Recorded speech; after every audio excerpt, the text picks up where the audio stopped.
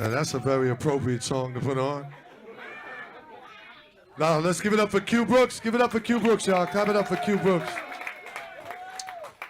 Yeah, man, he started talking about these ladies with the fake eyelashes and all that. That's cool, but listen, the fellas, they taking it kind of far now. I don't know if y'all know DJ Self. He the first one that came out with that shit. He went public. So dudes now are getting like something like a mat of hair glued onto their head. And then they're shaping it up into waves. Did y'all see that? So now, dudes now got weaves. And they go in public with it. It's no longer, we ain't gonna, we talking about the ladies. The fellas are doing the same thing. Fellas got clip-on penises. Y'all know that? You ain't see that yet? You ain't see the condom with the dick extension on it? That been out. How you know? Oh, by the way, I'm gonna. Where's the waiter? Could you order me a drink for her? Could you get a shut the fuck up on the rocks? Okay. Yeah. Straight. No fucking shit. Yo. Nah, dudes are doing it now, ladies and gentlemen. Dudes are doing it. We don't give a fuck now. We getting sex dolls. We doing every fucking thing. We don't need y'all no more. Same way y'all be talking about I'm independent. We don't need no brother for shit. Y'all don't need no brother for shit. Well, we don't need y'all for shit either. Because I got my $5,000 doll. She's coming straight from the Dominican Republic. That's right. Her name is Anita, okay? And she got a $5 washing set from Maribel's on Flatbush. So fuck y'all. We don't need y'all no more. The sex dolls come with the heated coochie. That's right. It's heated and it's lubricated. This bitch is off the chain. I love her. I love her. And all you gotta do is smash this bitch and then throw her in the closet. We can't throw none of you motherfuckers in the closet. We can't even tell y'all to sit on the fucking couch. You done lost your fucking mind. What you say, motherfucker? Yeah, I don't want to hear that shit no more. Ain't no bitches talking back to me no more. That's right. I smash this bitch, and what do? Put the bitch in the closet. Fuck that. I'm telling you. So dudes are doing it now. Fellas are really going all the way out. I just happen to be fortunate. At 56 years old, I still got a hairline. I'm fortunate. Now, I ain't, knock on wood, because this shit can go 2 weeks from now. I'll be saluting back here. But at 56, I done made it a long way. There's a lot of dudes in their 30s. Like, look at my man right here. This dude hairline look like it's on the mirror behind him. He's a young man with a Lou Rawls hairline. You'll never find another hairline like mine. He got the capital W. Look at the capital W. Look, he's sweating as hell. Look, he's sweating. Look. Young man, he's 26 years old, right? 20, how old are you, sir? 30 years old. I'm 56. I'm 26. I could be your father. It's bad business. Anyway, let's give it up for that last comedian. We're going to keep the show going. Y'all ready for the next comic? Make some noise for the next comic. Coming to the stage, he's what I call our guest spot on the show. He's going to do a few minutes for you. Please put your hands together for Pee-wee, y'all. Give it up for Pee-wee. What up? It's comedian Pee-wee D. We ride live at the Laughaholics Lindenwood Diner. Shit, Brooklyn in the house. Don't give it up for Uncle Ray. Uncle Ray got some fake pussy. I can't believe him. He been locked up with some shit. He got an old Fifi and shit. He just throw in the closet. What type of shit is that? Well, brothers in here talking about weave. I love a black woman with a tight weave. You understand? I'm talking about that tight weave. For some windy shit like this that's outside. You know what the fuck I'm saying? There's plenty of women in here who's tracked and slipped and shit, waiting on the bus like, God damn, I can't go to work with this fucking bald spot in my fucking head. You know the good weave when a girl put her shit on, nigga, like this, like a leather helmet, ready for war. I love weaves. I love quick weaves and shit, because I like to touch the top of a girl's head and shit. You be like, this shit hard to the motherfuckers. This bulletproof? You live in a pink houses, I assume. Huh? That's what that is. Take a headshot and get your ass in the elevator and get home. It's a lot going on. Shout out to the big women for being voluptuous. Yeah, I used to drink a lot and get high, so I was at an all-white party one time, and I swear I seen these two fat girls with all white on, look like a wash and a dryer together. Just, it's like, they scooting across the floor. I said, Shorty she got a window in her stomach. I'm about to do a load up in this one. This is gonna be productive. Party and do my laundry all at the same time. Crazy. Y'all know what time it is when y'all see big girls. Like at a cookout, you see some big girls, you don't even look at them, you just looking at their plate. Like, look at all this food. This heifer, no, she don't need all that food. This is crazy. Her plate bending like a motherfucker. About to spill her shit, try to be greedy. You know, it's always somebody in your family at the cookout. They got one job. Count the ribs, make sure don't nobody steal shit. Somebody going over there reporting. You know, Nene over there, she done went hard on the crab legs. I think, get her the fuck out of here. She greedy. And black people, we ain't shit at cookouts. Let's keep it real. There's a lot of y'all in here that got caught stealing plates from the cookout. You ever stole a plate, homie, and snuck out to your car and put it under your seat? Went back, got drunk, took your ass to work and was like, damn, my car smell like greens. Now you riding around with a funky patch of collard greens under your seat because you done stole some food from a cookout. Sad, you don't even remember. Stole a couple beers and everything. And black people, we real funny about cookouts. We know how bad the food is. We got code words though. Little sayings we'll do to make sure that the food is good. You ever leaned over and whispered to somebody like, how was the potato salad? Oh, it's fucked up. Oh, I ain't eating shit here. They fuck up the potato salad. I don't want their ribs. I don't want the food. I don't want nothing. What type of mayonnaise they got in there, big man? What's up, big dog? How you feeling, man? You intimidating me a little bit, man. You like my parole officer. I'm supposed to be out this late. I see you looking at me like, great Scott, are you a thief? Seems like you have a mouth full of gold teeth. I know y'all wondering why I got these gloves on, man. Utility gloves. You know, you get to your phone, do your little texting, but mainly for begging. For real. And to keep beggars away. As soon as I get off the train, what's up, brother? I'll be like, look at the gloves, player. I'm hurting, just like you. I don't got no swipe, I don't got shit. I don't got nothing on nothing but lips and teeth. Now get out my fucking face. Don't no begging motherfucker just get on your nerves and fuck your whole day up in the morning. You already mad you gotta go to work. Here he is, like, yo man, I'm trying to get the fuck out of motherfuckers. The thing about it is, I hate women beggars though. That's the worst shit. Sitting on a money maker, and you asking me for change. You better sell that shit. Get your ass down to the junction, get the walking. Wear out your shoe strolls on the whole stroll. Let's keep it popping. Yo, that's my time. My name's Pee Wee, man. Give it up. Wanna do us, screw us, who us? Yeah, Papa and Pump. Close like Starsky and Hutch, stick to clutch. Yeah, I squeeze 3 at your cherry M3. Come on, y'all, Pee Wee, y'all give it up. Hey, Pee Wee was funny. Pee Wee was funny. Y'all enjoyed him?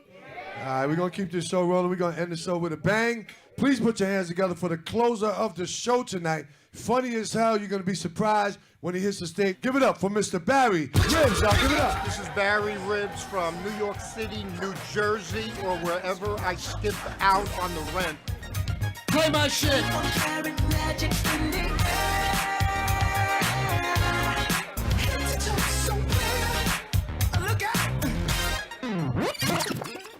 What up?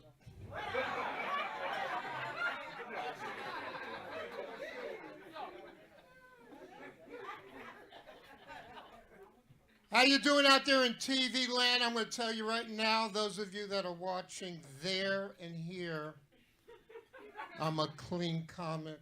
I do not use any profanity whatsoever. Fuck out of here.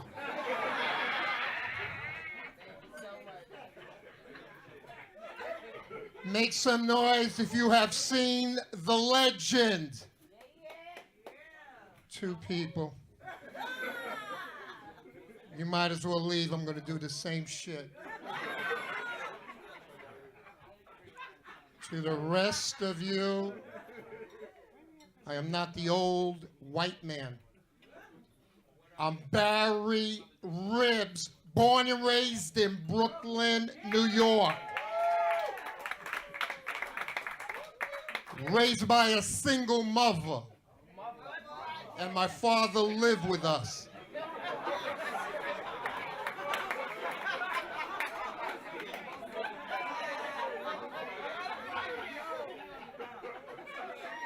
For those of you who are still eating while the legend is up here, kiss my black ass.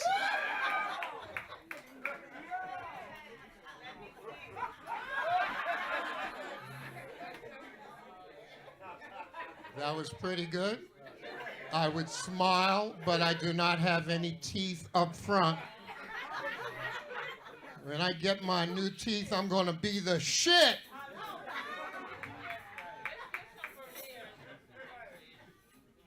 Doing comedy 25 years last month. All over this country. I've been at the Apollo Theater. Everywhere I go, absolutely nobody knows me. Baby boomers, my generation, 46 to 64, year of birth, make some noise. Be honest, make some noise. There's more of you. Fuck these kids.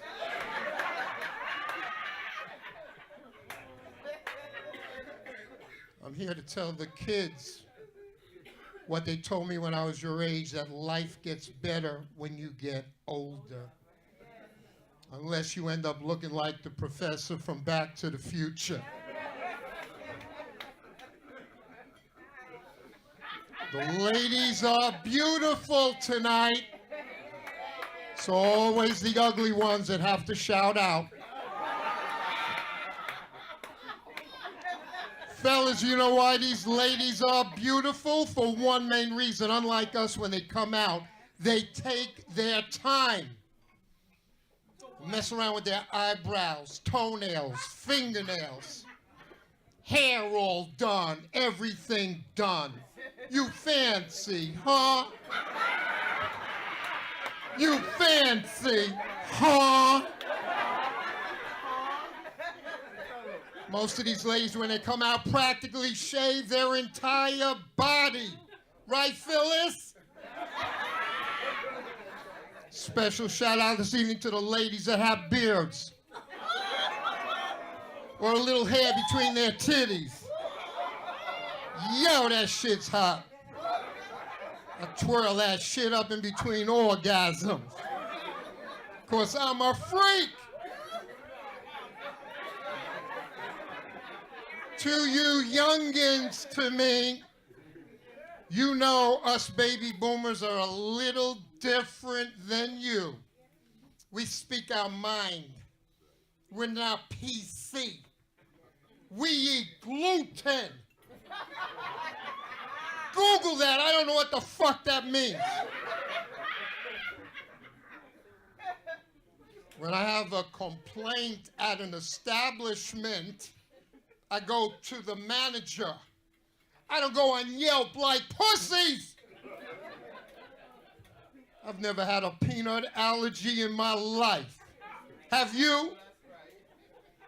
I eat peanut butter straight out of the jar.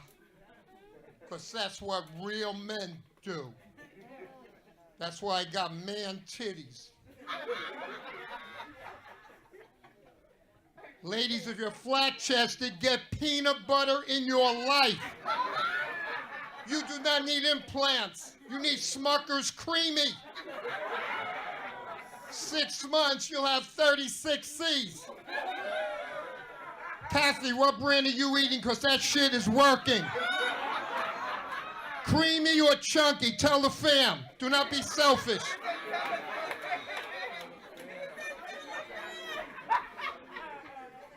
There's at least one person that's not feeling me tonight in my comedy, and you're on your crab legs. To you I say, kiss my black ass also. Ray always has wonderful crowds here. But sometimes people come to these shows and they're a little uptight and sensitive. Google comedy. Google jokes. I don't give a fuck about your feelings. This is a comedy show. You Google everything else. Google my balls.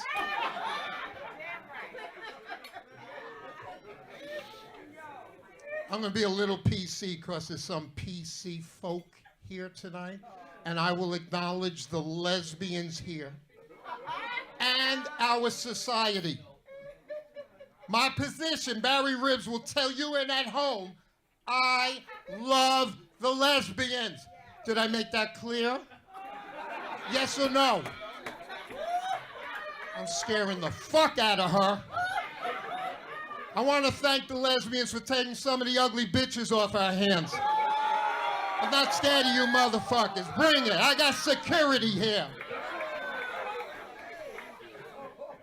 Single ladies, make some noise.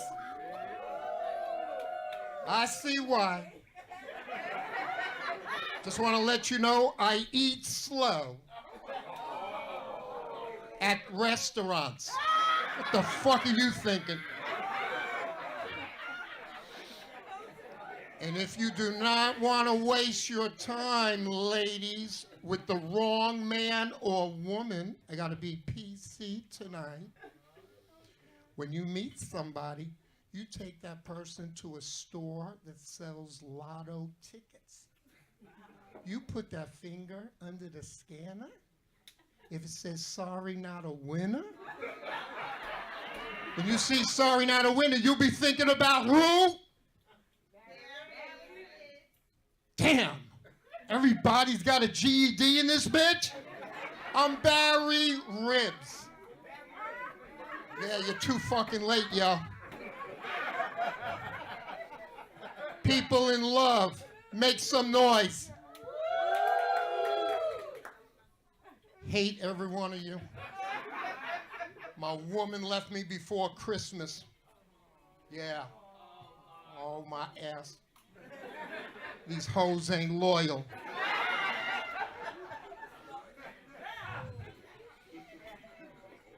Got some beautiful ladies here. My dream before I die is to be with a black woman. Not you. Not you. Who's gonna take it for the team?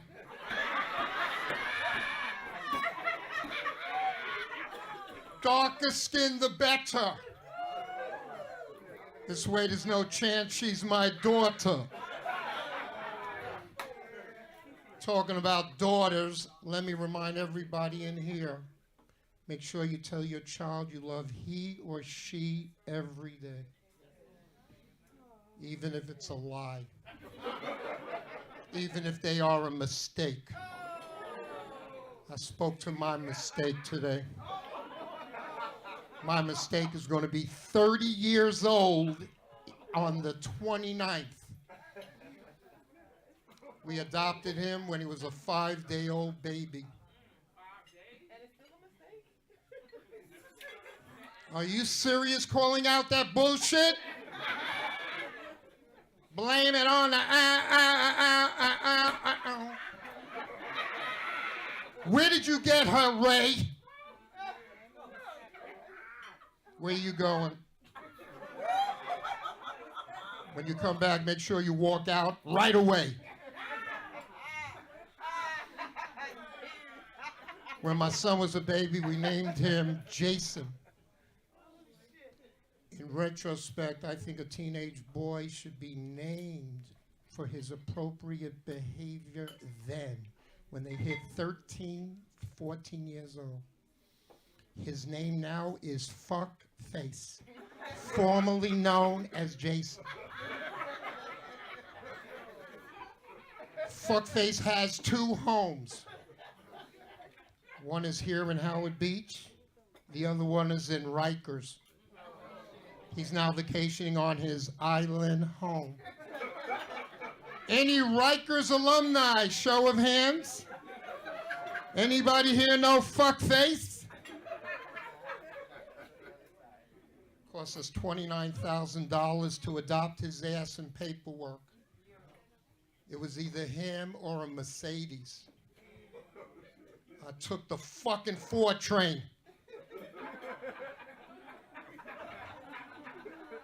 Any MTA employees that are willing, or retirees willing to admit they are here? Right here. Stand up, please. Yeah, I figured as much. Your motto is, I don't give a fuck about you. I had to dye my hair gray so I can get a fucking seat on the senior citizen section. Is there any New York City parking ticket agents here tonight? There's at least one. I need to speak to you for a moment. I believe you're taking your job a little too seriously. What I'm thinking is, if you took your schoolwork as serious as you write tickets, you would not be writing tickets. You motherfucker. Since you're so brave in that wannabe police uniform, please stand up and say hi to me as the rest of us fuck you up. Peace and love. Let me remind the younger folk that haven't figured out their career, never chase money. You could end up being a lonely, miserable millionaire. I don't mean to brag. Last year I grossed $11,000. What's so funny about that? I love being a comic. It's one of the few jobs left that Mexicans can't do.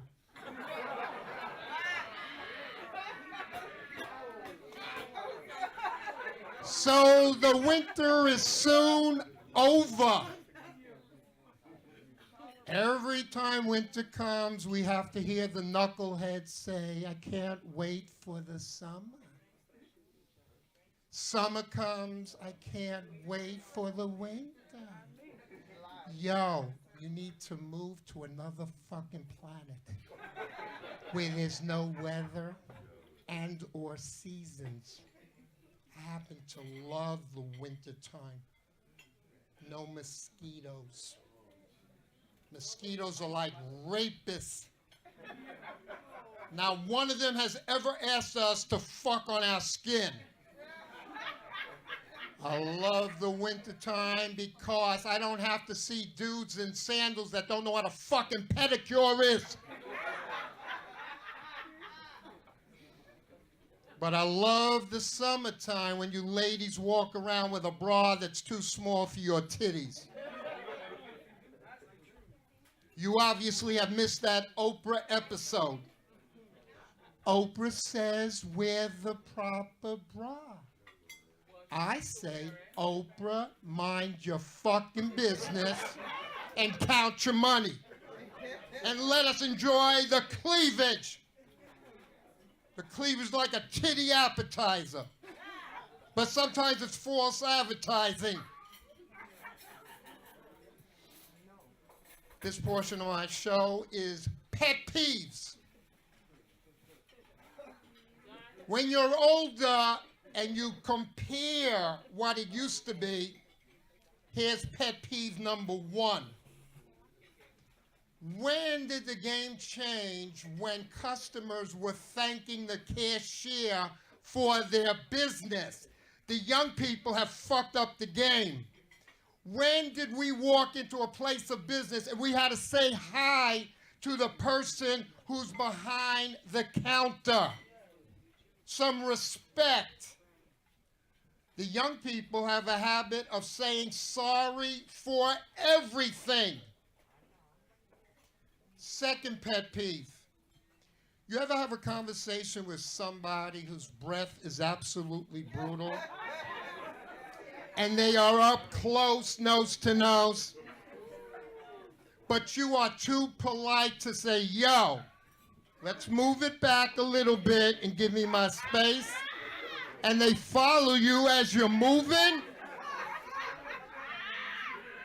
That's when I'm ready to say, yo, let's finish this conversation in an email. Who came up with this expression, it is what it is? Nothing is better said when you say that you don't give a fuck about people's trials and tribulations. We need to have some conversation instead of texting on the phone. The young people are on those Facebook and shit. They come up with terminology, I don't know what the fuck they're talking. Algorithm, memes, emojis. They also now went from brother to bro to bruh to bra. What the fuck are you doing with the English language? And you have a habit, younger people, to ask me how old I am. Mad disrespectful. But if you need to know, I'm between 50 and deceased.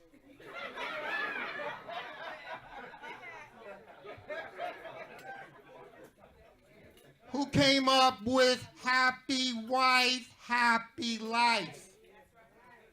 Fuck out of here. The dude who was married to her just got killed by the happy wife. You can tell a lot about these ladies, gentlemen, upon meeting them by their eyebrows. If a woman takes off the two eyebrows that God gave her and replaces it with a number 2 pencil with no arch, but one line straight across, tells me she's excellent in geometry. If you see a dude with eyebrows that are upside down U's, hi. Before I was a comedian, I was a sex educator.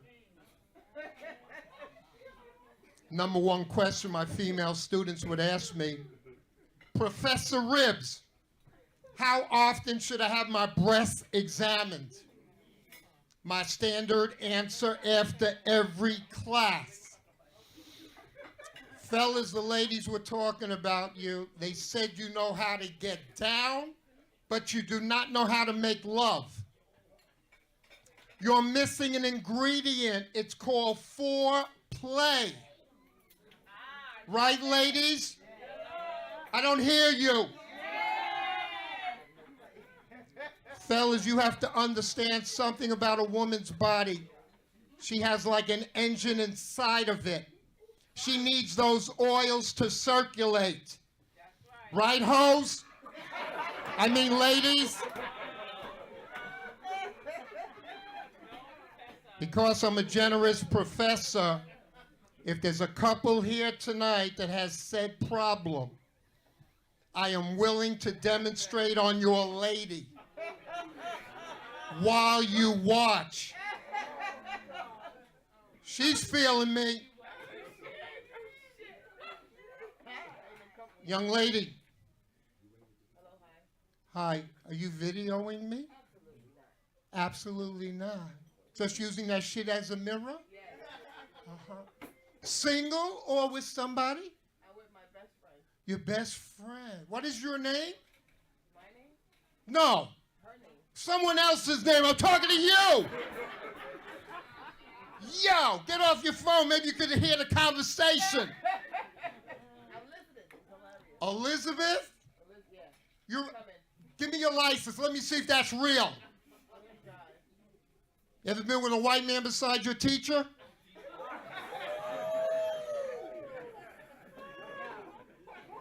trying to recover from that question. Wait. No. Yo, Elizabeth. No, I have not. I'm not feeling you right now. You are too chatty, yo.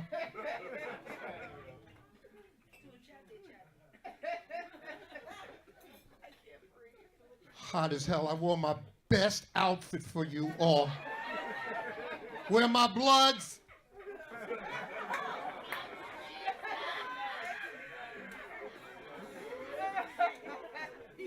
I want to dedicate my show. Quiet down while the legend finishes up. I only got 5 more minutes. Clap it up for yourselves. That's enough. I am proud and honored to be here because Barry Ribs is a cancer survivor. My wife was a cancer. I'm now in remission since 2011. Available if any woman needs a green card. Where are my West Indians? Make some noise. Bop, bop. I'm actually not a comic. I'm from immigration. Joke's on you, yo. I want to dedicate my show to the woman I love. If not for her, I would not be here tonight with you all. My attorney. 1983, I caught a 24-year sentence. It's a long-ass time. I made a mistake. Said I do. Met my favorite letter of the alphabet, X, in 1982, BT. Phyllis, you know what BT is? Before Tinder. I met her at a singles dance. First date, I took her to the beach. If I knew then what I know now, I would have drowned the bitch. She was hot in that pink bikini, but she didn't believe in bikini waxing. Enjoy that visual. I thought I was dating a German Shepherd.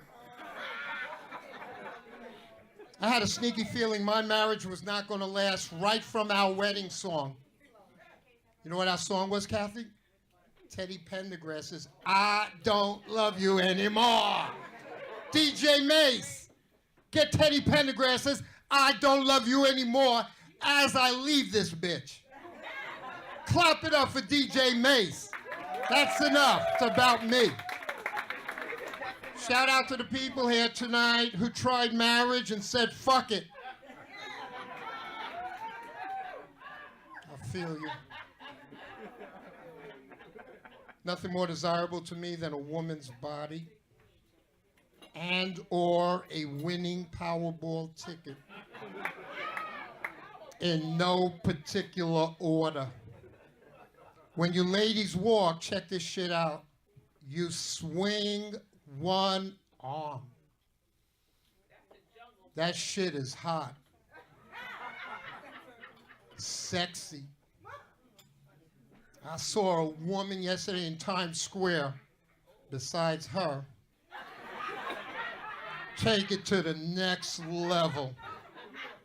All I kept on thinking, how much sexier she'd be if she had another arm. Ladies and gentlemen, I'm going to show love. Anybody military, present, or experienced? Show of hands. 1, 2. Thank you for your service if it's for real. I served this country for 15 years. I was a waiter at Applebee's. Yo, Ray, clock is 000, yo. Wrap it up time, yo. Had a lot of fun with you all, but I'm gonna leave you with this. Oh, you've been talking a lot of shit. We don't need heckling and shit because you end up becoming the show. The people here are listening to a legend. I'm Barry motherfucking Ribs, yo. Ladies, this is for you before I get out. Studies show that a man who gets sex on a regular is less prone to violence. Which begs the question, ladies, what are you doing to keep crime down? And understand this, ladies, not every man wants your body. Some of us want your PIN number. Recognize the difference. You're not all that. And you got a big ass mouth.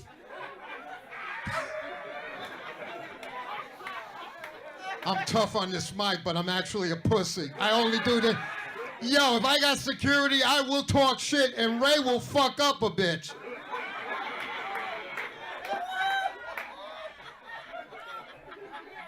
To the gentlemen, there's at least one man in here cannot remember the last time he went to the doctor. Mistake, go to the doctor 1 visit a year minimum. I practice what I preach. 3 weeks ago, I had a prostate exam. A legitimate one. In a doctor's office. If you do not know that exam, you should know it. The doctor inserts his middle finger right in your asshole. Best $10 copay I've ever spent. Yo, that shit felt good, right, sir? Hashtag no homo. He said, Barry, you check out, 2 years, come back. I said, fuck that, doc, I am coming back tomorrow. You and I are now in a relationship. Thank you for coming out on Barry Ribs. Good night.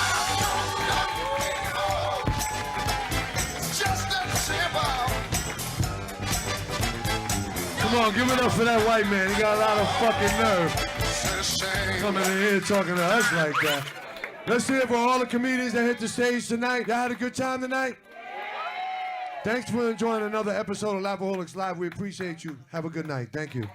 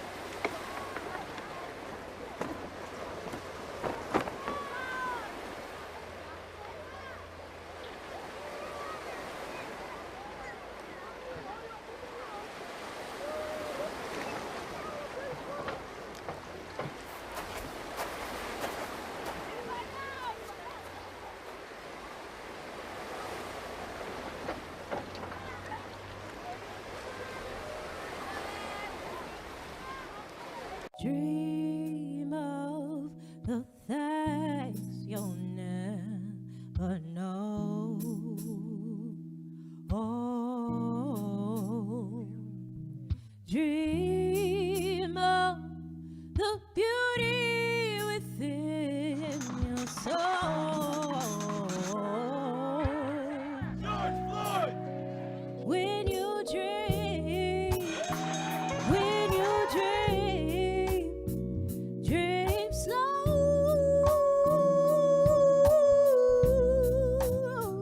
Take the time to let dreams grow.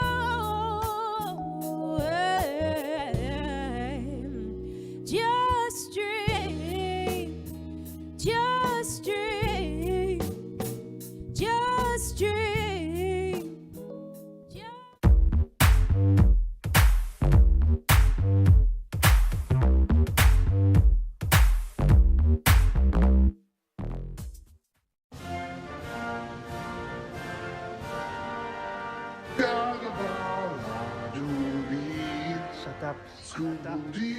Shut up. Shut up. Shut up. Shut up. Shut up. Shut up.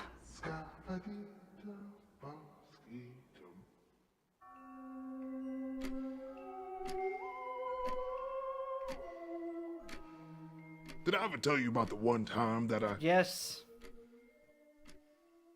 What about the other time that I... Yes. Oh, okay. Oh, but listen to this. You'll never believe what happened. So there I was, only inches away from the ever so mystical galactic belt buckle of +5 wishful thinking, when from out of nowhere came the hideous horseshoe crab of the Horsehead Nebula, out for vengeance. So there he was, flying through the Horse Neck Nebula. Bang, bang, bang goes my blaster as he tries to squeeze the life out of me. But I ain't about to relinquish what's rightfully mine because some crab giant is trying to make me his dinner. Or possibly his concubine, and so we keep on fighting. Bim, bim, boom, bop, bop, bop. Here it is. Oh, how did it come to this? This year was 1990 and I was gonna fly into space solo all by myself, come nobody, just the way I like it. Until those stupidos at NASA deciding I needing a partner. 10, 9. But I thinking, hey, no big deal. The mission just taking 1 month, and then after I retire with big money, buy a new house, buy a new wife, everything gonna be okay. Blast off.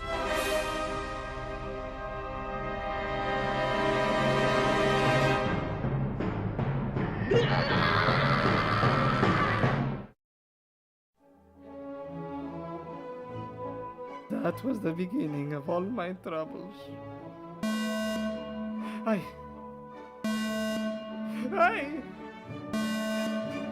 Dios mío, que jodiendo, ay, señor. We've been drifting through space for over 30 years with no one to talk to except each other.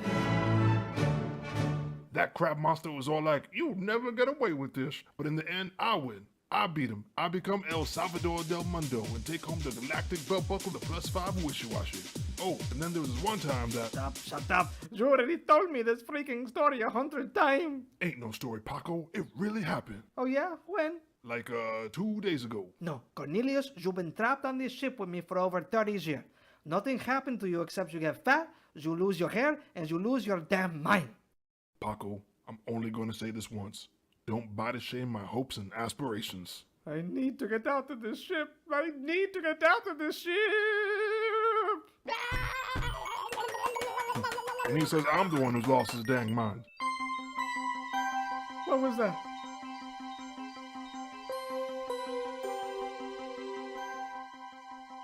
I can't believe it. After 30 years being incomunicado, we're finally gonna be able to go back home. Oh, what joyous joy, what rapturous rapture. Hello, and welcome to the evening's news. I bet they're flying cars, a cure for cancer, and world peace. The future is today. Footage has emerged of the president urinating on the General Secretary of China. Yeah, like that. Just like that, the sweet taste of trickle-down economics. They elected that man for president. How did this happen? What happened to my country? As a reminder to those who have recently awoken from a coma or have been floating around in space for the past 30 years, the president came to power in 2016, spurred on by the "What Happened to My Country" movement. In response, radical leftist groups have swarmed the Capitol with 3 demands: tax reform, universal health care, and the president's head on a stick. With the upcoming presidential election, these United States are as divided as ever. Oh, Cornelius, where did we as a nation go wrong? That's not the country I left behind. Look at the date, though. 2017. Who knows what's happened since then? Forget it. The country we know is lost forever. Paco, When I was a little boy, all I could think about was going to space one day. So I studied real hard, got a scholarship, and I became the first thermonuclear astrophysicist in my family. Not to be confused with my Uncle Charles, who became the first thermonuclear gastroenterologist in my family. Paco, you and I, we're the same. Two poor boys from Brooklyn living the American dream. I guess what I want to say is, don't give up on America, Paco, because I know for a fact that America ain't give up on you. What do you say? Time to Star Spangled Our Behinds home? Oh, space, can you see by the dawn's early light what so proudly we hail At the twilight's last gleam. And we're back. And we arrive on election night. Quick, put the news on. Who's gonna win? With 99% of the votes in, we here at Channel 7 are ready to predict the outcome of this election. With a country as divided as ours, did you really think the left or the right would have been happy with the outcome? Oh my stars, Paco, look!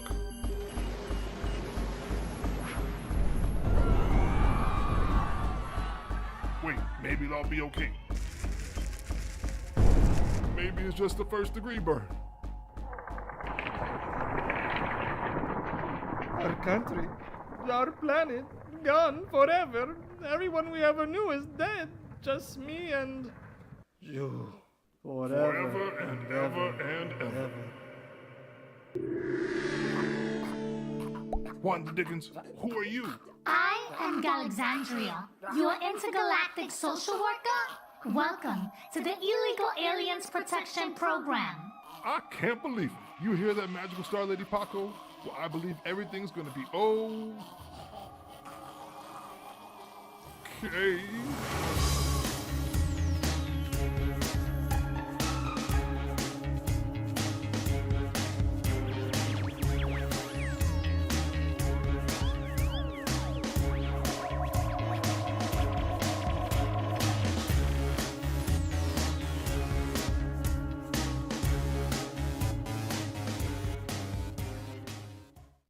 Space, can you see by the dawn's early light?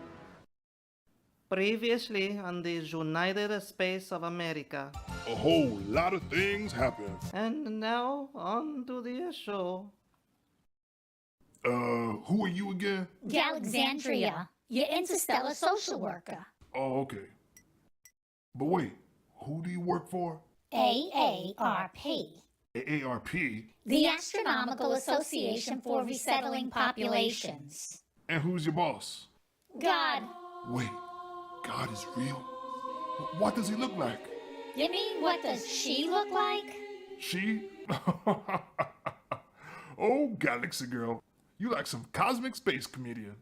Can we just get on with this? It's imperative that I find you a new home, since you two are the last Homo sapien survivors left in the entire... One? Yeah, only one Homo sapien survivor. Paco over there is dead.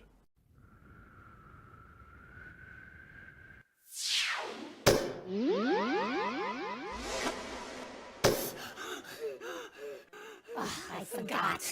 You carbon-based life forms can't breathe in the vacuum of space. Don't worry about him. He's just acting real Latino with all the drama and suffocation and whatnot. Who's you talking to? Calm down, Paco. That's just Galandria. Alexandria. And she's our intergalactic social worker. What? I don't want nothing to do with no social worker. One time back on Earth, I asking my social worker to come and fixing my boiler because it was broken, and he never come to fix it. Are you confusing a social worker with a building superintendent? Shut up talking ship. No one asked you. Just read this and click the green button if you accept. Wait a minute, wait. Welcome to the Illegal Alien Protection Program. The purpose of the program is to... Except as provided in Section 5.01, nothing in this agreement, expressed or implied, is intended to... Contract signed. Uploading coordinates. Engaging autopilot. Cornelius, what did you do? I was almost finished. Hush up, Paco. Time for a space adventure. Oh my God. This is what I mean about you. You're always doing the wrong thing, pressing the ball thing, getting us in trouble, this and that. And for what? You don't know what you're doing. You don't even care about nothing. You're only caring about yourself. See, everything's gonna be okay. Just me, you, the vastness of space, and some hideous space demon. Blah. Blah. Blah. Blah. Halt! State your business, Plexicans. Don't look at me. I just wanted to boldly go where nobody boldly gone before. Please, Mr. Space Alien, and I know wanting to die. You wanna eat someone? Then eat my friend. He's big and fat, pero yo soy muy skinny and sexy. Oy vey is mia. Did you two not read the terms and conditions? As the last two Homo sapiens in the Milky Way, I am tasked with finding you a new home. I will hereby take you to a few planets. There you will speak with each planet's ambassador and see if both parties can agree on resettlement. Introduce yourselves. Be cordial. I'm Paco del Pluto, and this is Cornelia something. We've been lost in space for over 30 years, and when we're coming home, our planet was destroyed, this and that, and now we need to find a new home. Do you speak of the illegal alien protection program? Yes. Yeah. Wait, how do I know you're not a pair of thieving and villainous Plexicans? Mexicans? Planet Rockalock is the moon, which orbits the nearby shithole planet of Plexico. We have allowed these Plexicans to come periodically to harvest moon dust and clean our toilets. But recently, they've been crossing illegally in undocumented cosmic caravans. The only way to keep them out is by building a wall around our entire planet. Come on, let us enter. We're dying out here. Calm down, don't say nothing crazy, okay? First, the moon ain't a planet. A moon is an astronomical natural satellite that orbits a planet, you big dummy. Secondly, your wall ain't even finished yet. We are aware.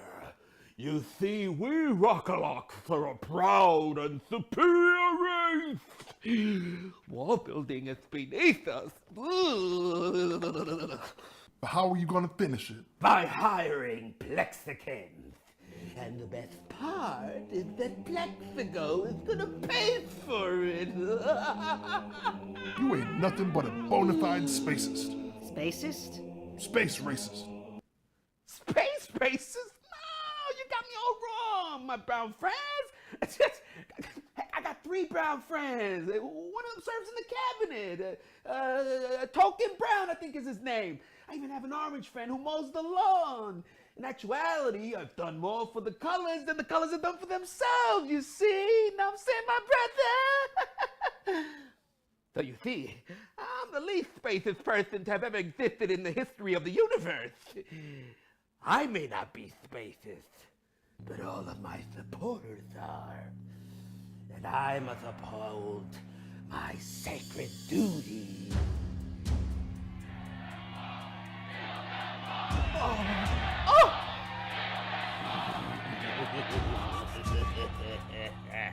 Oh yeah? Well, let's see how sturdy this wall really is.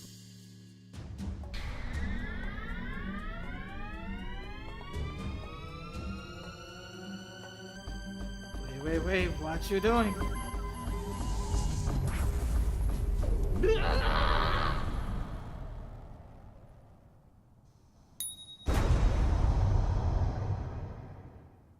Let's go. Hurry up. Yay. Bunch of lousy alien Antifa.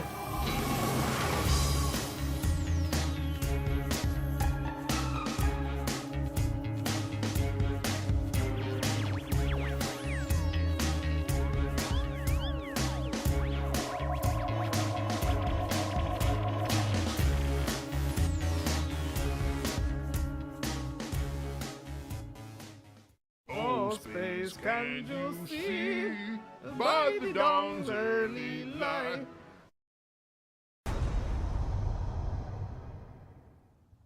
Let's go. Come, hurry up. Yay. Bunch of lousy alien Antifas. You see what you did? Getting us into trouble again. What? You mean to tell me that you were okay living down there on Planet Plessy versus Ferguson? Planet separate but equal. Equal. Is that all you think about? We're the last two humans in this universe, and you over here like a Mr. Chusey. All I want to do is live somewhere that embraces equality. Why is that so hard to understand? I think I know the perfect place for you two to live. Just remember, wherever we're going, I get to be more equal than you, okay? Welcome to Planet 99%, the most free and fair planet in the universe. I want to start by addressing the misconception that we here on Planet 99% practice cosmic communism. We don't. We practice space socialism. Big difference. Talking ship. Next. Next? Jess. Next. I know wanting to live here. And why not? Because I am from America, land of the free, home of the brave. I know believing in no socialismo. Paco, didn't you used to collect Medicaid? Yes. And food stamps? Yes. And enjoy the many valuable perks and services offered through our former government's distribution of public funds and taxpayer dollars? Yes, but that's different. Why? Because I'm okay when it's helping me, but not the other people. Oh, that's my alarm.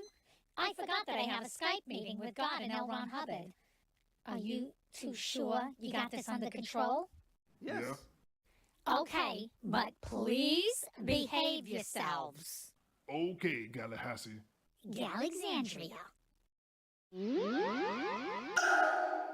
Listen, just hush your mouth and let me do the talking. Oh yeah, just like last time. That was then, this is now. Go take a nap, you big old hunk of cranky space debris. Okay, but don't doing nothing crazy. So listen, I'm gonna make this quick. My troubles all started a long time ago when I was born. You see, I was the youngest of 17 children. I don't even think my mom knew my name. Can you believe that? So there I was, born in the bathtub in my great aunt Patricia's apartment. Always a great aunt Belinda. Wait, do I even have a great aunt Belinda? Anyway, so some stuff happened, yada yada yada, boom boom boom, and then Earth blew up, just like that. Wow. No more humanity, no more great aunt Belinda. And so now me and that there sleepy Spaniard need to find ourselves a new home, like a pair of galactic orphans. Can we live here? Oh, we promise to be ever so good. Good work. We here on Planet 99% offer universal health care, free college tuition, and a generous pension package for the elderly. And you can move in as soon as today, just as long as you are not part of the top 1%. Top 1%. This planet used to be called Planet 1% because it was a playground for the wealthy establishment. All of our hard work went straight into their fat cat pockets until one day our ancestors rose up in peaceful political revolution, brought the 1% to the middle of this planet and blew them up. In that dear crater, they renamed it Planet 99%. And now we live in a socialist utopia. But wait, I'm confused. According to my calculations, wouldn't the richest people on planet 99% automatically become the top 1%? I'll be right back. Okay, I'm back. Where'd you go? I had to take care of business.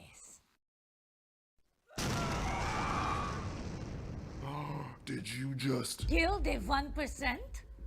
Yes, over 40 million killed, but they deserved it. Every last one of them. What are you eating? The 1%, of course. Yeah, we're cannibals.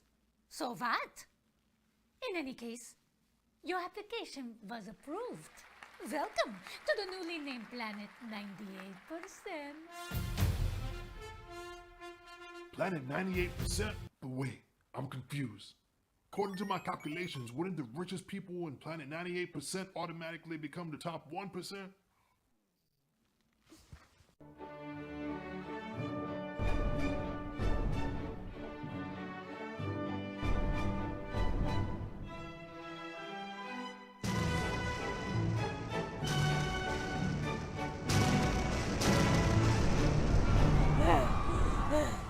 Okay. I think that's it. We've officially destroyed 99% of our population. Now, we can live in peace, proud to strictly adhere to our ideological principles. But wait, if you done kill 99% of the population, then shouldn't this planet be called Planet 1%!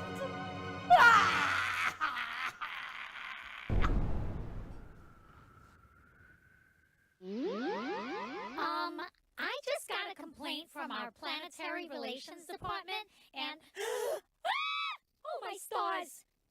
Did you two single-handedly destroy an entire galactic species? He did it. What?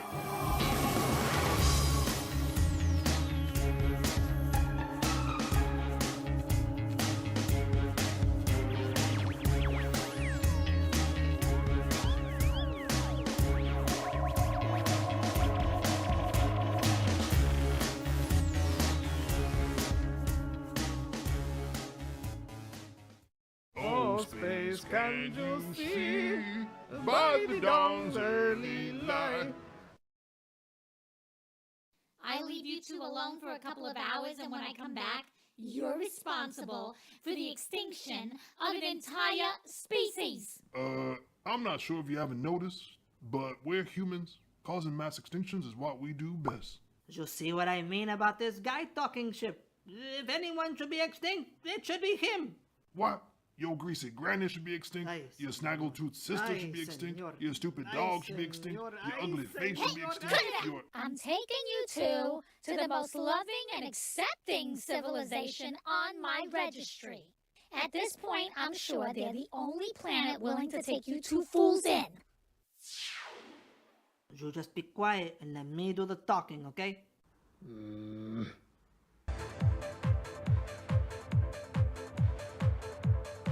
Hello and welcome to Planet Pansexion, the most fierce and fabulous planet in the cosmos, okay? Where sexual minorities make up the moral and oral majority. Anywho, to whom I may have the pleasure of speaking to? I'm Space Captain Cornelius Cosmosis, and I'm joined by my intergalactic social worker, Gallapalooza. Alexandria. And that there mute mestizo who goes by the name of... Goodbye. Goodbye. Just next planet, I know stay here with no Galians. I'm sorry about my co-pilot's attitude. You see, he is intolerant of everything. The LGBT community, radical thinking, lactose. It's okay. We are used to being bullied and shamed for simply being who we are and loving who we love. Our ancestors were persecuted on their home planets for their sexual identity and gender expression, leaving the only homes they ever knew. They traveled the cosmos and found refuge in a region known as safe space. In a non-binary star system on the Rainbow Ring, they found a new city, Sharon Shishka. Yes! They created the most diverse and progressive society in the universe. Can you believe that? A place where one could live without fear. Doesn't that sound wonderful? No, forget it. Take me home. But Paco, we don't got a home anymore. And it seems like we never will. That's your problem, not my problem. Oh, no, you don't! What's going on? Shantae, you stay. Why, it seems like that there alien is going to lip sync for our lives. If you are a galactic gay in the Milky Way, don't go astray, cause there's a place for you to stay. Pansexion, Pansexion, Pansexion, Pansexion, Pansexion, Pansexion, Pansexion, Pansexion. I spy with my eye someone who likes girls and guys. If you're a boy, just give it a try. Pansexion, Pansexion, Pansexion, Pansexion, Pansexion, Pansexion, Pansexion, Pansexion. If you are trans and you're in good hands, cause we are your fans, don't change your plans, I'm sure you'd understand. Pansexion, Pansexion, Pansexion, Pansexion, Pansexion, Pansexion. No more singing, okay? You know what? Forget it. I stay here, but only because I'm hungry and my arthritis is acting up. Oh, sweet salvation. Oh, thank God. I couldn't find one word to rhyme with Luna Lesbian. Anyway, welcome to Minute Pansexion! Pansexion!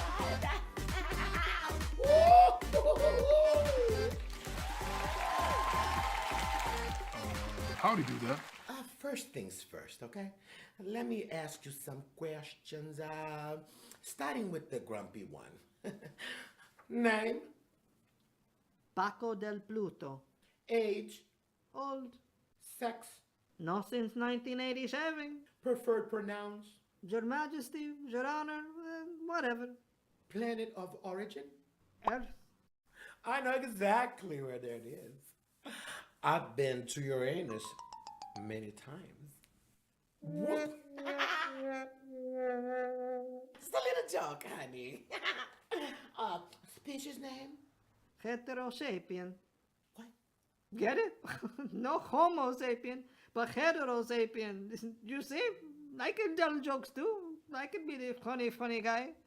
Wait. Are you implying that you only like the opposite gender? Just what's wrong with that? You are a bunch of heteros!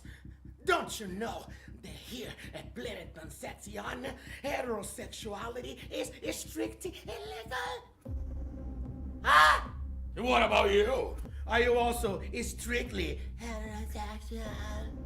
I mean, there was this one time in engineering school, I built a robot for scientific reasons. Oh, that's fine, darling. You know what? Robosexuality has been legal here for 400 years, okay? You can stay, but your sinful partner, you need to be cured of your disease. Disease? Yes! I sentence you to 5 years of straight conversion therapy. Talking sheep, get us out of here. Can't handle it, hetero.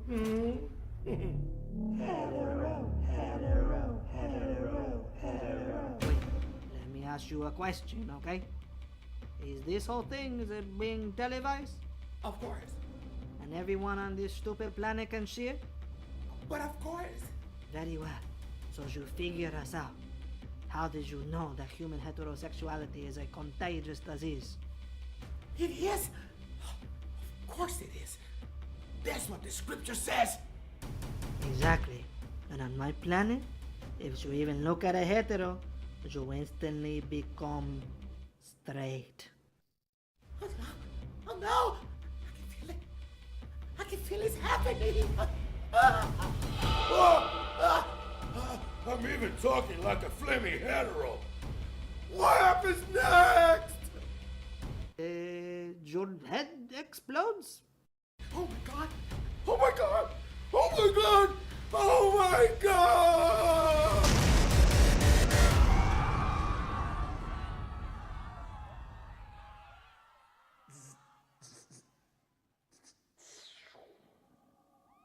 Oh, my female god.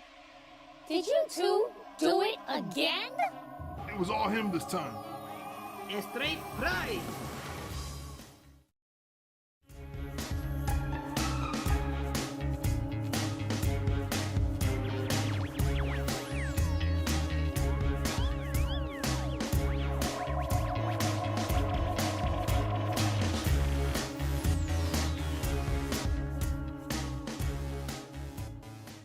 Oh, space, can you see by the dawn's early light? What did you do? I don't know. I telling that alien that I heterosexual man, and then he got all crazy, and I don't know what happened next. Lies upon lies. Paco done told that gender non-conforming individual that being straight is a disease. And then boom, his head exploded. Ah, whatever. That Galian was just a big hypocrite from planet Hypocrita. I can't believe this. You know what? You two are the disease. Like a virus hell-bent to... Wait. Virus? That's it? I know exactly where you two belong. What is this place? It looks swampy and steamy and moist. Kinda like my first wife. No, we don't live here. Next, please. Nope. I'm sorry. Due to all the destruction you two have caused, you no longer have any say in where you can live. You're stuck here. What? That goes against our illegal alien and alienable rights. Quiet, you two. Go meet this planet's ambassador while I go talk to female God and make amends for what you two have done. Welcome to Planet Freedom, the most indivisible planet with liberty and justice for all. We believe in freedom, equality, brotherhood, and... What's that? Oh, you mean my host body. 7,000 years ago, the original inhabitants of Planet Freedom looked more like you two, supple and tight, and delicious. Until one day, a small meteor crash landed into this planet. Trapped inside was our distant ancestor, King Cronus, who had been dormant for a millennia. Immediately, he bonded with one of the original inhabitants of the planet, made copies of himself, and those copies bonded with everyone else. And now, we live in a wonderful, symbiotic relationship. So you're telling me that you done invaded and body snatched those innocent people? Oh, heavens, no! We've just manifested our destinies is all. Listen, you two are going to love it here. We care about the right of the bonded individual. You're truly free to live a life of your choosing. No one will tell you how to live your... I'm being told by our planetary health expert that a small and minor epidemic has broken out in a remote part of our planet. What kind of epidemic? Oh, just a minor outbreak of testicle-eating amoeba.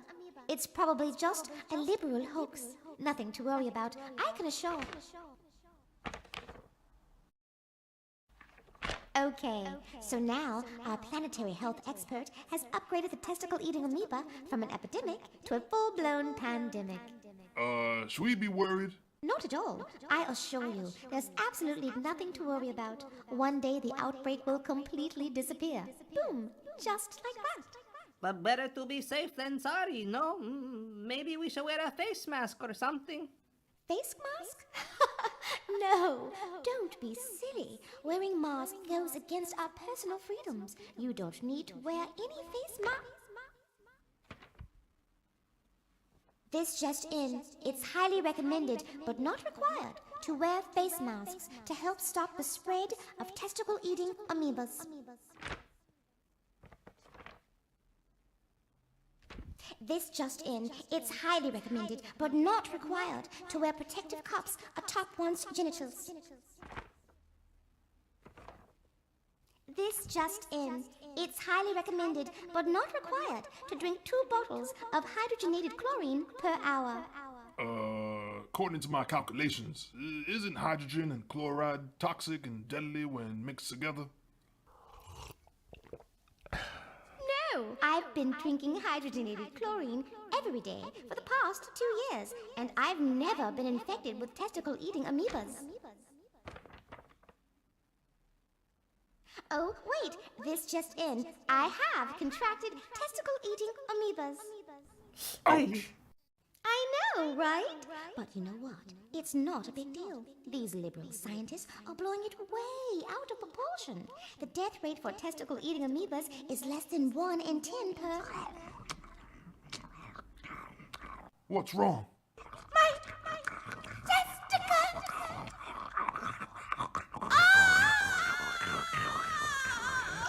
Okay, I've officially completed your paperwork. Welcome to your new home. What? No, I ain't no living here. Me neither, Gassafras. Alexandria. I ain't about to lose lefty and righty to no freaky fetish amoeba. And what about you? I'd rather die con mis huevitos. Listen, you two are the last Homo sapiens in the Milky Way. I'm only trying to do what's best for you, for the good of your species. Please, do the right thing. No. You know what? I've had it! Fuck you two. Fuck this stupid space shuttle. Fuck humanity! I hope you both die! Alexandria.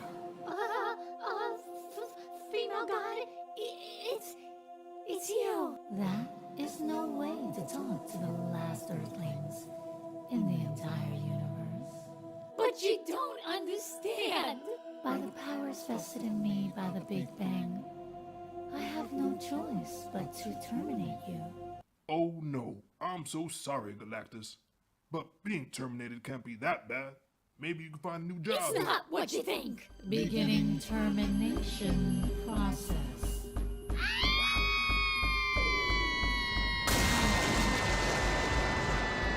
Oh no! She's going!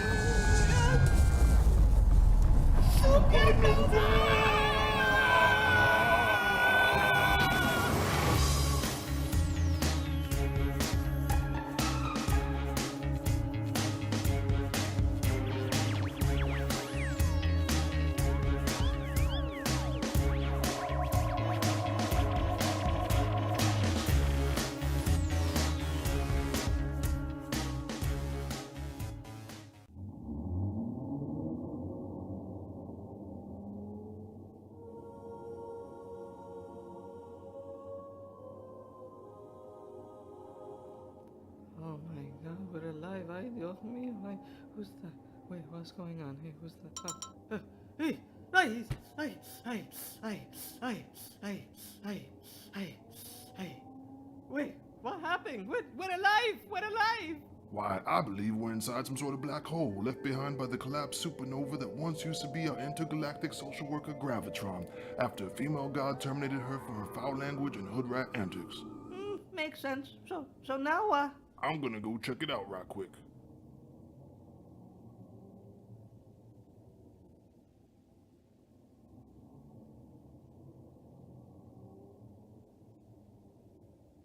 Nothing but vastness as far as the eye can see. Are you telling me that I'm trapped in this black hole with you for all eternity? Now, just settle down, Paco. Relax. You know, this reminds me of the one time when... No more of your stories. If we're gonna be stuck here to the end of time, then I don't want to hear nothing from you. Not a single word, not a single picky, ticky, nothing.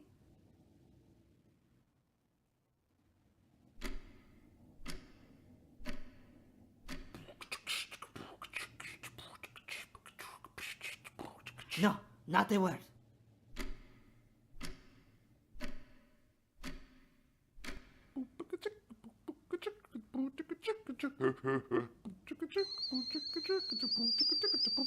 What did I just say? Those aren't words. They're just expressions of my emotional fragility. You know, Paco, in these past 30 years, we've had some really good times together, you gotta admit. Hey, you remember that one time when... Or the other time when that one thing happened? It seems only like yesterday when... And of course, who can forget about... But most of all, I'll always cherish the time that... No, shut up! All we do is leave behind a trail of devastation, the likes of which this universe has never seen. We're not the last two humans in existence. We're the worst humans that have ever existed. That's it. I gotta get out of here.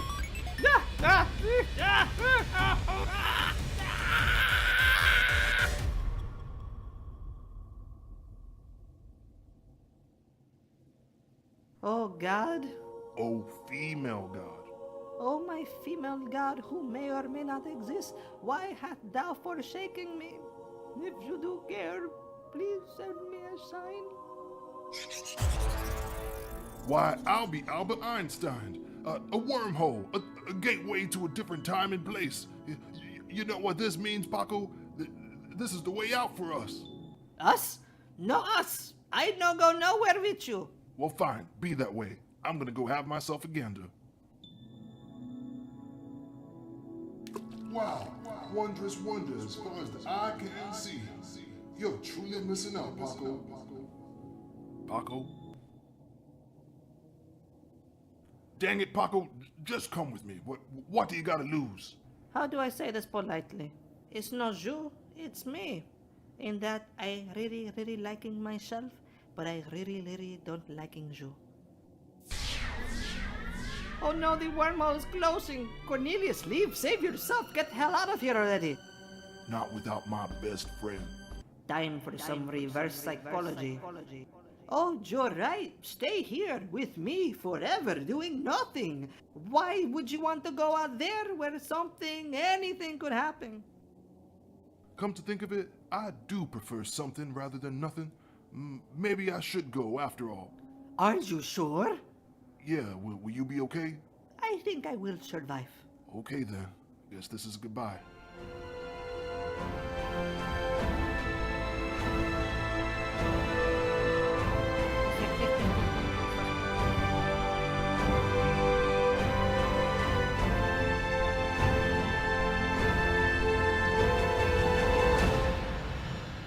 Dang it.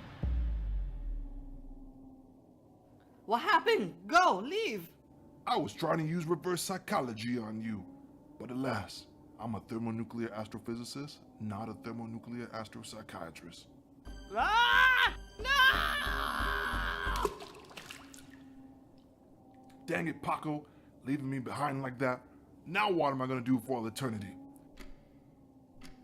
You know, this reminds me of the one time I was fighting a space octopus out there in the Horsehair Nebula. Bang, bang, bang with my blaster as we fought from here to there, hither to the and beyond, everywhere.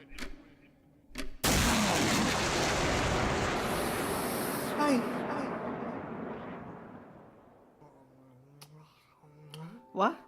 The wormhole made me go back in time. I no longer old man. Now I have the rest of my life ahead of me. T minus 20. Wait, what am I? Ay, Dios mío, I'm back in the damn shuttle on the day of the launch. 10. Oh my God, that means if I take off now, I'll be stuck in space for 30 years with... Why, hello. I don't think we've met. My name is Space Captain Cornelius Cosmosis. You know, this reminds me of the one time... Blast off.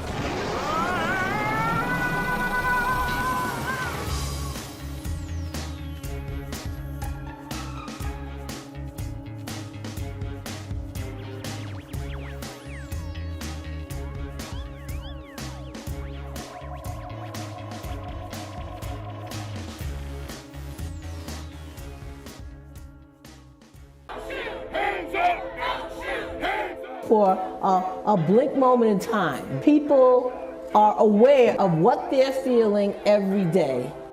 If you're going to restore and sustain a democracy, there must be an informed and engaged citizenry. I spent 2 years in immigration detention. You know how much they spent to feed me for one whole day? How much? 75 cents.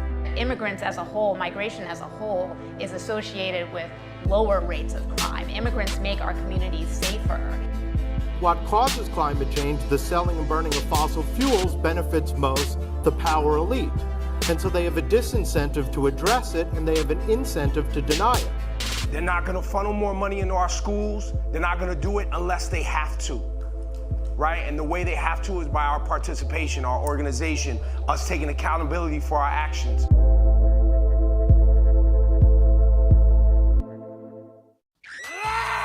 Sounds like this couple needs therapy. That's why I'm here. I'm Dr. Lisa, the self-proclaimed psychotherapist. Even though I have no formal training, I've had more patients than any shrink could have in a whole lifetime. I've done psychotherapy on stage, on the street, and in my private office.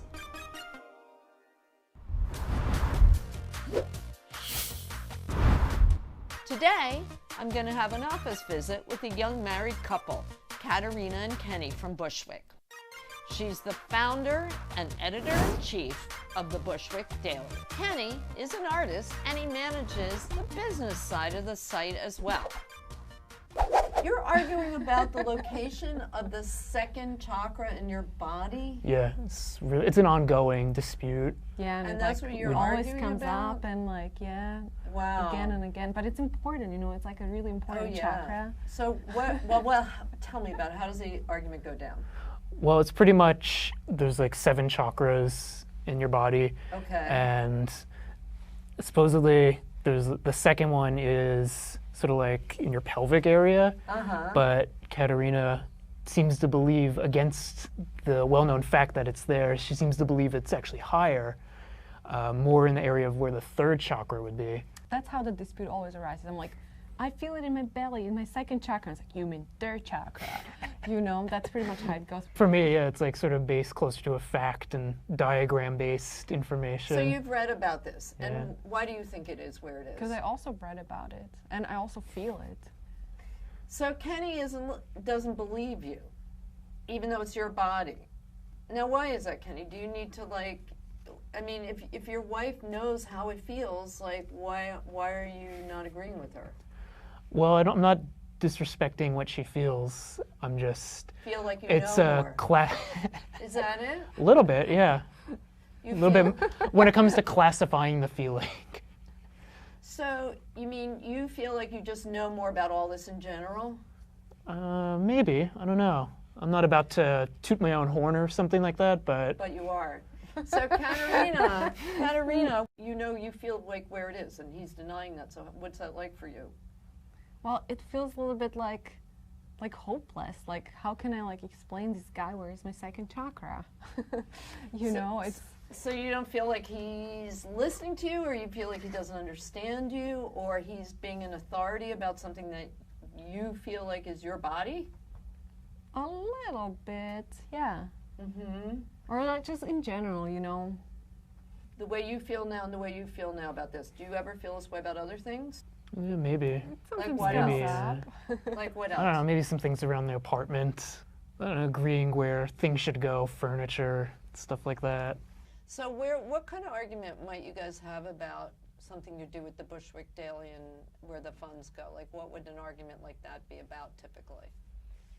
I don't know, where to place our costs, you know, can we afford to... That's a Mostly about the money. Yeah, I guess so. And so are you the one, since you're the one in charge of getting the money in, do you feel like you should have some say over that? Well, yeah. And he's keeping the books too, so... And he's keeping the books. So he sees how it's coming out and going in. Like, how do you feel about that? You resent sometimes when he says no to things? A little bit, but you know, mostly. You trust him. Mostly he's right. He's right about the money. Kenny, I want to talk to you. Come with me into the control room now. Okay. Here's what I want to understand about you. You have a need to sort of monitor and maybe guide Katerina a little bit. And in a certain way, I think it's adorable because you obviously love her and care about her. But in another way, it's a little controlling, and I want to know, like, where that need comes from. I don't know. You really think, you think it's an issue? It's an issue only because it's causing some friction, and I just want you to know what it's about so you can sort of own it and use it effectively, because some of that is great. You know, helping her and looking out for her is great, but some of that feels like it's a little, you're overstepping what she's comfortable with. Do you feel like those are your areas that you own, like the home organization? And that yeah, maybe. Seriously, yeah? Okay, and then what areas? She owns a lot of areas out in the social world, out in the outside of the home. Yeah. And did you ever feel that way with like your father, your parents? Did they ever have their areas that they were in charge of? Do you see them in that way? Yeah, it might have been more of my mom was more of pushing on external like social things, and my dad was maybe more the inverted one, introverted I should say, of the relationship. So you kind of feel like that you guys are sort of mirroring that, but you have that. So maybe. you need to understand also that you have that perception when you look at your relationship with her, right? I mean, that's your sense. So you're bringing that to the table. Yeah, of course.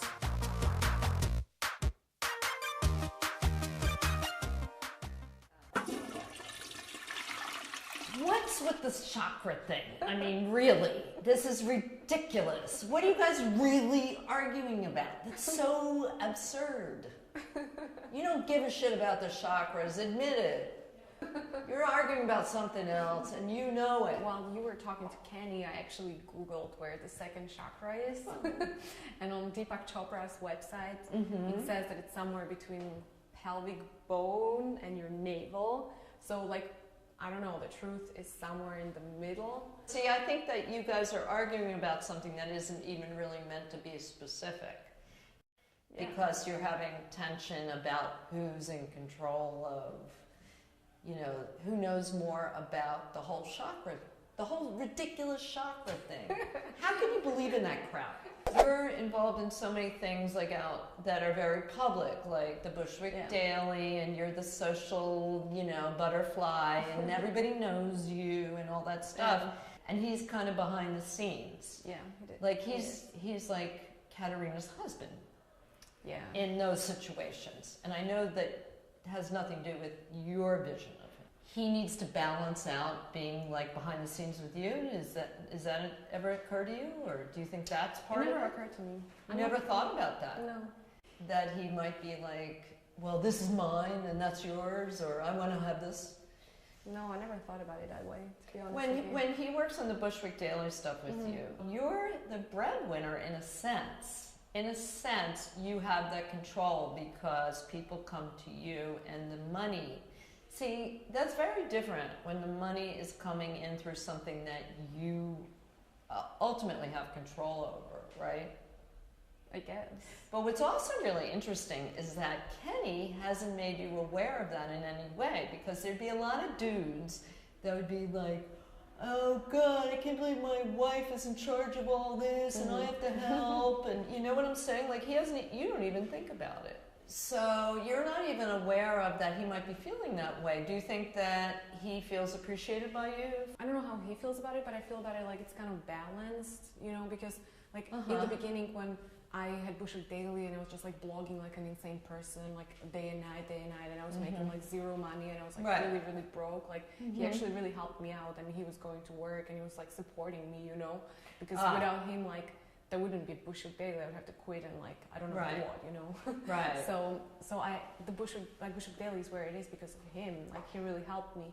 And then I kind of feel like it was my turn to like help him. So not even that it was like a conscious decision, it just like happened that way, and I was like, yeah, that totally makes sense that it's like that, you know, that he was able to quit his job, which was like soul sucking, and he came on board in Bushwick Daily, and it's like better, more flexible arrangement for him, you know. But how did you feel when he was making all the money and you were doing the Bushwick Daily? You know, not great, to be honest with you. Really? Yeah. I wasn't that, I didn't like the fact that like I had to be dependent. Yeah. Wow, we're really getting somewhere now, I think we? we are, actually. Wow.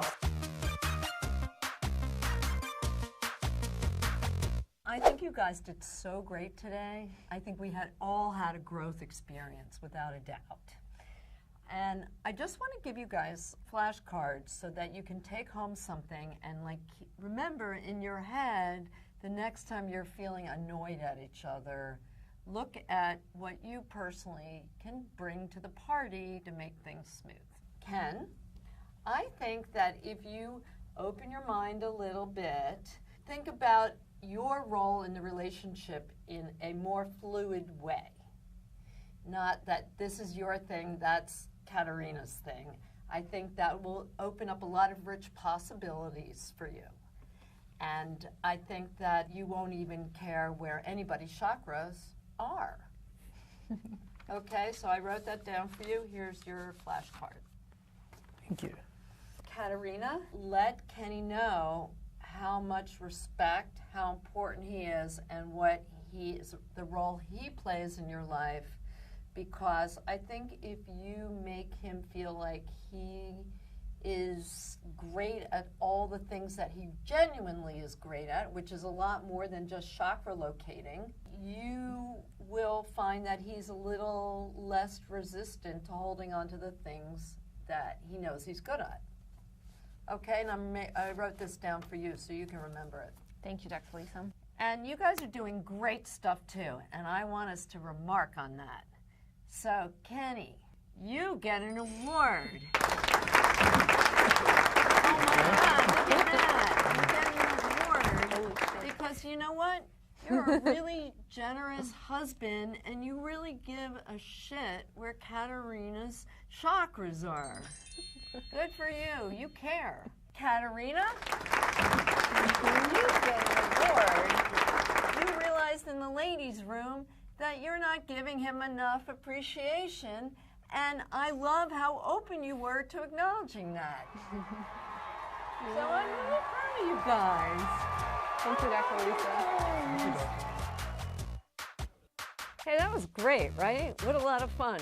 We learned all about chakras, even though I still could care less. But you know what? We made some progress, and I could help you too. If your partner's giving you a hard time, just tie them up and drag them down here. I'll fix it up, I promise.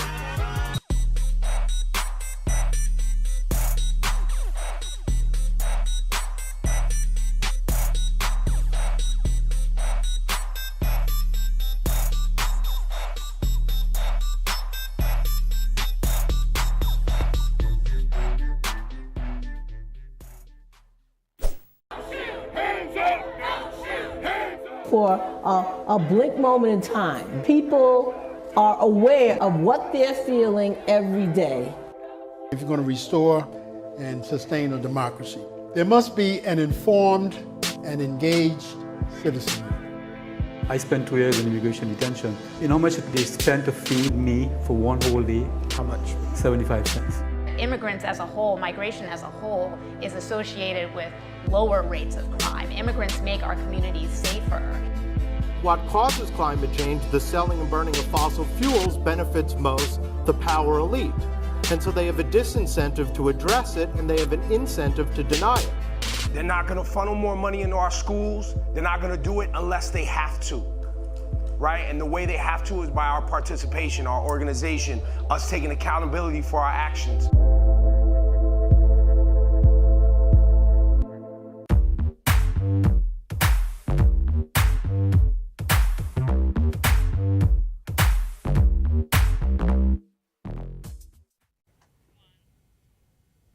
With a soft yet scintillating voice that's accompanied by some stellar cello playing, Gabriel Royal is able to conjure up a downright astounding amount of romanticism with his timeless tunes.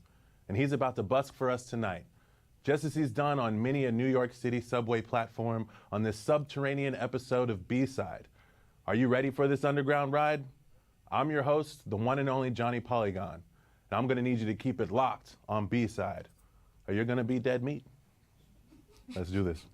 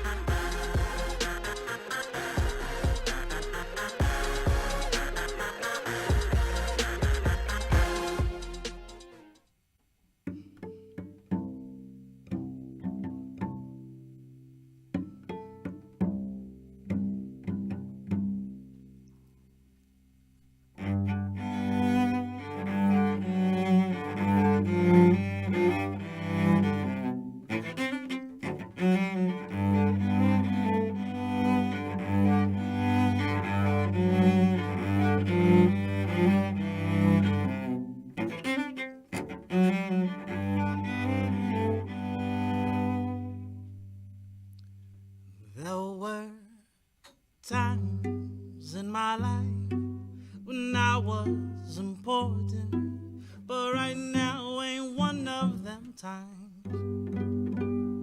There were times in my life when I wanted more than, but right now I'm feeling just fine. It was easier said than it's done. We were running away just for fun. It was hard to believe in plans for the evening when I am the only one. You can laugh, you can cry, and tell me you love me, but that's not exactly true. You can smile, even hide, and pass the flowers, but there's one thing I'd like to do.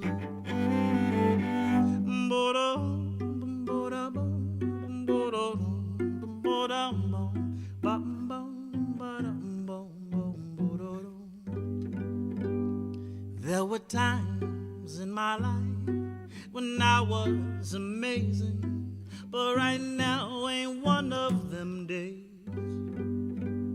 There were times in my life when I went quite crazy, but hopefully it's just a phase.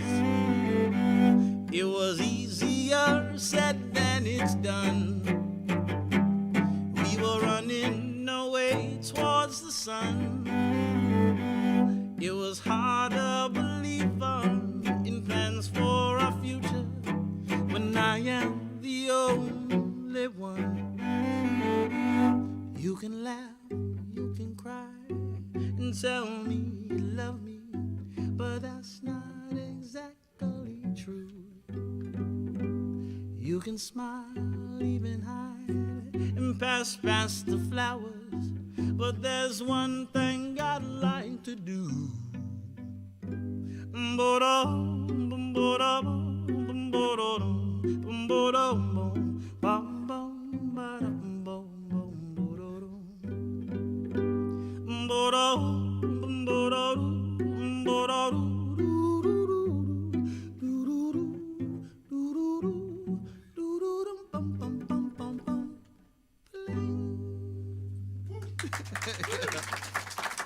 Thank you.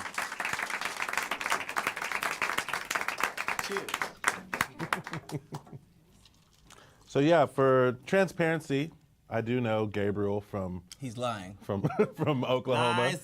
Lies. Music brought us together in high school. We both ended up in New York as adults. So what inspired you to move from Oklahoma to New York? The two places are. Well, you've been to Oklahoma, but if the rest of you haven't, leave. No, I love Oklahoma. I got a lot of great friends there, but music was a lot more in the mix out here. Like, you know, if you live in Oklahoma and you're playing on a weekly basis, you're playing towards like to the same 30 or 40 people, 10 people, 15 people, maybe 12 people. Okay. So for me, it was a lot more exciting out here. I got family out here. Like my brother's somewhere. He's somewhere here in New York. So I have family out here. I had a lot of friends. And I remember making an album with you, actually, in Green Lantern. Remember that dude? Yeah. Remember that dude? I do. I flew out here like 5 times in 1 year. And they were like, hey, you know we could pay you if we weren't paying for your ticket. So why don't you move here? So I was here like 6 months later. Nice. Yeah. Why cello? Because my brother played violin. My brother, Older brother? Yeah, my older brother played violin, and I wanted to harmonize with him.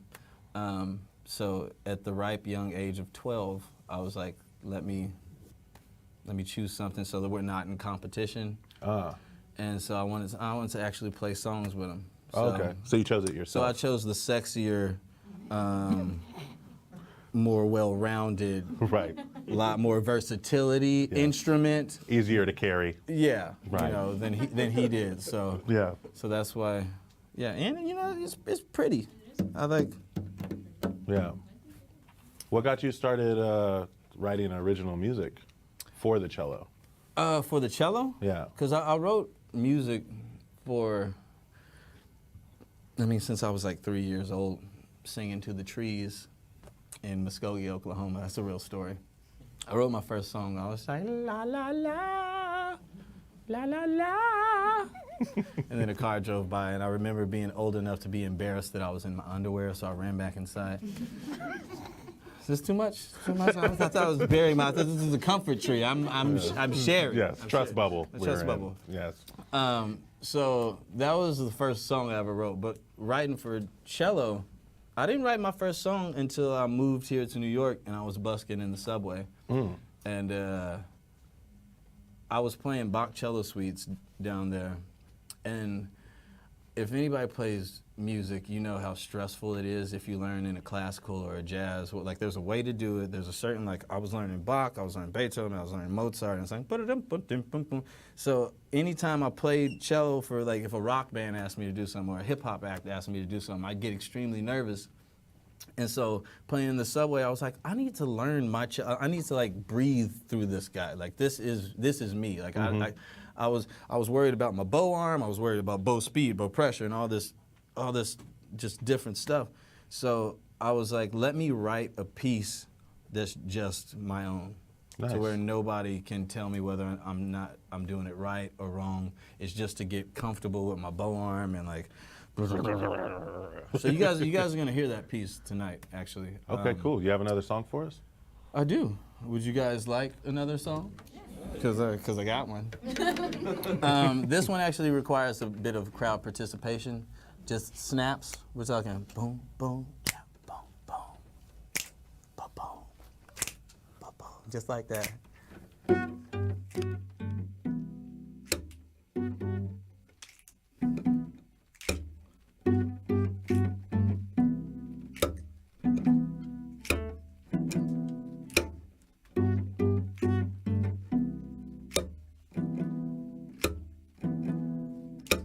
You say we're forever, but you know that is a lie. Baby, you say I'm too clever, and I know you're not that shy. Ooh, ooh, ooh. Baby, you can say it's right. Ooh, ooh, ooh. When we both know it's wrong. Maybe you can stay the night. Ooh, ooh, ooh. 'Cause I don't wanna be alone. No. Ooh, ooh, ooh. You say that I'm easy, yeah. Just like Sunday morning love. Baby, when you try and please me, yeah. Ooh, ooh, ooh. No, I can never get enough, no, no, no. Ooh, ooh, ooh. Baby, you can say it's right, yeah. Ooh, ooh, ooh. When we both know it's wrong. Maybe you can stay the night, yeah. Ooh, ooh, ooh. 'Cause I don't wanna be alone. You say we're for always, yes. But that's the day that never comes. No, it don't happen very often. But no, we won't stop till we're done. No, no, no. Oh, oh, oh, oh. Baby, you can say it's right. Yeah. Ooh, oh, ooh, oh. When we both know it's wrong. Maybe you can stay the night. Yeah. Ooh, ooh, oh. 'Cause I don't wanna be alone.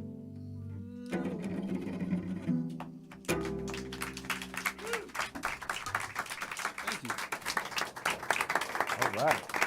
Hey. All right. That one, that's my single that's out right now. If anybody wants to look it up on YouTube, it's called Say It's Right. My name is Gabriel Royal. You have a music video to it, right? Spotify. You know, Okay. I've never been able to say that before. Give it up for my manager out here in the crowd right now. This is the dude. Can I just tell a quick story real quick? No quick Okay, story? sure, All yeah, right, thank go you. ahead. This dude found me in the subway, like, hey man, did you write that song? The first one I played you, Pass the Flowers, that's the one he heard. Yeah. And he was like, yo, you got any more? And I was like, yeah, buddy, I got like 100 of them. Blah, blah, blah, blah. Are you tipping? Yeah, so like a month later after he was like trying to get me to actually take him serious, I give him another like lie. I was like, man, I got meetings tonight after we had set up a meeting. I was like, I've got other meetings. Meanwhile, I was at home like playing video games, just like staring out the window. And I ran into him at a bar with my girlfriend at the time, and he looks over at me from the bar. He's like, this is what you're doing? Like, really? Really? Really? So you don't have a meeting? So next day, we went hang out, and he was like, I've got a song that I've written for you. And I was like, oh, man, this guy's just trying to get on the album. Oh, man, he's just let me be, let me live. Sorry, didn't mean to hit that.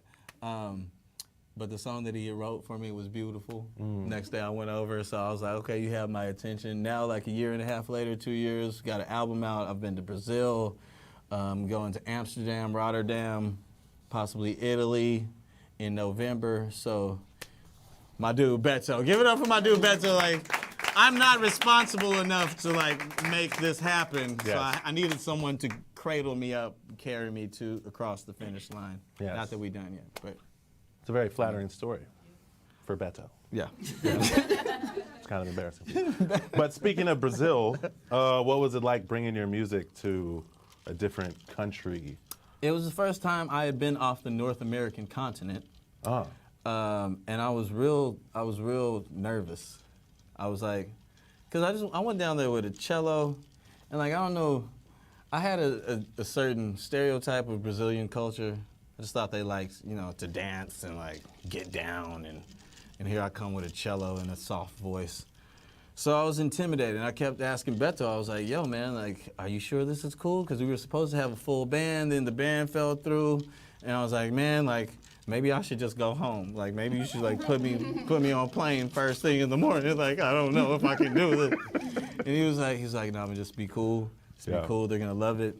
And so, like, it was like 900 people in the crowd, and you could hear a pin drop.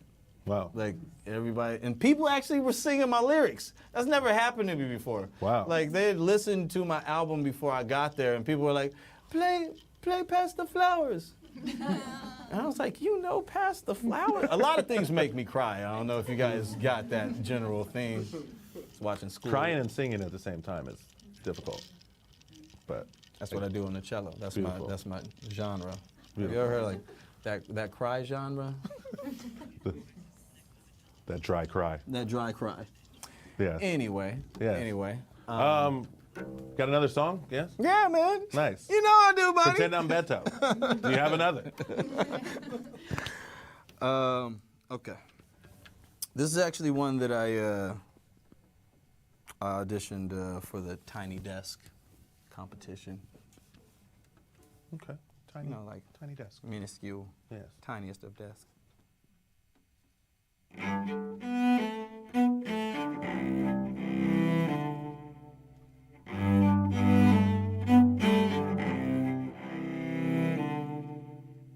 She keeps making me wait again. Yeah, she's making me wait again. Girl, I know it's for sure. So say so, and I'll go.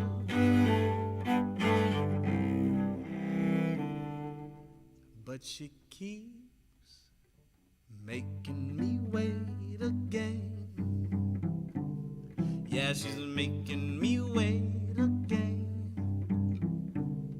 Girl is making me wait again. So now I'm making me wait again. And I'll say, anyway, could you please stay? Just for today.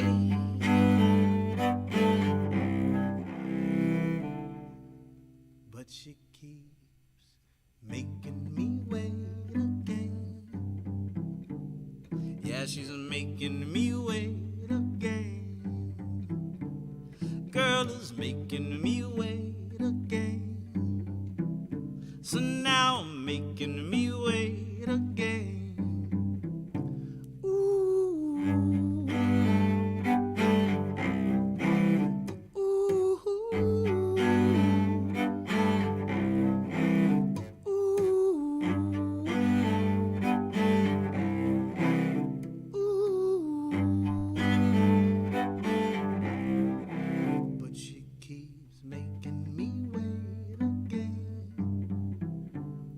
Yeah, she's making me wait again. Girl is making me wait.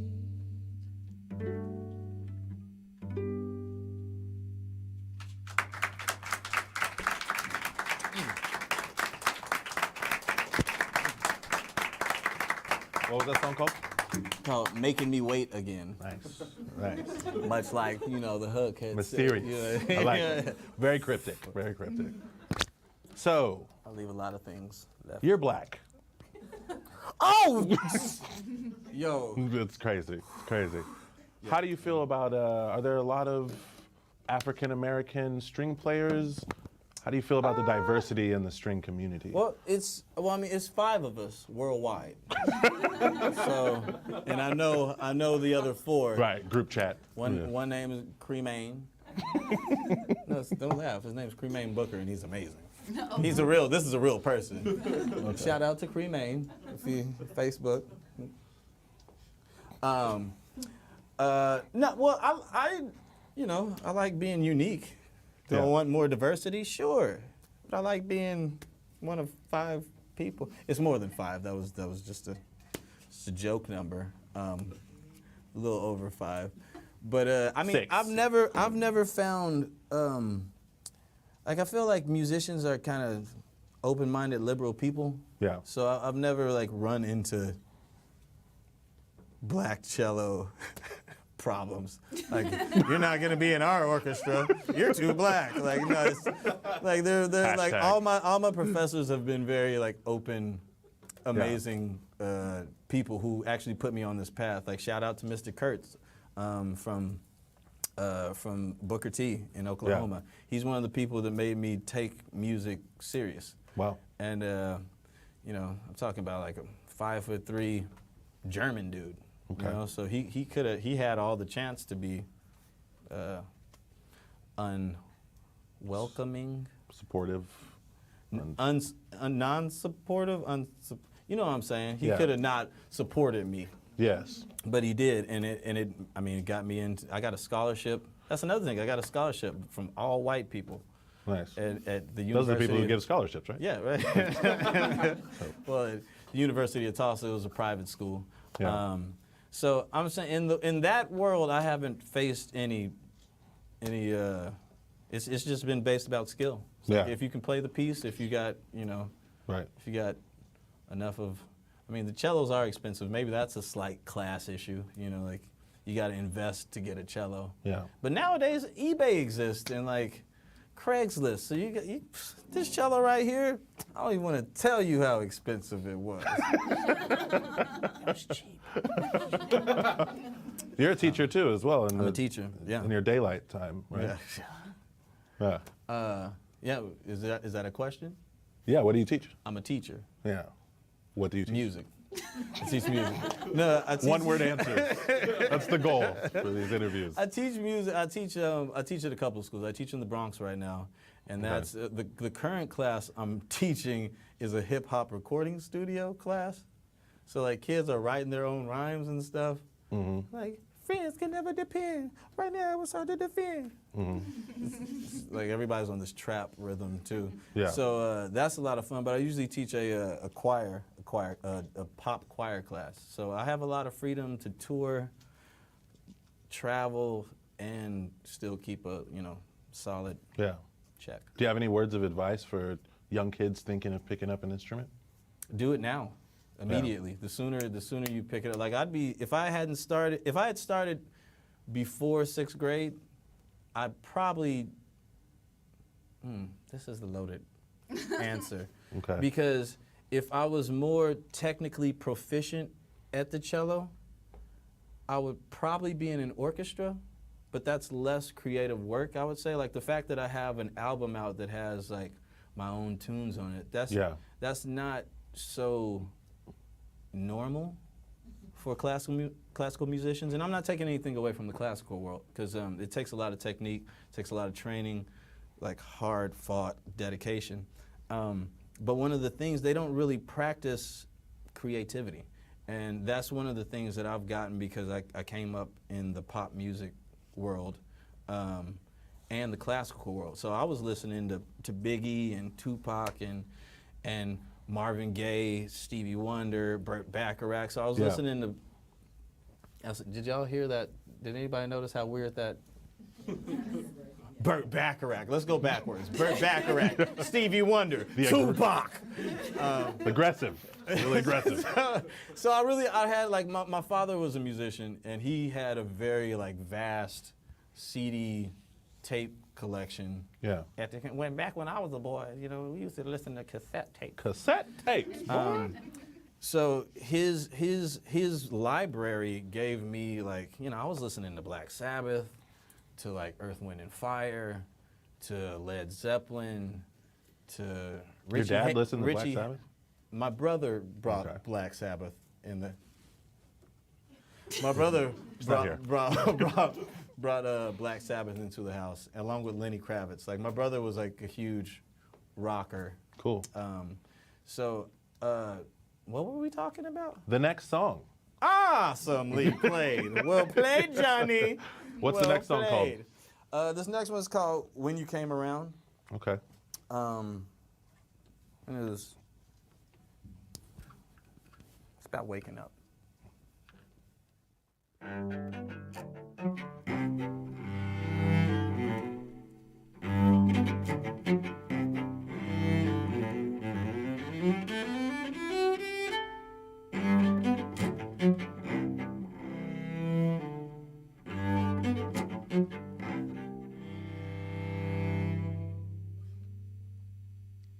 Yes, we watch the sun come up, and we watch the moon, it fell down, down, down, and I watched my love erupt when you came around. We don't like these type of things, no, no, 'cause of all the joy it brings, yeah. Baby, don't be mad at me, 'cause it happened easily, yeah, yeah. Yes, we watch the sun come up, and we watch the moon, it fell down, down, down, and I watch my love erupt when you came around.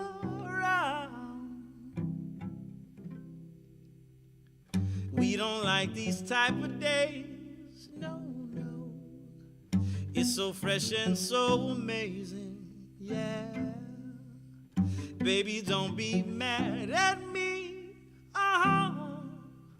'cause it happened easily, yeah, yeah. Yes, we watch the sun come up,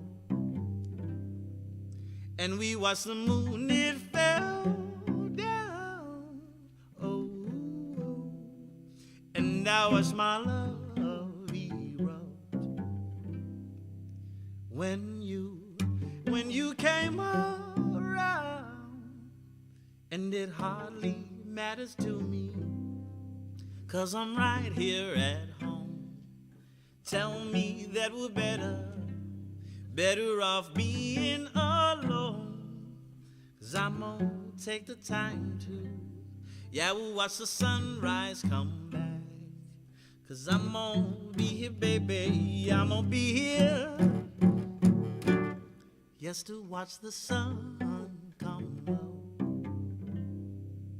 and we watch the moon, it fell down, down, down, and I watch my love erupt when you came around. Ooh,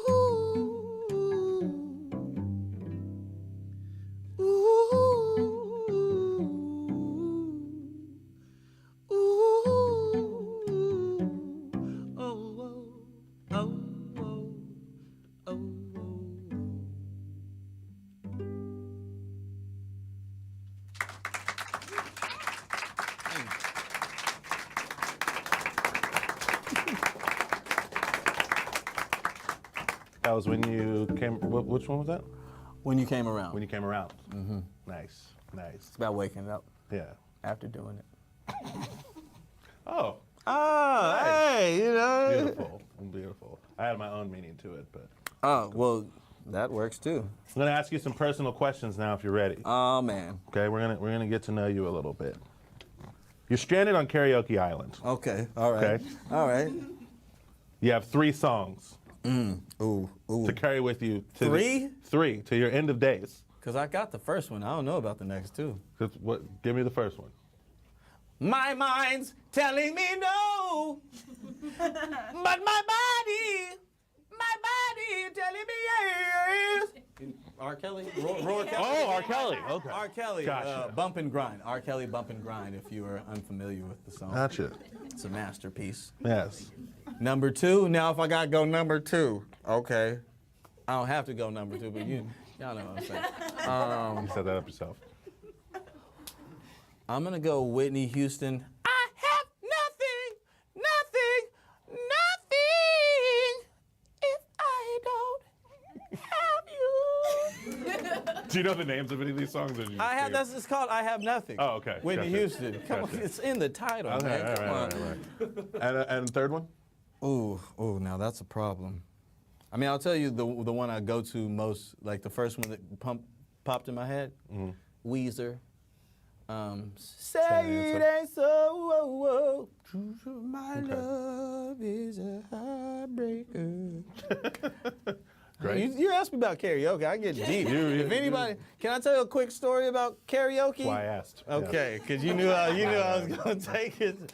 So I played South by Southwest this March. Another amazing thing my manager Beto did yet again. And so the night before, he was like, "Hey, bro, take it easy." It's like, "Don't go out." It's like, "You're gonna have a good night, okay? We're gonna wake up early. We're gonna do some push-ups, sit-ups. We're gonna go jogging." He didn't say that, but we never do that. But he was like, "Just be easy." So I was like, "Okay, great. You know, I'm not gonna do any crazy things. Not gonna go to any wild parties." So my friends were like, "Yo, let's just go do some karaoke." So I was like, perfect, a family activity. We're able to bring like, a bottle, have some drinks. I sang for 3 hours straight. And I literally, that night I started out with I Have Nothing from Whitney Houston. I was like, I have nothing! So I woke up the next day with absolutely no voice. Wow. And when I wake up after like partying and I know I have a show, the first thing I do is like, I go, ooh, ooh. If I can hit those notes, I know I'm like, okay, I can like maybe have a drink or something and fix it out. But I woke up and I was like, ooh. He called me, and I didn't pick up. I was like, I cannot like talk to him about it. My voice didn't come back to 30 minutes before I got on stage, and that was 11:30 p.m. So like I avoided this dude. So how's the show? I killed, crushed it, murdered. Like it was great. It was a great show, but I was sweating bullets because when he got there, he was like, "How you doing, brother? It's time for the show." Oh, and I was like, "Man, I'm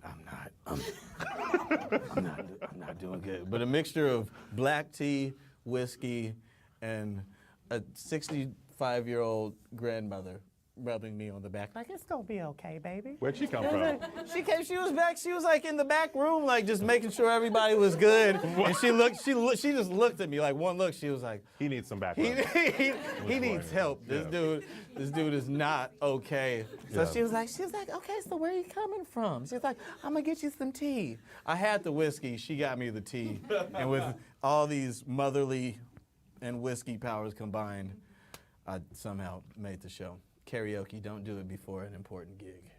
That's Moral. warning to all the musicians out there. Like, karaoke is a variable that you do not need in your world. This guy loves karaoke. I do. If He will anybody risk wants to go everything. karaoke after this, I am so down. Even though you have other things to do. Yeah. But Go on. yeah. So another thing you're really passionate about is food. Specifically the consumption of it. I've known this guy for a long time. His memories are kind of in the form of meals and food. You just gonna put my business all out here like this, Johnny? I want them to know you how I know you. That's all. That's all. Do you have a favorite? Let's wrap it into Lasagna. music. I'm done. Okay. Sorry. Do you have a favorite meal that was accompanied with a tour or a show, and that you could tie in together? You set me up. Well, when we went on tour together in 2013, okay, my most memorable meal from that tour, you say it at the same time. 3, 2, 1. Chicken wings. 13 herbs and spices. Okay. No. We had some jerk chicken wings. Oh, that's right. Behind in Chicago. In Chicago. Yeah. You remember? You was there. Shelly was there. And like each day, like we stayed there for like 3 days because we had the RV, and like every time it was time to eat, like I don't know if I've ever eaten vitamin chicken wing 3 days consecutively, where it's like, you know what?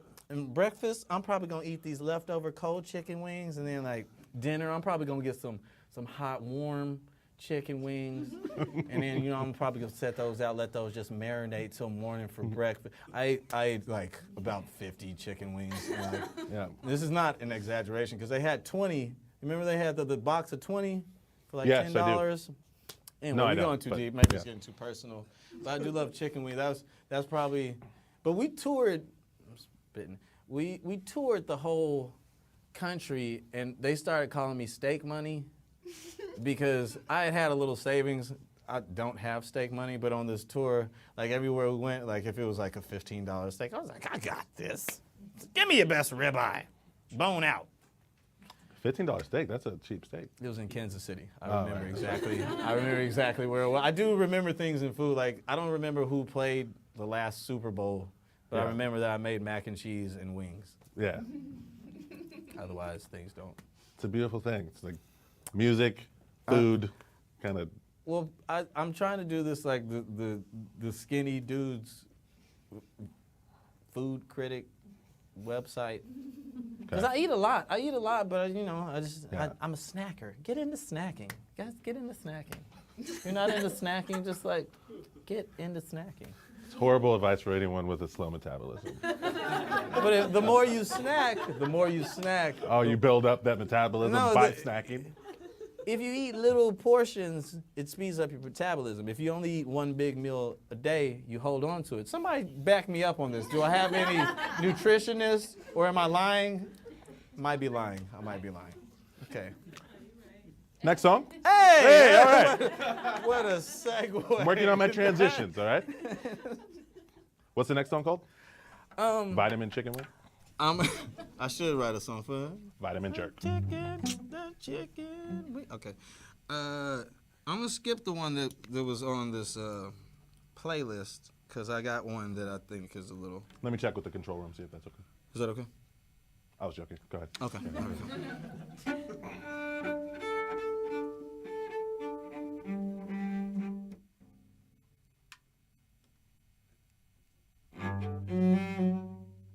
This is called G major suite. But just before I get started, every song has been in G major, and a suite is usually a collection of tunes that go into one key. So actually, you guys have listened to the G major suite, but this is like the lead song on my album. So if you want to hear the beginning of the G major suite, this be that tune, my G's, my G majors. Sweet.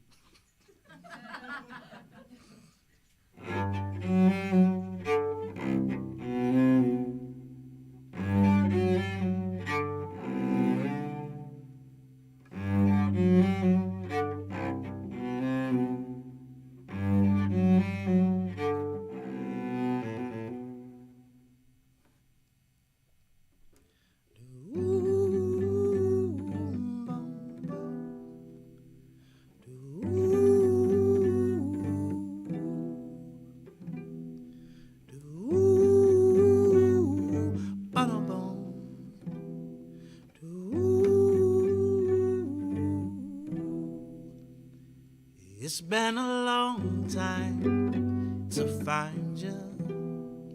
Now that I got you right here, tell me you love me like I do. Let's just make one thing this clear.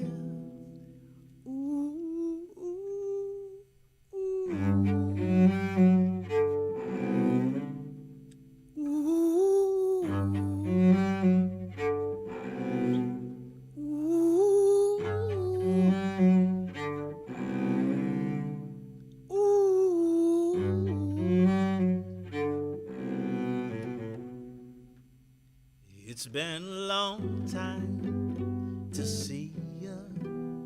Now that I got you this close, say that you love me like I do.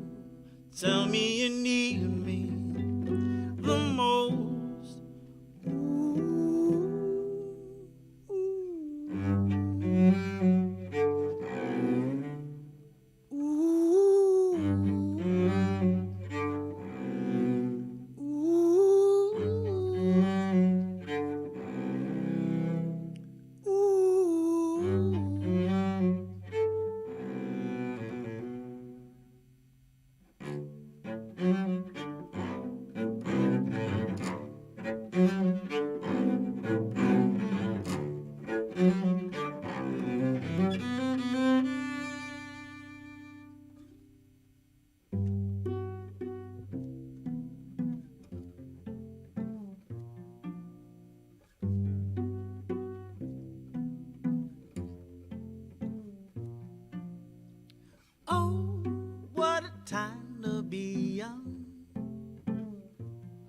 in the days when the spring is sprung. For these are the times of our life. Behold, with a seeing eye, oh, oh, oh. Ooh, ba, bum, bum.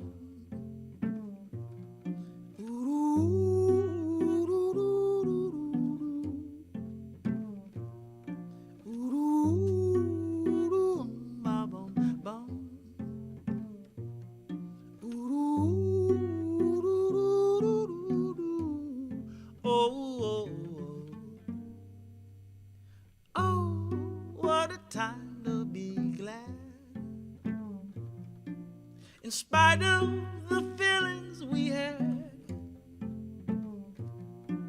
for these are the days of our youth.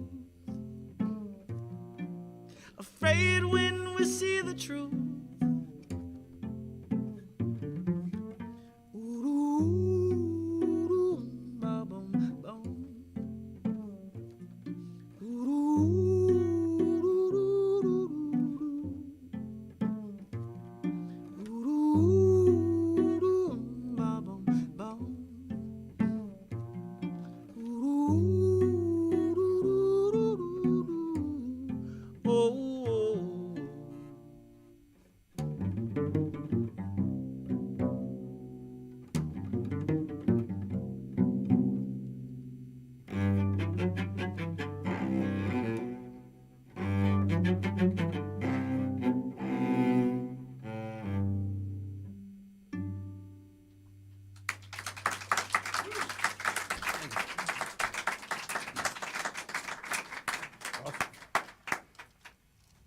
So, where can we catch you next in New York? We want to see you perform live. Is there something happening soon? Or? The Bowery Electric tonight, right after this. What are you guys doing after this? Let's go to the Bowery Electric. Yeah, it's 1 hour. Let's No, carpool. really, like the Bowery Electric, like at 10 o'clock. So. Okay. So if you Anything after that? After that, I'm playing August 5th at the Blue Note. So if anybody wants to see some fancy, see me in a fancier situation, I might have a tie on. Ooh. What? I might have showered. But yeah, that's a really big gig for me. Nice, nice. So anybody that wants to come support is midnight 30 Okay. on August 5th. Where can people keep up with you on the internet? On the interwebs, you can find me on Facebook, Instagram, YouTube, SoundCloud. Saul Gabriel Royal. All Gabriel Royal, and Spotify is, if you want to listen to the album, that's like the major place to go. Spotify, iTunes, but I like Spotify. Shout outs to Spotify. Yeah. Yeah. I know it's a mixed crowd about what people think about Spotify, but they've only shown me love, and like, you know, I'm getting like a little side check, a little passive income every once in a while, when those pennies add up. So You like them because they're paying you.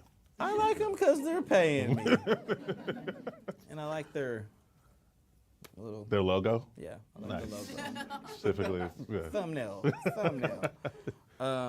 What was it like creating your album? This is your first album, right?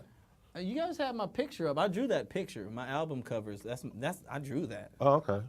Was there anyone that just encouraged you, say, I don't know, since the 90s or something, to create an album? Close friend or anything I've like had that? friends that influenced me to make albums. I can't think of any of them at In present. particular? Oh. Why are you asking, John?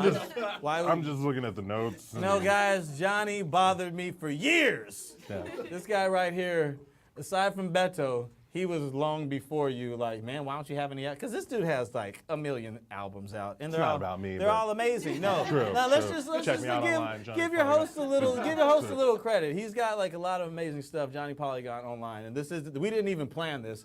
We hate giving each other compliments. So the fact that he's interviewing me right now, I feel very awkward. It's pretty strange. I feel this is very strange to hear you saying so many amazing things about me. No, I didn't write this stuff, so. Thank you, Shelley.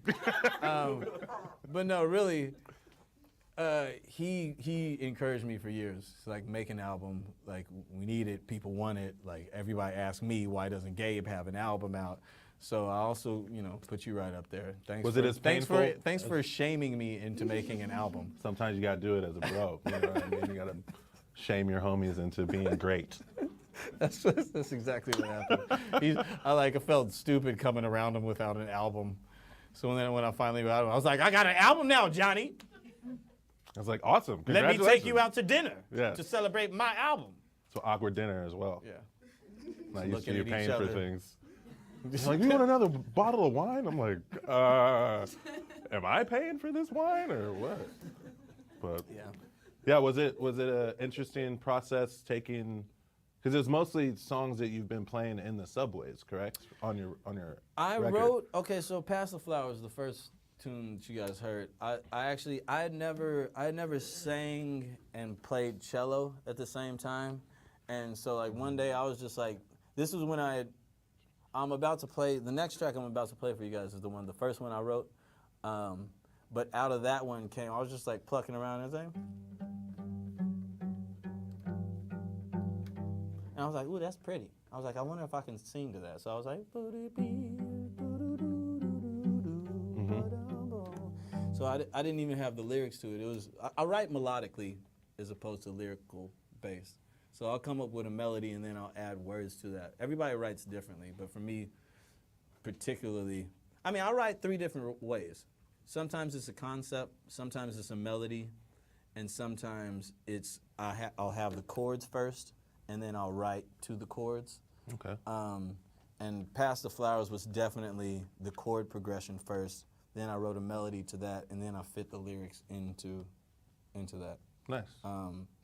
So the whole album, it was pretty much written in the subway, because I was just down there practicing and playing every day, and I had time to like just make stuff up and come up with, you know. Including the next song?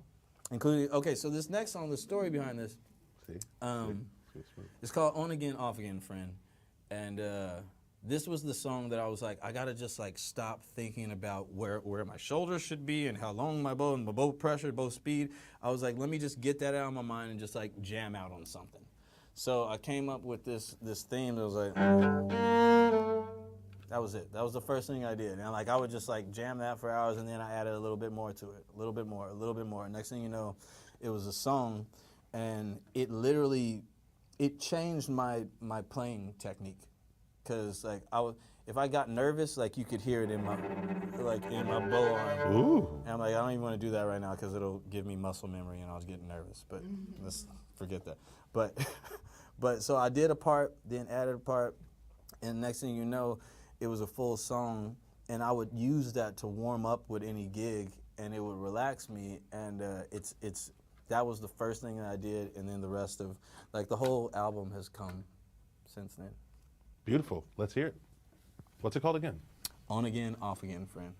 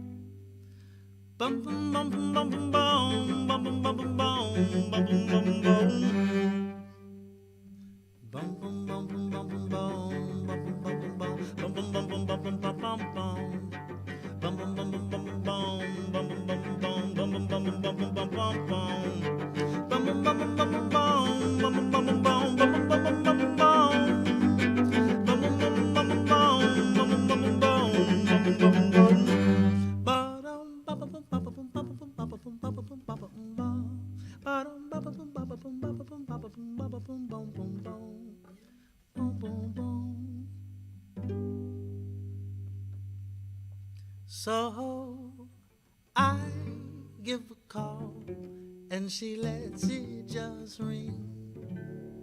Yes, we've been caught up by such trivial things. Tell me you love me so that I can pretend. She's my on again, off again friend. Yes, we had a love unlike any other. She's my on again, off again friend.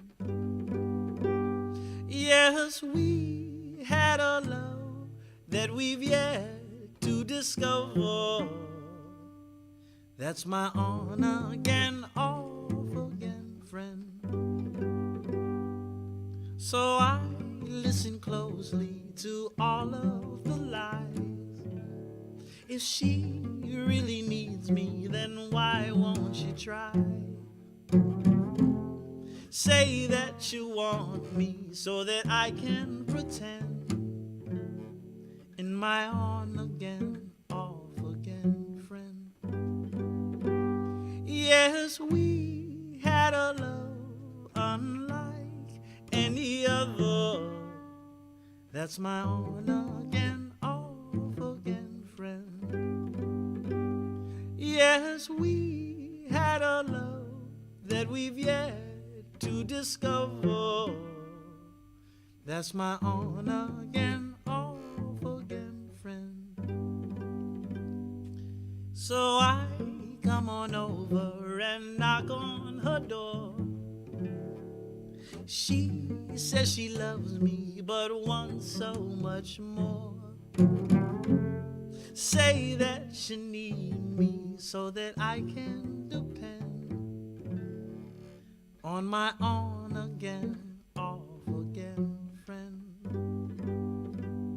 Yeah, that's my on again, off again friend.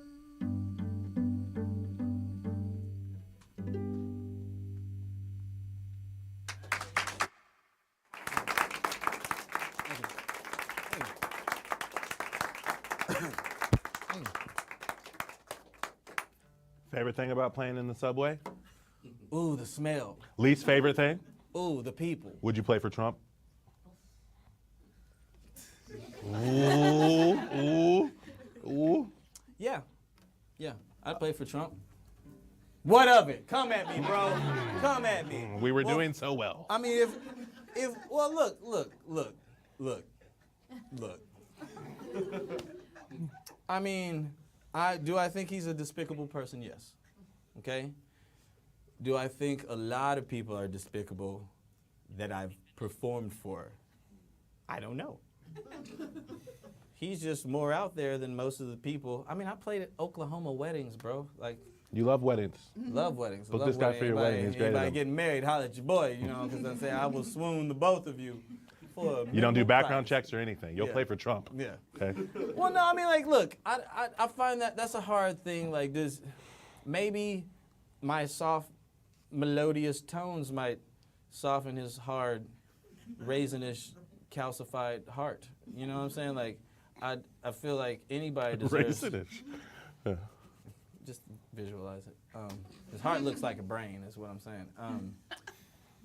So I would never not play for anybody unless, well, that's oh man, this is deep. I mean, we got, how much time do we have? Because I could. We're actually out of time.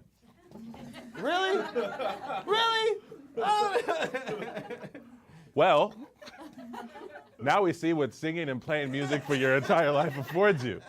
And that's an undeniable amount of talent. I hope you enjoyed the smooth croons of Gabriel Royal, but as a result, please don't get all overly emo out here in these streets, and keep your composure, people. And if you want to keep hearing more B-side, that is, check out our YouTube channel, #BsideBK, and our podcast on soundcloud.com/BsidePodcast. I'm your host, Johnny Polygon, and this has been a decent pleasure. I've had the time of my life.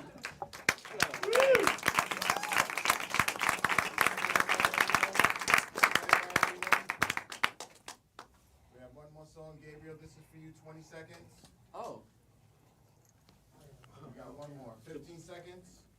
A 15-second song. 10, 9, 8, 7, 6, 5, 4, 3, 2.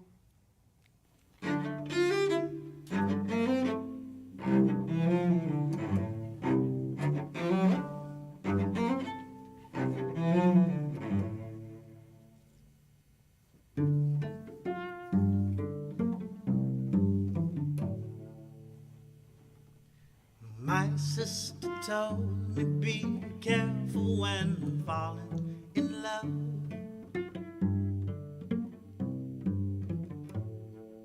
And just like a child, I went and bit off just a little too much.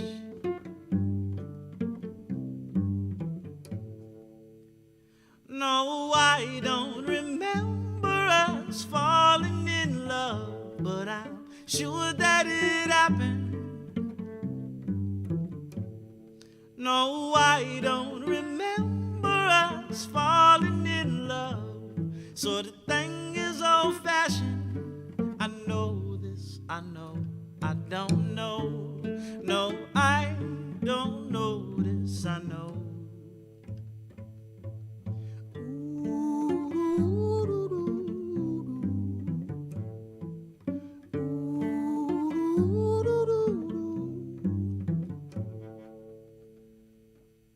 So my father told me be careful, take only your needs. But just like a man, I went and treaded into waters too deep. It goes over and over.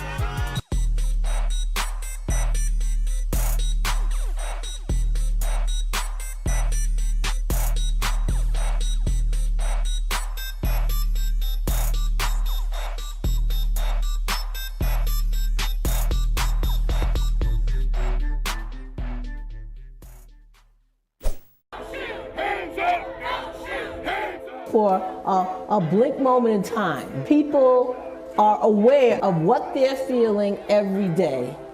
If you're going to restore and sustain a democracy, there must be an informed and engaged citizenry. I spent 2 years in immigration detention. You know how much they spent to feed me for one whole day? How much? 75 cents. Immigrants as a whole, migration as a whole, is associated with lower rates of crime. Immigrants make our communities safer. What causes climate change, the selling and burning of fossil fuels, benefits most the power elite. And so they have a disincentive to address it, and they have an incentive to deny it. They're not gonna funnel more money into our schools. They're not gonna do it unless they have to, right? And the way they have to is by our participation, our organization, us taking accountability for our actions.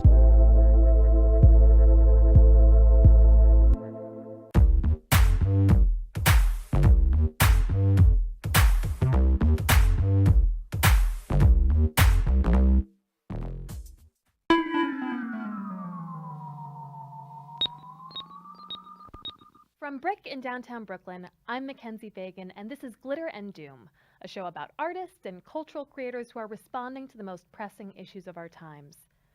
When I was fresh out of college, I had a job at a small startup. My coworkers were 2 men and 1 woman. We were all friends, all in our early 20s. And then our boss was a woman in her 40s who had been brought in to sort of manage the chaos of 4 people who had never had real jobs trying to run a company. There was this one brainstorming session where we were all tossing around ideas and building off one another, and our boss chastised me in front of everyone and told me I had to stop interrupting my 2 male coworkers. Makes my cheeks hot just thinking about it. I was so embarrassed, and it made me question a lot of things that I thought that I knew about myself. Was I rude? Did people find me unpleasant to work with? Was I an asshole colleague? I started talking less in meetings, and I left the company soon after. It took me a while to realize that it was bullshit. Sexist bullshit. I'm not rude.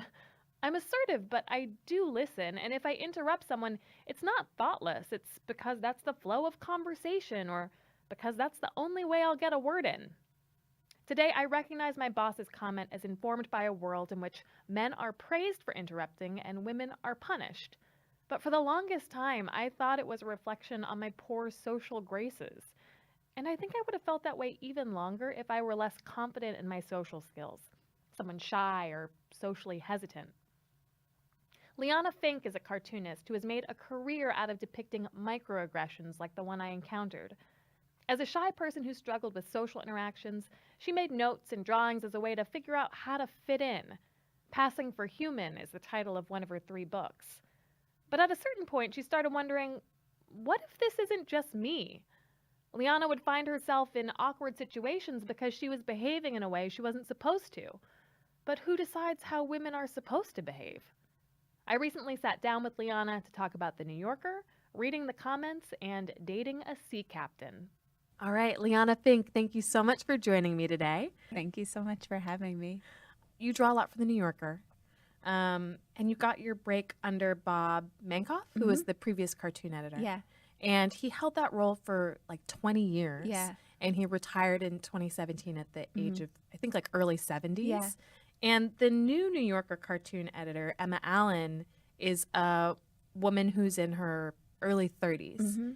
I'm curious if you've seen a shift in the type of work that has been appearing under Emma's leadership, and what it's like to work with somebody who's maybe more of a peer and contemporary. It's been wonderful. Although I really loved working with Bob also. I think a shift started happening under Bob, like some more young people and some more women under Bob, but it sped up a ton with Emma, and I think it's now really equal men and women cartoonists. There are a ton of younger people. Yeah, it's been really nice. I really like her and respect her. There's so much conversation about the importance of having diversity in positions of power. You know, from like Fortune 500 companies where it's like, oh, I'm hiring a marketing executive, and of course I'm more willing to hire somebody who I relate to or has more in common with me. But when I think about more artistic or editorial fields, it seems even more important, and especially with humor, where our senses of humor are informed so much by our different cultural references. I know. And so maybe I think that somebody from a different background just isn't funny because I don't get their references. Yeah. How do we try to guard against that, or like cast a wider net in a field like cartooning or comics, do you think? I think it should come with having editors from all different backgrounds, and that's where it starts. I really don't think it comes from getting the one cartoonist to draw things from all different perspectives. I think everyone is specific. We can't be angry at white men for drawing white men drawing or writing white man things, but I don't need to read them, and I make 33-year-old white woman things, and like they're for a specific demographic also, and I need there to be more people around. I'm not the everyman. I'm very specific. I have like a book of, New Yorker cartoons from the last however many years, and I look back at ones from decades and decades ago, and there's a lot that I just don't understand. Me too. I'm like, is there a joke or a punchline? Like, they're so over my head, and I'm like, but at one point, people thought this was funny. Like, the culture understood this. Or at least, like, some of the culture did, and the ones who didn't matter. Right. Yeah. Right. My wife doesn't know how to type. Classic. Wives, am I right? Yeah, I can't stand some early New Yorker cartoonists, and like a lot of my contemporaries who, like a lot of the slightly older male contemporaries of mine, slightly older in New Yorker cartoonist terms is like 60, but just like I don't get Peter Arno, he's offensive to me. Many others I love. What do you find offensive about ones that are offensive to you?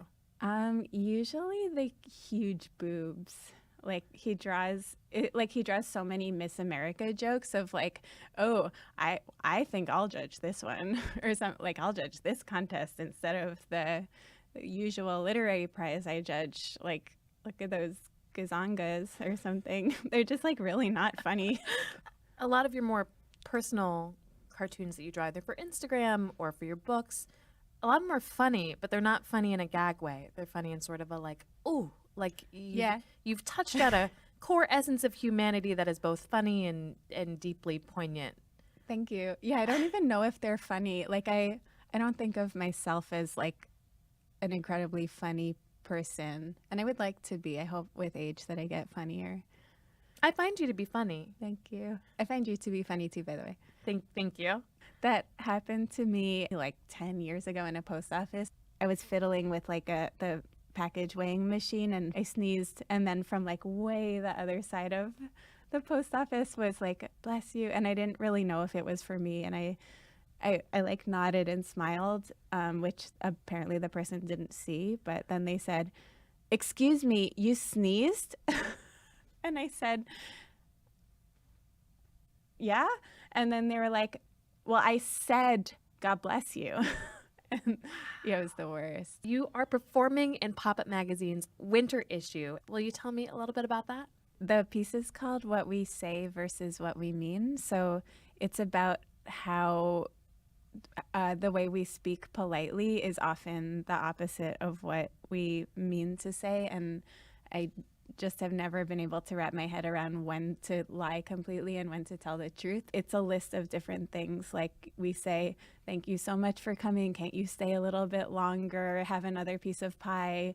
But what you mean is, please go home. You've been here for 5 hours. Please leave. Yeah. Please leave 2 hours ago. Yes. Like I'm going to start crying. Do you remember being little and being taught about lying? I think I was always told that I should never lie, and it was assumed that I would understand that I should lie sometimes. And I didn't really speak until my 20s. I think because I was so afraid. I kind of knew that I didn't know the difference, and I was afraid I would say something wrong. So I was very shy, but it came from the fear of saying the wrong thing. What happened in your 20s where you started speaking? I studied abroad twice, once during college and once after college, and something about having to speak a different language that I didn't speak very well freed me up a lot. It was just the fact that I didn't speak French very well, so I wasn't pinned as a shy person. I was pinned as someone who didn't speak French, and that was very freeing, just to be, oh, she doesn't speak French very well, instead of, oh, she's shy, which is how I was how I used to be in English for a bit. I got a lot bolder then, and gradually I've just become kind of a bold person, but now I just say things and then I go home and think, wow, I might have said something terrible, but I don't have time to think about it so much, and the world doesn't end. Did people describe you as shy often throughout your childhood and young adulthood? If they noticed me, they would have. Well, they didn't. I often wonder if shy is a constricting adjective to give someone. Yeah, it is. It's such a nice thing to be. I feel so happy when I realize someone I know is shy, and I think only good people are shy. There are also very good people who aren't shy, but I think all bad people are not shy. All bad people are not shy. Huh. Shyness is self-consciousness. It's like knowing that you have the capability to do bad and trying very hard not to. It's very hard to exist in the world as a shy woman. You'll get taken advantage of a lot. Right. The strong silent type doesn't apply to women. No, it doesn't. You mentioned that you studied abroad twice. I know that you went to Belgium on a Fulbright to study Tintin. Yes. I think applying for a Fulbright in Belgium is what led me to comics, which is where I really wanted to be because Belgium has fantastic comics. So what was it about Tintin that made you want to lean into cartooning? I loved Tintin as a kid. What I do is not like Tintin. It's very straightforward. It doesn't really, there isn't a lot of emotional stuff or nuance. It's just like very well drawn and like very tight adventure stories, with like neither of which are my thing. Drawing perfectly or telling adventure stories. There's not like a lot of swashbuckling in your work. No, there's not. And there are no like young detectives or anything, and there's no sea captain, although I hope maybe one day.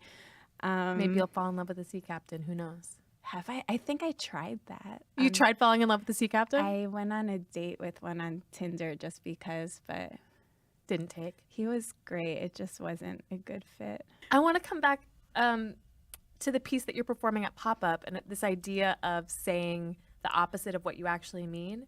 And it reminded me so much about this meme or tweet that I saw where a woman's like psyching herself up and she's like, I am empowered and I am going to live my truth from now on. And then a waiter brings her something that she didn't order and is like, is everything all right? She's like, yes, this is so great. Thank you. I mean, do you think that that is a particular struggle for women, or is this just part of the human condition? I think women, I think men can afford to be polite more than women can. I think women have to do the equivalent of saying thank you so much for this food. I didn't like pretending that I did order. We have to do that so many times a day that it hurts us every time we do it.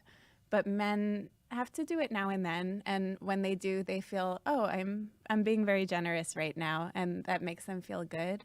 Like a man, not all men obviously, but men usually are like on the street, don't get walked into as much. People don't try to take advantage of them as much. So a man can let people pass through a door, knowing that people won't pass indefinitely and never let him in. I think a woman has to learn how to let someone pass maybe, but then show that it's her turn to go and kind of push through. But also a woman gets punished for pushing through, and she's seen as very rude and horrible for doing that, whereas a man who pushes through is just being a man. Right. It's complicated. I'm quite rude. I was a very polite kid, and I've turned into a pretty rude adult, and I think I have I've been traumatized by having been polite and suffered for it. You think that you're rude, a rude adult? I'm rude in some ways. I've given the finger to someone in the past 24 hours on the street. Can I ask about the context? Yeah, I was midtown. It was crowded. I was trying to get into a bar to meet someone, and there was just a steady stream of pedestrians on the street, and I had to make an odd turn to get into a door, and I went like that kind of to signal that I'm going through, and someone exclaimed a curse word at me for doing that, and then I gave him the finger. A lot of your work depicts things that you call micro unkindnesses, which I had been using the word microaggressions. Yeah, did I say micro? And I probably just couldn't remember the term microaggressions, or thought it was patented or something and said the other thing. I feel like microaggressions have only sort of recently, at least for me, but I think for the culture at large, come into focus. Yeah, it's such an important term. Yeah, like I think before the word microaggression started being used, I just thought that it well, that's life. The onslaught of daily things that happen to you, of daily indignities, or somebody being aggressive or terrible or racist or sexist or any of these things, that was just sort of like a normal interaction. I think it's just called micro because it happens to women and people of color and other people who don't, like, quote, matter. It would be macro if it happened to powerful white men. Right. I mean, I also like setting it off as micro because it's like, okay, the macroaggression is systemic racism. Right. And the microaggression is like, oh, we can still name that as an aggression. It's just like a trickle-down effect. Yeah, it's like the on-the-ground happening instead of the big newsprint ideas version of it. But what I love about the fact that you choose to center on these microaggressions, that you dedicate like an Instagram post to them, is that it feels like it gives them real weight and importance. That Thank it like you. Yeah, that's the point. Yeah. Yeah. Okay. That's also why I answer comments, because you're told to ignore the comments, but the comments are too small for you to care about, but I don't think they are. I think they count, and I think random people's like mean voices count as much as like the government's mean voice. These vignettes that you're talking about, it sounds like you enact them in real time, walk away from them, think about them, process them, and then they end up in your work. Yeah. I draw a lot of vignettes about strange interactions with strangers, which seem to happen a lot, and which I just need to figure out. I think when I make these kind of social pieces, like the what we mean versus what we say, it's to figure out like why people act certain ways, because it's not obvious. And if you figure it out, then you'll know how to react next time. You have an Instagram account with, as of today, 389,000 followers. Oh. How does that make you feel? It makes me feel, I don't take it very seriously because it's such a strange bubble and there's a lot of crap out there, but that's not a bad word, right? Oh, it's not a bad word, but if you want to use a bad word, you can use a bad word. That's okay on this show. Okay. I will sprinkle some in. I mean, no pressure, but you're welcome okay. to. So I don't take it so fucking seriously. But on the other hand, I think it's been definitely the best thing for my art. I've had a ton of stage fright when I'm doing work for money or work for a magazine I respect. On Instagram, there's no, I don't feel that there's any watch person watching over me, and I can do whatever I want. So it's freed me up a ton, and I think that's really good for me. I see that you respond to comments on your Instagram pretty frequently. Yeah, it's a compulsion. I need to stop. Does it? Yeah. So you read the comments that people write? Not all the time, but if I do, I just feel so compelled to respond. I respond to spam emails. I don't know. What do you respond to spam emails? I say like, no, thank you. But then again, okay, here comes a genuine curse word. I didn't respond to someone once who wrote to me with a very long idea for a cartoon, and that was really dumb. I didn't respond, and then like 3 days later he wrote, well, fuck you then. So I think responding is from fear that if I don't, like deeply ingrained fear that if I don't respond, people will come after me. Do you see your work as political at all? Yeah, definitely. It's I think one, it's political in saying that the small things count, and two, it's political in looking for injustice that isn't just a one-off. It's like, I don't think I would want to draw a one-off injustice. I think I want to draw things that happen to me but could happen to many people and have happened often. I do notice that I come off as the victim all the time, and I feel a little touchy about that. I feel a little bad about that, but there you go. I do. It seems like a lot of what you do in your drawing is that you're researching human interaction. Yeah. That you're trying to sort of like organize things for yourself about, oh, like in this type of interaction, this is something that people do. Do you remember there being a shift where you're like, oh, I'm starting to recognize these patterns, and now I'm starting to call those out as like larger societal issues, not just my own personal grievances? I think that's exactly why I stopped being shy. I think when I was shy, I thought I was very different from other people. Maybe I was, maybe I wasn't, but I thought I was. And I thought anything that happened to me because I was the way I was. And at some point, I realized it coincided with beginning to feel very feminist. I realized that things happened to me because I'm a person and a woman and like part of various different groups of people, and not because I'm like one of a kind, bizarre entity.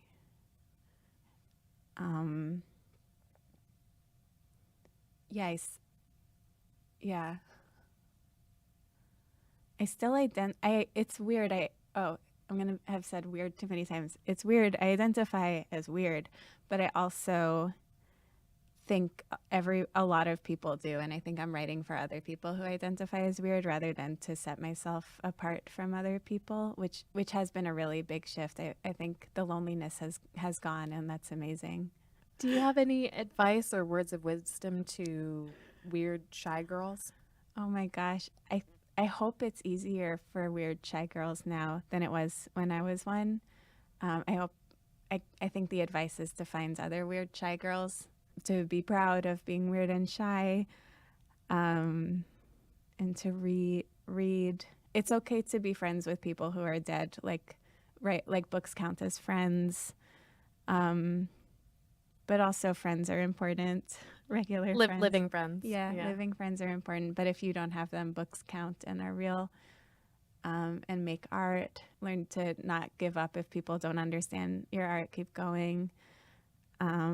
Exercise. You don't have to take that advice, but I wish I had learned about it earlier. It's good to like be outdoors and stuff. If people are interested in seeing your piece about what we say and what we mean, where can they find Pop-Up Magazine? It's at popupmagazine.com, and it will be at BAM in Brooklyn on February 12th and 13th, both evenings, and other cities between the 6th and I think the 22nd of February. People can find it all at popupmagazine.com. And in case people aren't familiar, Pop-Up Magazine is this amazing live magazine where you have different writers and illustrators and artists each presenting their pieces in a magazine. And if you aren't there, it doesn't exist anywhere online. Yeah, so if you can't go see it, you should. It sounds odd, but it's really amazing and feels effortless and very wonderful. Liana Fink, thank you so much for joining me today. Thank you so much for having me. It's been really nice. And that is our show for this week. Thank you so much for watching. Just a reminder that Glitter and Doom is also a podcast with special audio-only features, and you can find it wherever you get your podcasts. See you next week.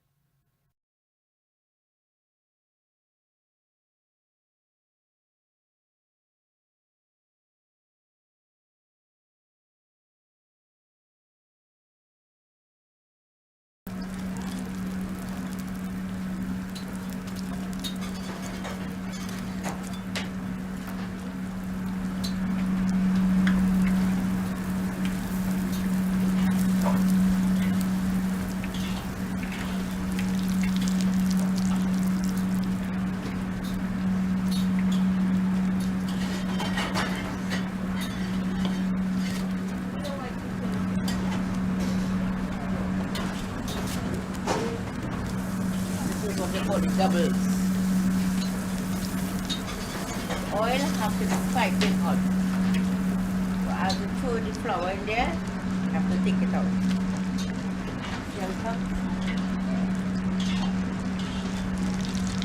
So you put the chickpeas in one and you cover it with the other one. They call it a doubles. So it's very fast actually. Yes. No, the oil has to be piping hot. So as we put it, turn it over and take it off.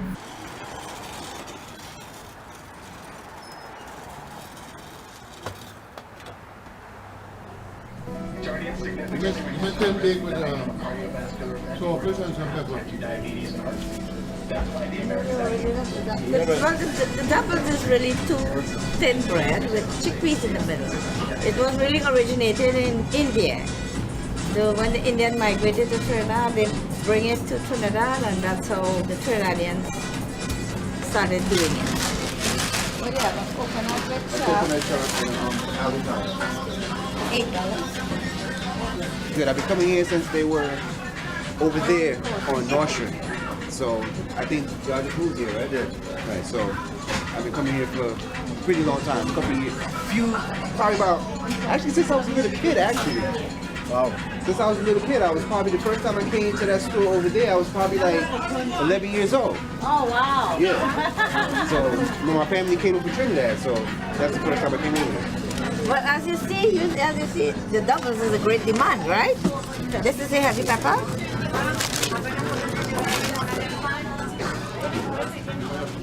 Crowd is more really for the doubles. The doubles is really what got us the award. Our doubles. At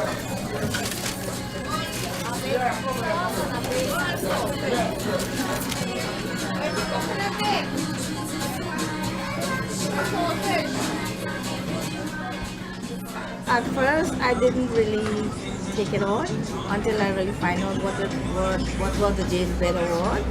You know, because sometimes you get junky mail and you just throw it aside. But then they called me. That's how. I'm sorry. Are we making this lady chicken curry? Yeah, it's coming. Well, we know what a James Beard is because we watch Top Chef and we watch all those shows. So we know exactly what it was. Says Caribbean food. Taking over when the time is right. We'll be taking over the business. That's why we're trying to learn everything we can right now. We always have her parents to support us, even after we take over, but we're just waiting for the right time. We're still not ready, we don't think yet. There's still a lot to learn. Between the red poles is our old location. So far, the entire block, there was all businesses over here, but they all closed down because the entire building is being renovated. But this was it right here. Yeah. This gate was the entire store. They repaved here because my name used to be right here. I used to have my name right there. A lot of our customers still say they rather the old spot when it was just a hole in the wall and they can walk in and get their doubles. Now it's a restaurant. It's a lot more convenient. It's a lot nicer. But they still say they like that back home feeling where it's just how you get your doubles. And we try to make that. We still try to keep that Yeah. also. We don't want to change completely. We want to just keep it what it was because the customers, our loyal customers who've been there for 15 years now, they expect that to stay that way. My daughter is with us from the inception of the business, you know. They're the one, well, they really are the owners over here. The business is theirs. We just here to guide them along until they get to the hang of it, and then we're gonna go.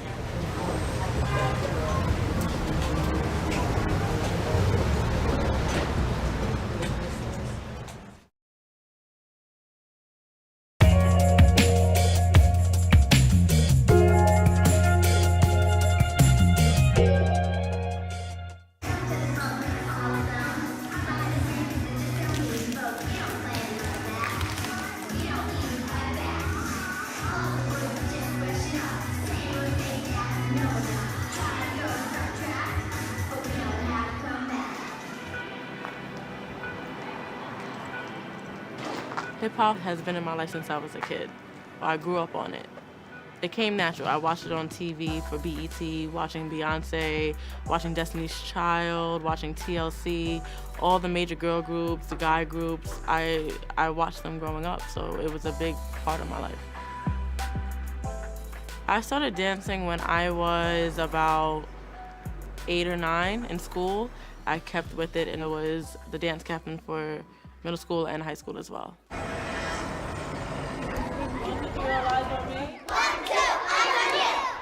Are we ready?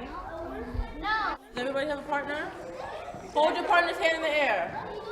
If you have a partner, hold your partner's hand in the air. We want to try to make it to where kids can be steered in the right direction, and I think dance is a major way to do that because it sends a message. They can relate to it more because it's what kids like to do.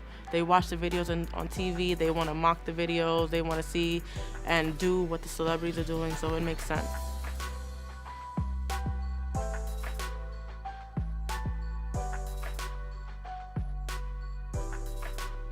Miss Ramirez is the best dance teacher because she teaches us part by part and not the whole song at a time. We picked a book based on bullying, Invisible Boy. 3 songs popped into my head, which was I'm Only Human, Lean on Me, and Boomerang. I'm Only Human was basically saying I'm being bullied, this is what's going on, but at the end of the day, I'm still a human and what you're doing to me isn't right. Lean on Me was basically saying, I know you're going through things, but you'll always have somebody here to lean on because at the end of the day, we all need somebody. And then Boomerang was saying, no matter what you're going through, brush it off, get up and keep pushing.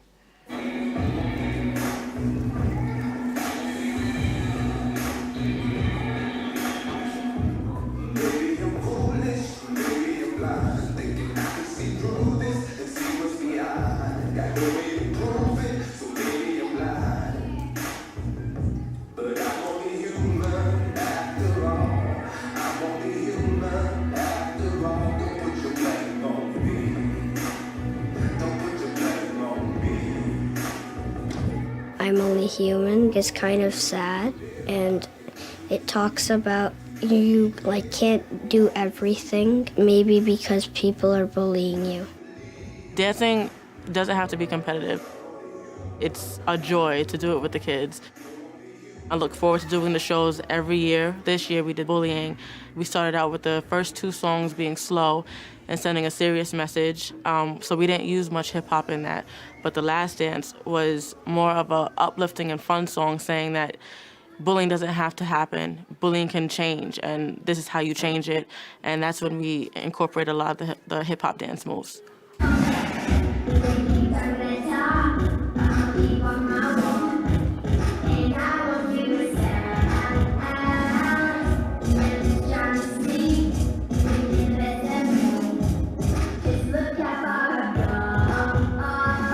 I'm a big fan of Beyonce. So in Boomerang, we did a move where we walk, and she does that move a lot. It's a way to say, keep your head high, you're a queen, you're in power of yourself, and you're the boss of your own body. So we did that move. It was inspired by Beyonce.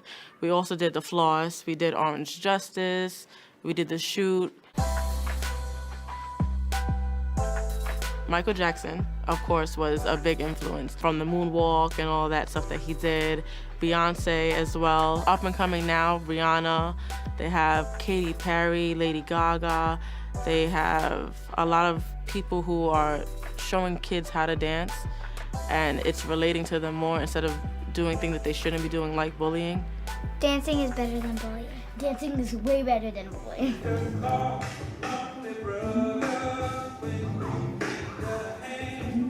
We all need somebody to lean on.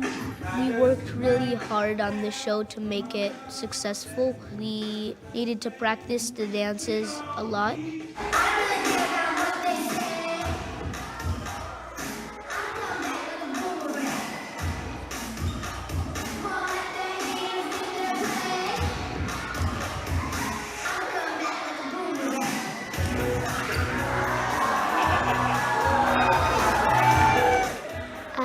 Happy to be in a performance about bullying because it's helping people to know what bullying is like and how you don't want to do it to others. Growing up, I dealt with a lot of bullying as well. I was a personal victim of bullying. When I was in school, I had a speech impediment. So doing this dance and play really hit home for me.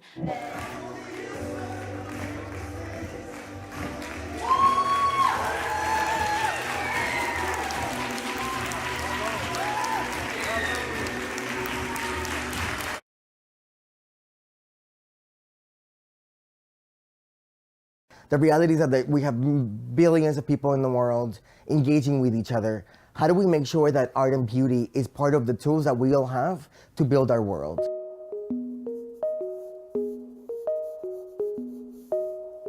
My name is Yasmani Arboleda, and I'm a Colombian-American artist living and working here in New York. In 2006, I did an installation with Issei Miyake, my first solo show here in New York. And the making of that piece was really using 50,000 bouncy balls to create portraits of people, all kinds of people from all walks of life. And at the end, when the opening happened, I realized that, all the fancy people, beautiful big opening, great. What was actually interesting to me was the process of all the people who had been involved in the making of these stories and them engaging with each other in the making of something.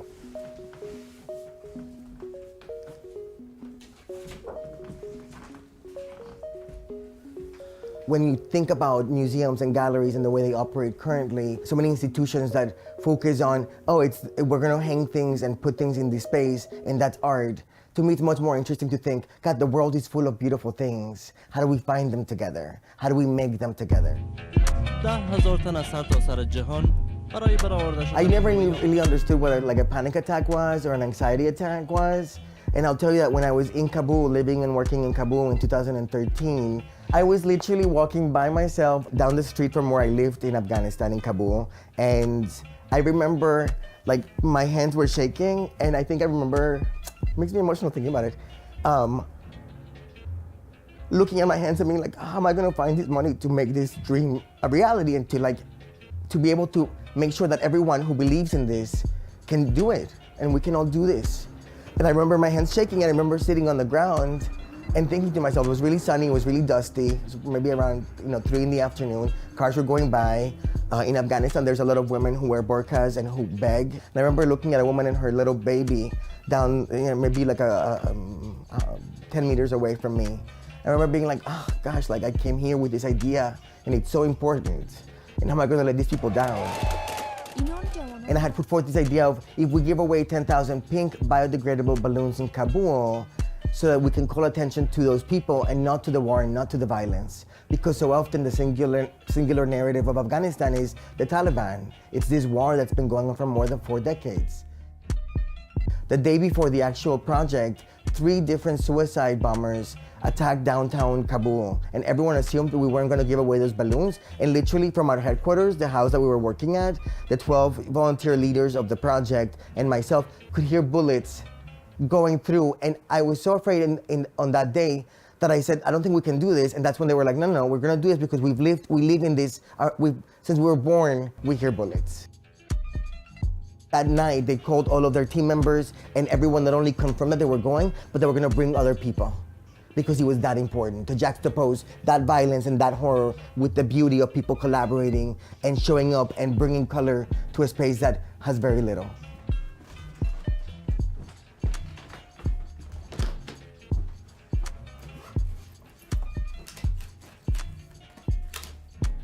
Right now we're going to the Center for Social Innovation in the west side of Manhattan here in New York.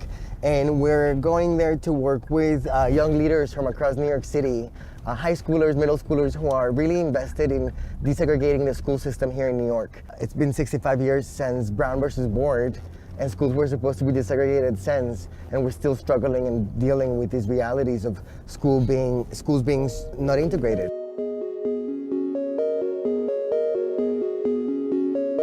So nice to meet you, Benji. It's a pleasure. Hey there. Nice to meet you. There are all of these different pieces of the story we're telling, and how do we make it more powerful? Because the truth is that it's your story, and so you get to tell it, and I'm just trying to figure out how we can really maximize and get the world to pay attention. Thank you so much. I want to see a little bit more wiggling happening.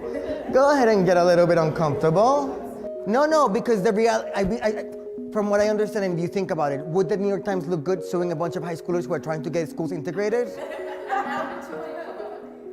So when we think about that, that's an opportunity actually to push, to get some pushback, to get attention on the stories we want people to be looking at and reading and understanding. I'm a Colombian man, and I grew up between Colombia and the United States. And as a gay man, I know what it feels like to be excluded and to not belong.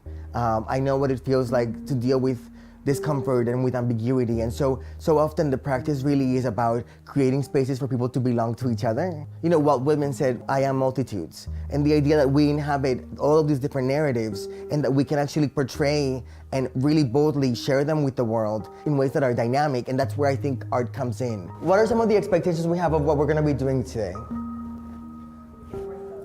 Get work done. What does that work look like? What are some of the things that we're gonna be doing today? Change the future. Thank you so much. After that exhibition in New York in 2007, one of the things that I understood for myself was that it was really about that practice of making together. And one of the things too that I was thinking about then was, how do I create paintings and sculptures so that people are not just looking at them, but they're actually inside of them? And so I really began building worlds and creating spaces where people could connect to each other meaningfully. And so when I think about what a living sculpture is, it's really simply people coming together and making and co-creating and ideating. And in that process, building art, but also building relationships and bridges among themselves. The Future Historical Society is a project that we're developing at BRIC in Brooklyn. And it's really exciting because what BRIC said to me was that they were really interested in harnessing the imagination and the creativity of a group of neighbors in downtown Brooklyn and Fort Greene. And so what we've been doing over the past couple of months is it's a group of 25 people who have been working together, not only towards cataloging their own stories of the neighborhood, of themselves, but really building through, and in the next couple of months, we're building an exhibition that's happening all over the neighborhood that tells the stories of the neighborhood from a very personal space.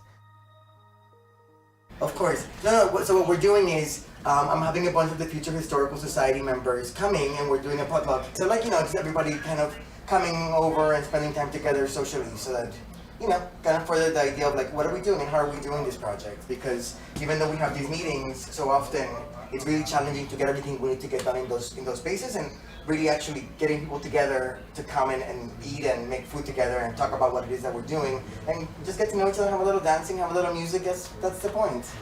So it's gonna be good. Yeah, totally. I can't wait to show you. I was actually on vacation with my family recently, and my brother-in-law, Juan Esteban, looked at his son, Lucas, and he was like, oh, he's so in love with him. And I was like, he loves him so much. And so he looked at him and he goes, this little boy gets more and more beautiful every day. And I thought that it was so gorgeous. I was like, he's a year old, so he's really coming into his own body and his bones and his muscles. And I looked at him and I was like, of course he's going from being like a toad to becoming an actual frog with like shape. And he looked at me and goes, I think you're totally wrong. I think it's really about the fact that I'm spending more and more time with him, and therefore I love him, and my love for him makes me see him and makes him more beautiful to me. Welcome. How's it going? Good. If you want to put your things down in the room right here, okay. And then just make yourself comfortable.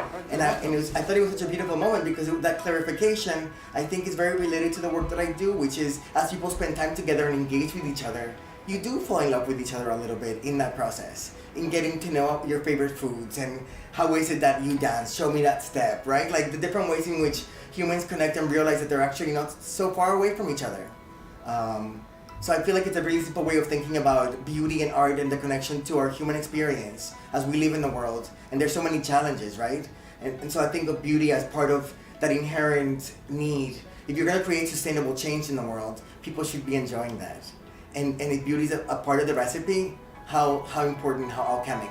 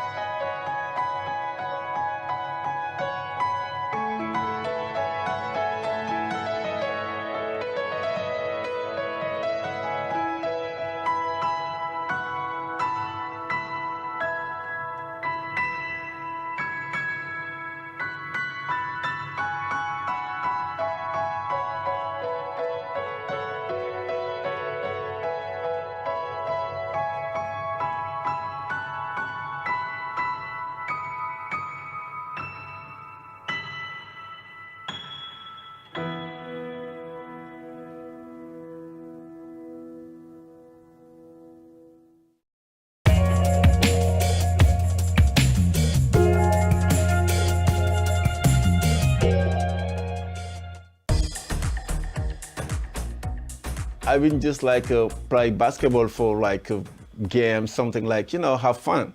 And I was so good. And then later on, my boss said, you know what, son, you have to choose one. You cannot have both. You have to choose the basketball, or you have to, when you want to be a designer, you're going to choose to be a designer. And I asked my mom, I said, Mom, you know what, I'm so stressed. I want to be a designer, but I used to play basketball for hobby, something like that, but I'm good. But my boss tell me to choose one. I don't know what I'm going to do. My mom said, you know what you want to be. You want to be a designer, so leave the basketball. I say, you're right, Mom. I don't say no words. I leave the basketball and I following my dream. And I don't regret that because I'm happy.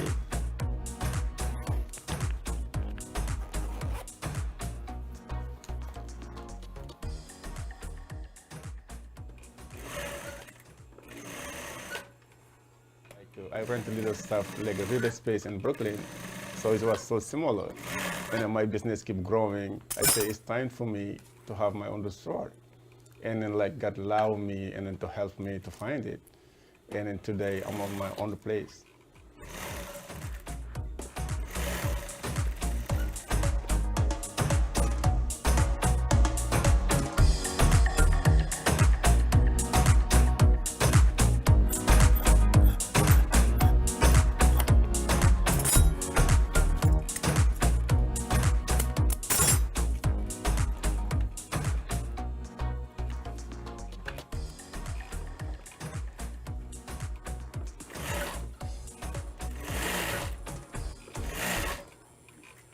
Oh, Brooklyn like is inspired me for Senegal too, because like we all people, and then all the good people you meet is like a family to you, and then we all family. And then when I come in Brooklyn, it reminds me Senegal, it reminds me in Paris, it reminds me everything. So I'm happy to being in Brooklyn.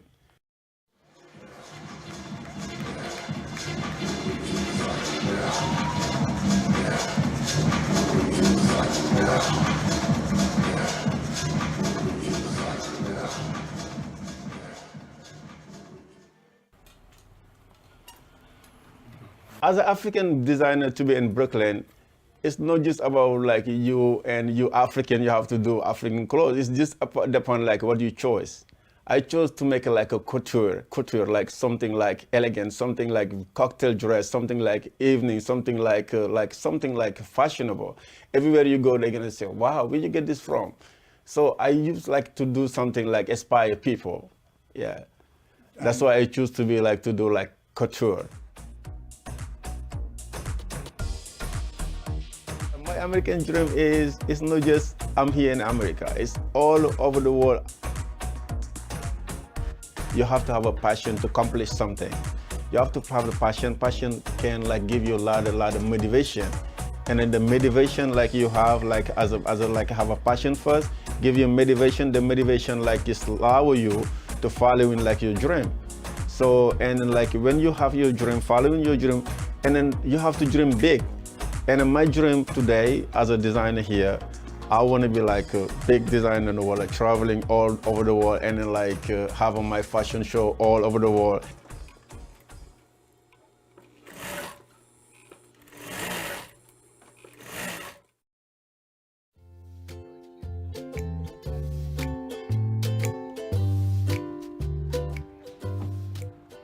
The power of flowers are amazing.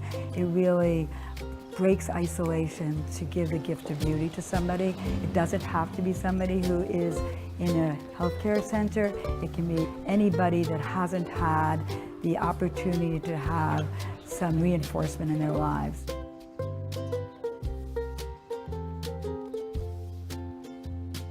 I'm Caroline Gates Anderson. I'm the founder of Bloom Again Brooklyn. Bloom Again Brooklyn, it upcycles flowers. It goes from the very beginning of flowers that were going to be trashed. They weren't going to be used because they had nowhere to put them. There was no place to donate them to.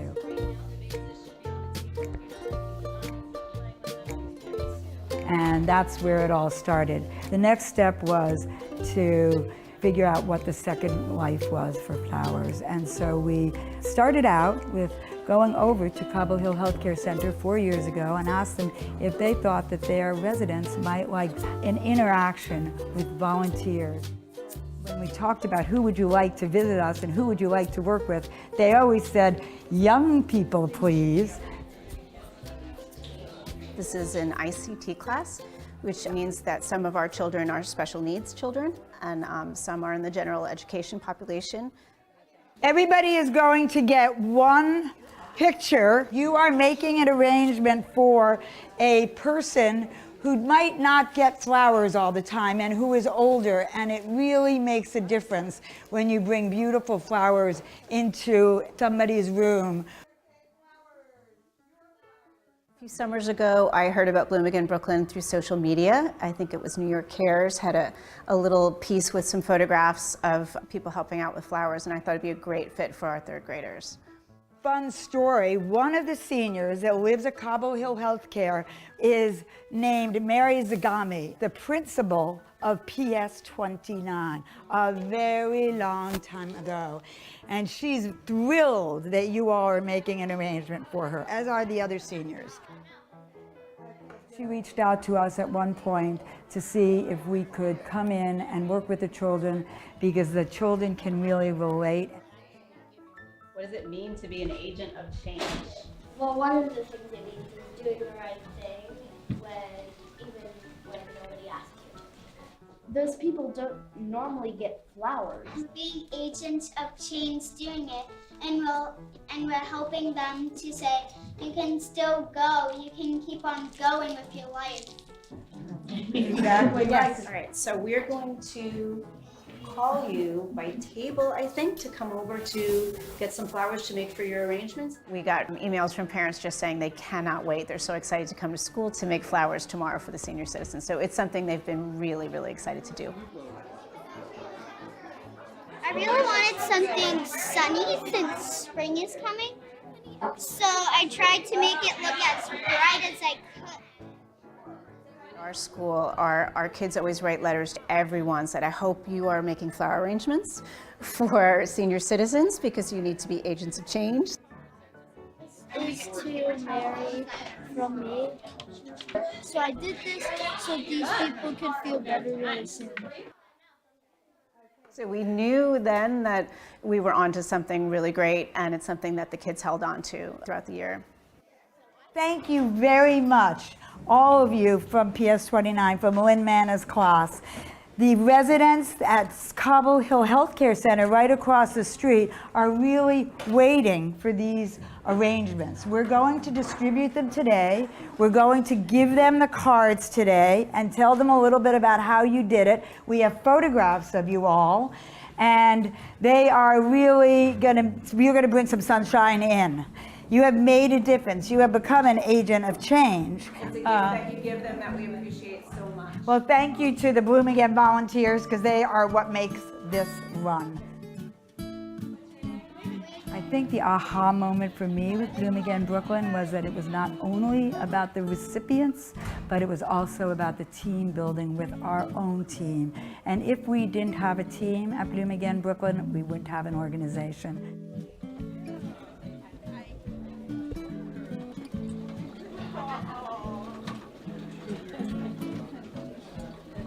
See it as working with all sorts of organizations to enhance their missions. We enhance our mission. Hi, how are you? One small one there. Hi, we've met before. Yes, you How are you? Which one do you want? To help people have an enhanced life that have had some tough times. Flowers are for everybody. I was just gonna say, what about this one? That's nice. This is pretty good, right? Very. Yeah? They're really food for the soul. I mean, they really feed the souls. And I think that the residents, the way in which they look forward to them every week with the volunteers visiting with them, feel the same way. Hi, Mary, how are you? So these are flowers for you, made by the children of your old school, PS29. They made some cards. Kamari at PS29 said, Happy Spring. Mary Zagami, I made this for you so you are feeling better, Kamari. Oh, that's a nice Happy Spring. It's been a real privilege to work within the community with both Cobble Hill Healthcare Center and PS29. And it really is uplifting for both the children and the seniors.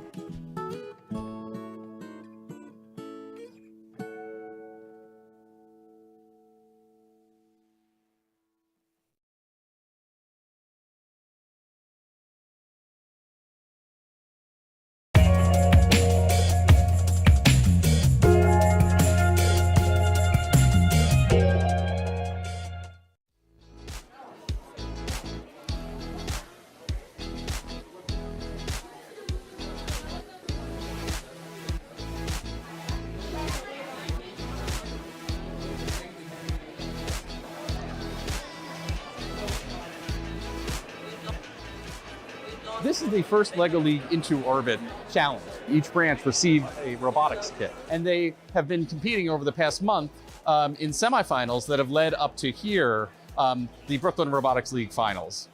We've got kids from Diker Heights, from Homecrest, from Sunset Park, and Bushwick in this room.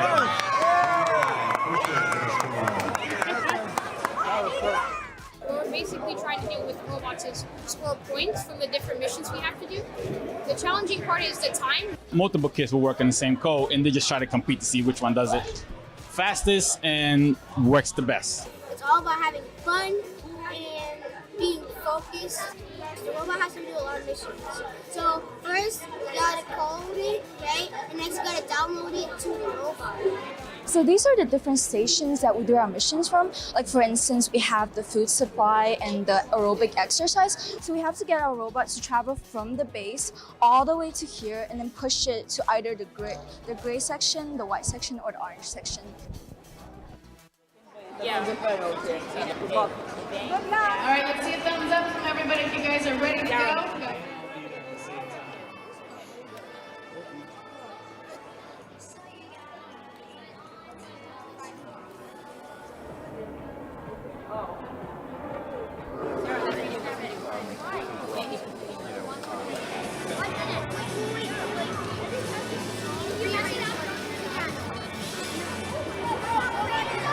I'm gonna have you guys help me count them down. Ready? Satellite, say satellite. 7, 6, 5, 4, 3, 2. Programming is now like learning your ABCs. We felt that since the library is in every community, if we have a robotics program at our libraries, then all kids in Brooklyn can have the opportunity to learn coding and learn to program robots. Now they're finally seeing that scientists, they need to be more diverse culturally, and also engineering and math are great career paths. It always makes me feel proud to see how kids that are competing against each other actually step up to help each other. You know, there are two values that we have, cooperation and gracious professionalism.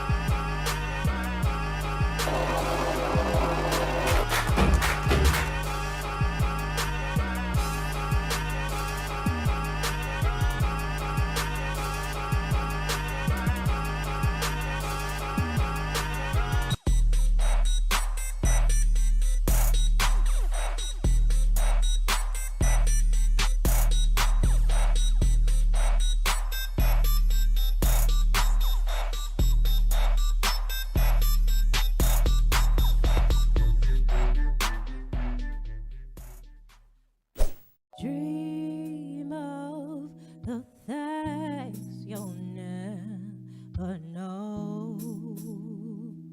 Oh, dream of the beauty within your soul.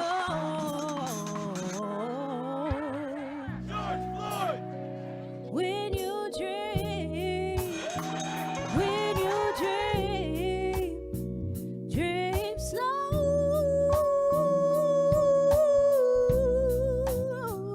Take the time to let dreams grow.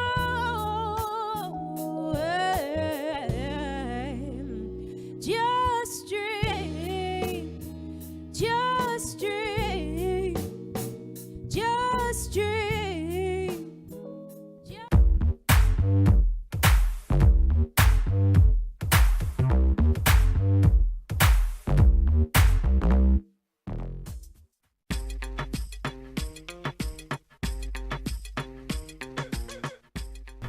I'm Gunther Farai. I'm Gunther Farai. More energy is it? You should take a shot of Henny for your call. Hey, this is Gunther Farai. This is DJ Jam. This is DJ Extra, and you're tuned in to Talking for Curry on BRIC Radio. All right. You want to explain what Talking for Curry is? Caribbean news, views, and interviews. You're Russian so far, you take your time. Like, say it as if it ain't scripted. Featuring different aspects of the Caribbean through interviews, updates, and musical segments. As well as old talk. Well, you know, it takes me 5 minutes to explain myself. Yeah, it do take a while. Yeah, clip. Yeah, you don't explain yourself. That's some time ago. Nah, I want to do the ending. Because you messing it up. All right. We're gonna try again. You can subscribe and follow us right here. Pew, pew, pew. See that dramatic pause you give? Right here. It's a wrap.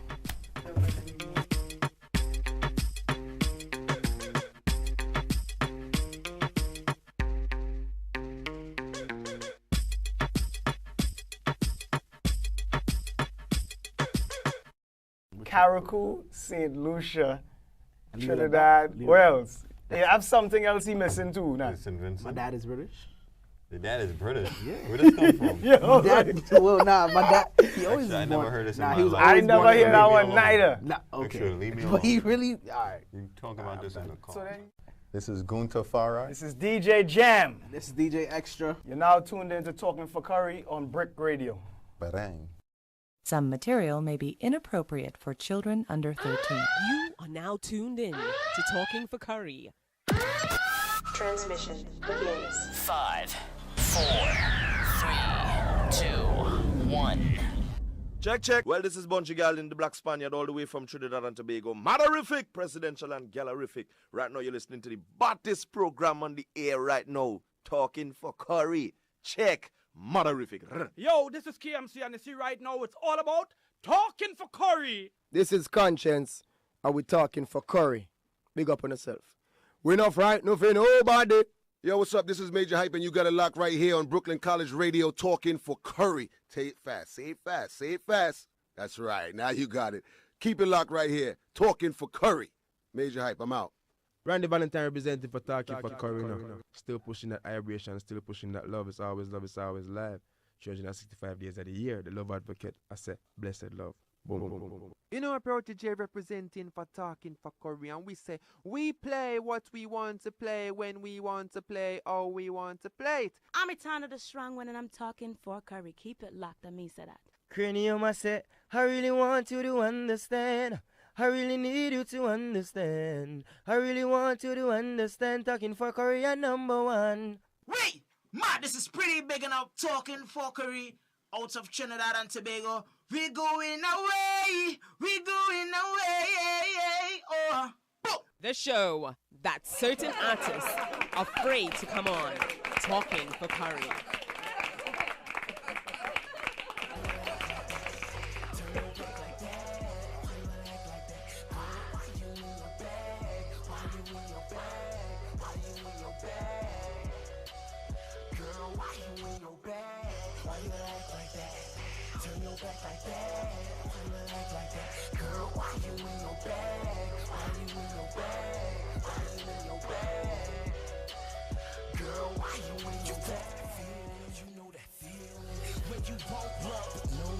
Less appealing till I'm Al Bundy, married with children. I had to let her know that you get out your feelings. I'm just kidding, but on some real shit. What you mean by that? Sometimes I ask myself, why you gotta be like that? But once a good girl's gone, she might not be right back. I was just fucking those girls, I was gonna be right back. Infatuation with money gotta be like that. Cause first they lie to you, then they lie to me like that. Try to blur your vision, how you gon' see like that? Who would've ever thought relationships could be like that? You out the crib now, but you live now. Sitting off the grid now for kids now. Stacking the chips now for the bid now. Stand up, nigga, that enough, sit down. Holding with the shits now, with the shits now. Lobster strip now, big fish now. VIP name on the list now. Say never change, funny how you switch now. Why you gotta act like that? Turn your back like that. Why you gotta act like that? Girl, why you in your bag? Girl, why you in your bag? Girl, why you in your bag? Why you gotta act like that? Turn your back like that. Why you gotta act like that?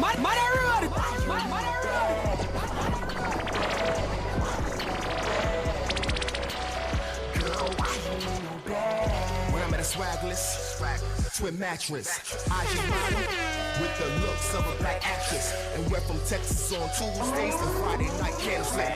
Last time while she riding it, but I just couldn't understand this. Fell in love with that passion, fell in love with that passion, became stupid. Gave a pencil and plastics, threw a key to that M5, full cash out of Manhattan. My car's jackets, Natasha watch me hold transactions. Meanwhile, I'm zipping through traffic on the radars and them scanners. My side chick from Atlanta, my main lady won't understand this. I told her Kim was a scammer, but the lust he picks up in magic. There ain't no TMC cameras. Why you gotta act like that? Turn your back like that. Why you gotta act like that? Why you in your bag? Why you in your bag? Why you in your bag? Why you in your bag? Why you gotta act like that? Turn your back like that. Why you gotta act like that?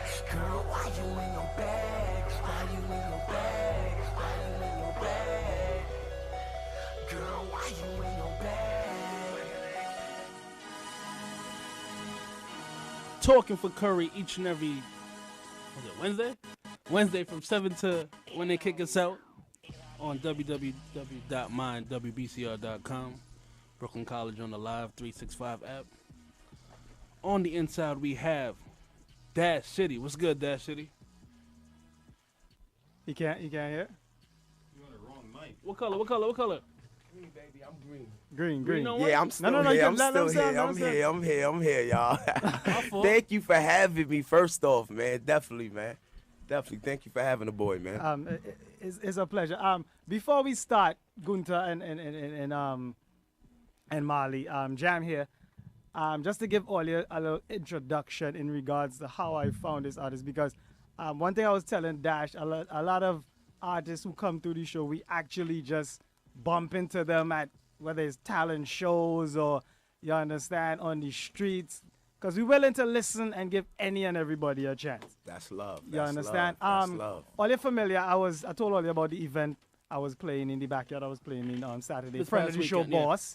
You understand? As well as Christ was performing there. Yes, Christ, man. You understand? Jesus Christ. Go to iTunes, everybody. Cop that Believe, man. Definitely, Right. man. Mixtape dropped last week, Friday. I actually have it. I didn't listen to the whole thing yet. It's dope, You baby. understand? It's dope, But Jam. Check it out, Jam. I definitely will. I definitely will. So, Okay. Backyard Swinging had a performance, and this young man. Ow. You understand? I did the mix down again for everybody, and he was like, yo, please, can you just... I said, don't worry yourself, you're safe. You understand? You're safe. Sorry for bothering you, by the way.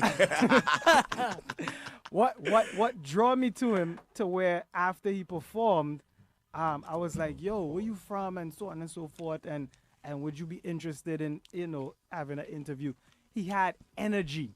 Oh, man, that's Like- love. Like I can see the energy already. You could, right. I You already could see feel him. energy. Just from the interaction before love. he went on the air. Right. You understand? At least he asked me my name. All them guests just pass me and don't say nothing. You know what I mean? It's respect. baby. No, but Always Kunta, love. it's the type of energy, right? Yeah. That, like when you go to certain performances or certain concerts, like the artist would have an energy. You ain't know the song, but The energy alone. your mouth moving like if you know the words and you understand you're jumping up. Don't mind, you ain't never heard the song before. He had that type of energy to where everybody was just grabbing. Yeah. They ain't know the words, but they still bouncing with Jam, him. they and was going crazy, right, Yeah, Jam? yeah. They was they you was understand? going So I was crazy, like, man. yo, we have to do an interview. I said, I ain't trying to hear nothing. That's Talk love. to Christ, he'll tell That's you. love, It's yeah. a green light. Shout on Christ, we man. show. Wherever you at, bro. understand? So this is how we end up with Dash City Definitely, sitting man. in the I'm studio here. right now. So- Jam, thank you so much. Going to shout out Marley. I ain't forget you, baby. We here. Want to thank everybody. Yo, man, I'm nobody, y'all. Thank you for even having me. Nah. For real, man. It's real. Thank you for even having me, man. I did a couple shows across the tri-state, but I'm still working, y'all. This the beginning, you know? So thank you so much for even having me, man. For real. Speaking of the beginning, you told me you're originally from Guyana. Yes, sir. GT. Banner. Don't do this to me, y'all. Is that where you're born and grow, Yes, or sir. did you migrate, or how? Tell us how it was Let me give growing you a up little, in Guyana. to be honest with you, bro, I wish I could give you the detailed how it is growing up, but I actually came up here when I was 2 years old. Oh, okay. My mom, Duke, she's back in Guyana. I want to shout her out, too, if she's listening. Mommy, I love you so much. We finally made it. I'll let your boy. GT, Sussex Street, we here. Come on, man. So you came up to America when you was 2. Yes, sir. Where did your family reside when you? We actually moved to Flatbush, Brooklyn, Martins to be exact. You know what I'm saying? So Flatbush, we here. Definitely a shout out. But then I also moved to the 50s right after that. East Flatbush. Yes, sir. After that, I actually left New York and I moved to Atlanta. Out there, I was out there for a little while, and I'm back, y'all. I'm here to do this music thing, you know what I'm saying? Performed out there a little while, got the buzz up, but New York is my home, so I'm definitely here to represent. All right, tell us about your first instances of where you decided, okay, I think music is the route I would want to go. Man, you gonna send me back. Yes, I told you. I got you, bro. That's why we here. Well, to be perfectly honest with you, bro, my first instinct, oh man, this is when I had first time I ever heard Reasonable Doubt, man. That boy Jay, I ain't even gonna lie to you, man. When I heard that, it's like I was hooked. I wasn't writing or trying to do music. I was just interested in music. Like that's what put me on the rap music. I'm not even gonna hold you. That's real talk. So that was around what? Your high school years, that junior high definitely school? was around my junior high school years, my late junior high school. Reasonable Doubt definitely got put onto that. We ain't gonna throw the age out there, nothing. Yeah, but y'all know what it is, though, man. Definitely Hov all the way. So aside from Hov, who else was you listening to in that time period? Please don't judge me, y'all, but I'm more of like a Tribe Called Quest. Like I swore I was Q-Tip. I still think I'm Q-Tip. Guys, look, I still think I'm Q-Tip, y'all. I ain't gonna hold you. I was always that DOS Effects, more of a hip hop kind of guy. I love the beat and all, but I was more of like the lyrics, trying to get into the content, real meaning, you know? It was not about just, oh, you look good, money, how you doing? I want to know real your life, what you really about. So that's mostly the artists I connect with. You know, that's how it was for me most of the time, you know? Brooklyn, we here. Gunter is gonna say something. Yeah, well, I was, but Marley didn't mute my mic. I was saying DOS Effects. Yes. Yeah, they dope. Man, why you doing this to me, man? That's definitely one of the influences. I can't even lie to you, bro. That's good, cause I'm tired of all this regular Hov, Nas, falling off rappers. I'm glad you, know bro. what I mean? I'm so glad you said that. But you told me I'm joking with the falling off part, but I'm tired of everybody naming the same influences all the time. Absolutely, man. I'm sorry, man. We all from the same, you know. But we all have different stories at the same time. But There's so many artists out there. Yeah. Absolutely, man. We forgetting about a lot of the great ones, to be honest with you. Yeah, definitely. R.I.P. to Fife. Oh, yeah. That hurt me, bro. That's that guy in these stoops. Okay. That's why I said, bro. That's why I said it hurt me that you mentioned that, bro. It hurt me. I said, oh man, R.I.P. man. You know what it is, man. We here though, man. We here, man. Thanks for pointing that out, Gunter. It's love, baby. Talk to us about your first instance of recording, like actually, saying, all right, I'm influenced to the point where this is something I can do, but now let me go into actually putting it. Oh man, you want to be honest? The first time I recorded, it was I'm lying. It wasn't fire, bro. It was trash. I didn't know what was going on at the first moment, but I worked at the craft. Was it the lyrics? Was it the flow? The beat? Was it the whole thing? It was me trying to be somebody else. It was me trying to be somebody I wasn't. You know what I'm saying? It took me time. I worked on the craft. I wrote it. I had to get into myself before I could actually give it to the people. You know what I'm saying? So when I took the time to get into that, then I felt like it was more me. It was more organic. You know what I'm saying? Other than that, there we go, man. My first time was not good, guys. I don't want to lie to y'all. It was give me some lyrics. You can give me some lyrics on that. At this moment, oh man, I'm too good. It's good now. I'm good now. No, I'm good now, y'all. That's when I wasn't good. You know what I'm saying? Oh my Lord. I ain't gonna hold you, man. All right, so what happened? Oh, I didn't hear the instrumental, my bad. You're not listening, brethren. You're not listening. It's instrumental is pumping in the background. Take your time now, Gunter. Yeah, we here, man. The energy was overpowering the instrumental, you know. I told you, that is what gravitate me towards him, man. You know, we just feed off of positive energy. You understand? Always so positive, y'all. You understand? Positive I had energy. to get him. So when you went down to Atlanta, right? Yes, sir. Went to. All right. Went forward. That's what you were supposed to. When you migrated to Atlanta. when you went forward to Atlanta. That's what you do. When you migrated to Atlanta. You understand?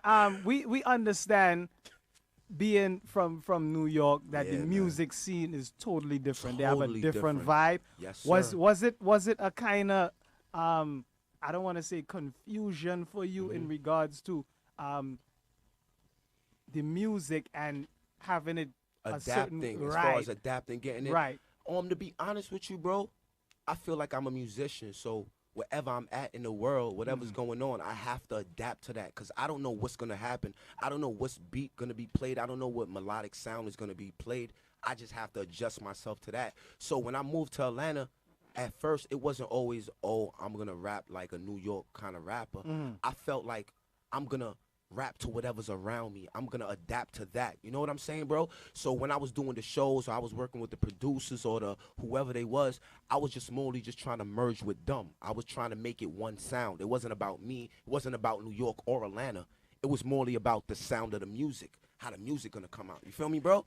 That's what it's really about. Was it difficult working with some of the artists or producers? You want me to be honest, or you want me Was it an honest show? I ain't trying to. I don't want to black. Oh, you feel as if Hannah ain't some on them dishonest show? Dishonest show up here. We don't normally encourage artists to not call names, but in this case, I don't care. That ain't right. So it sounds like you have some stories there that. Bro, to be honest with you, bro, I feel like that's everywhere because I worked with artists in Atlanta, I worked with artists in LA, I worked with a lot of different artists. So I feel like you're gonna go places and you're gonna meet people that I want to use the word you're not gonna connect. You're not gonna connect with everyone. You know what I'm saying, bro? It's that simple. It's not better. Or I'm better, they're better. It's just we're not connected. They was garbage. No, we're just not connected. They were garbage. No, we just not connected. I would say connect. We just not connected, man. That's all it is, man. Yo, we just not connected. Step your bars up. We can't sit in the same studio. Man. You understand? Or you can't ride this rhythm. Like, yo, step your bars up. I'm gonna let you say that, Jam. I ain't saying that, Jam. Was they acting funny because you from New York, or was it all love where they just embraced you because you was down? And you know what's crazy, bro? That's Marty, I'm glad you even brought that up. Yeah, well, I'm because certain places I go to be honest with you, they have like this misconception about New York people, so they already look at us a certain way, so they think like, oh, he gonna talk about drugs, killing, and all that. But our music's nothing like that. So when they actually get into it, they love it, Marley. I ain't gonna lie to you. They might start out not understanding me, but when you get a chance to get into what I'm kicking, they usually rock with me, baby. And how long were you in Atlanta? Oh, I was out there for approximately, let's say, like 3 years. Okay. Definitely, man. Okay.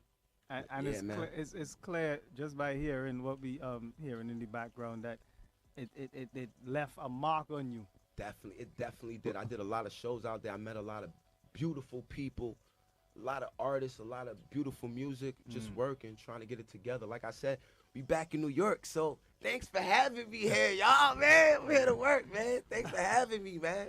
For real, man. Could be anywhere in the world, man. They're here with us, man. Let's rock, man. And we appreciate it. Talk for Curry, man. Let's get it.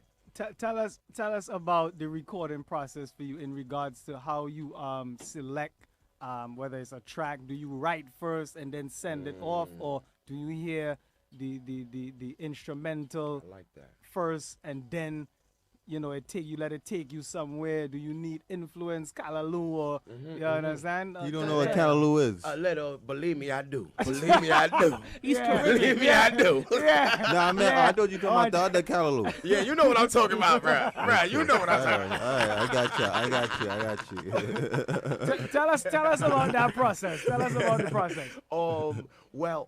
First off, I want to definitely give a shout out to my producer, John, because he's definitely a major part of the process, because most of the times when I'm shifting through beats or whatever, I'm not just looking for like, oh, I got hot lyrics, I got the lines. I usually try to leave it up to the melodic sounds, because me personally, I feel like it's the sounds that drive the people. So I just try to merge with the sounds. I'm not trying to be more than the sound. True. Once I merge with that and the people connect with that, they're going to connect with me. You know what I'm saying? Like, I think that's something that MCs really forgot. Like, MCing is for the people.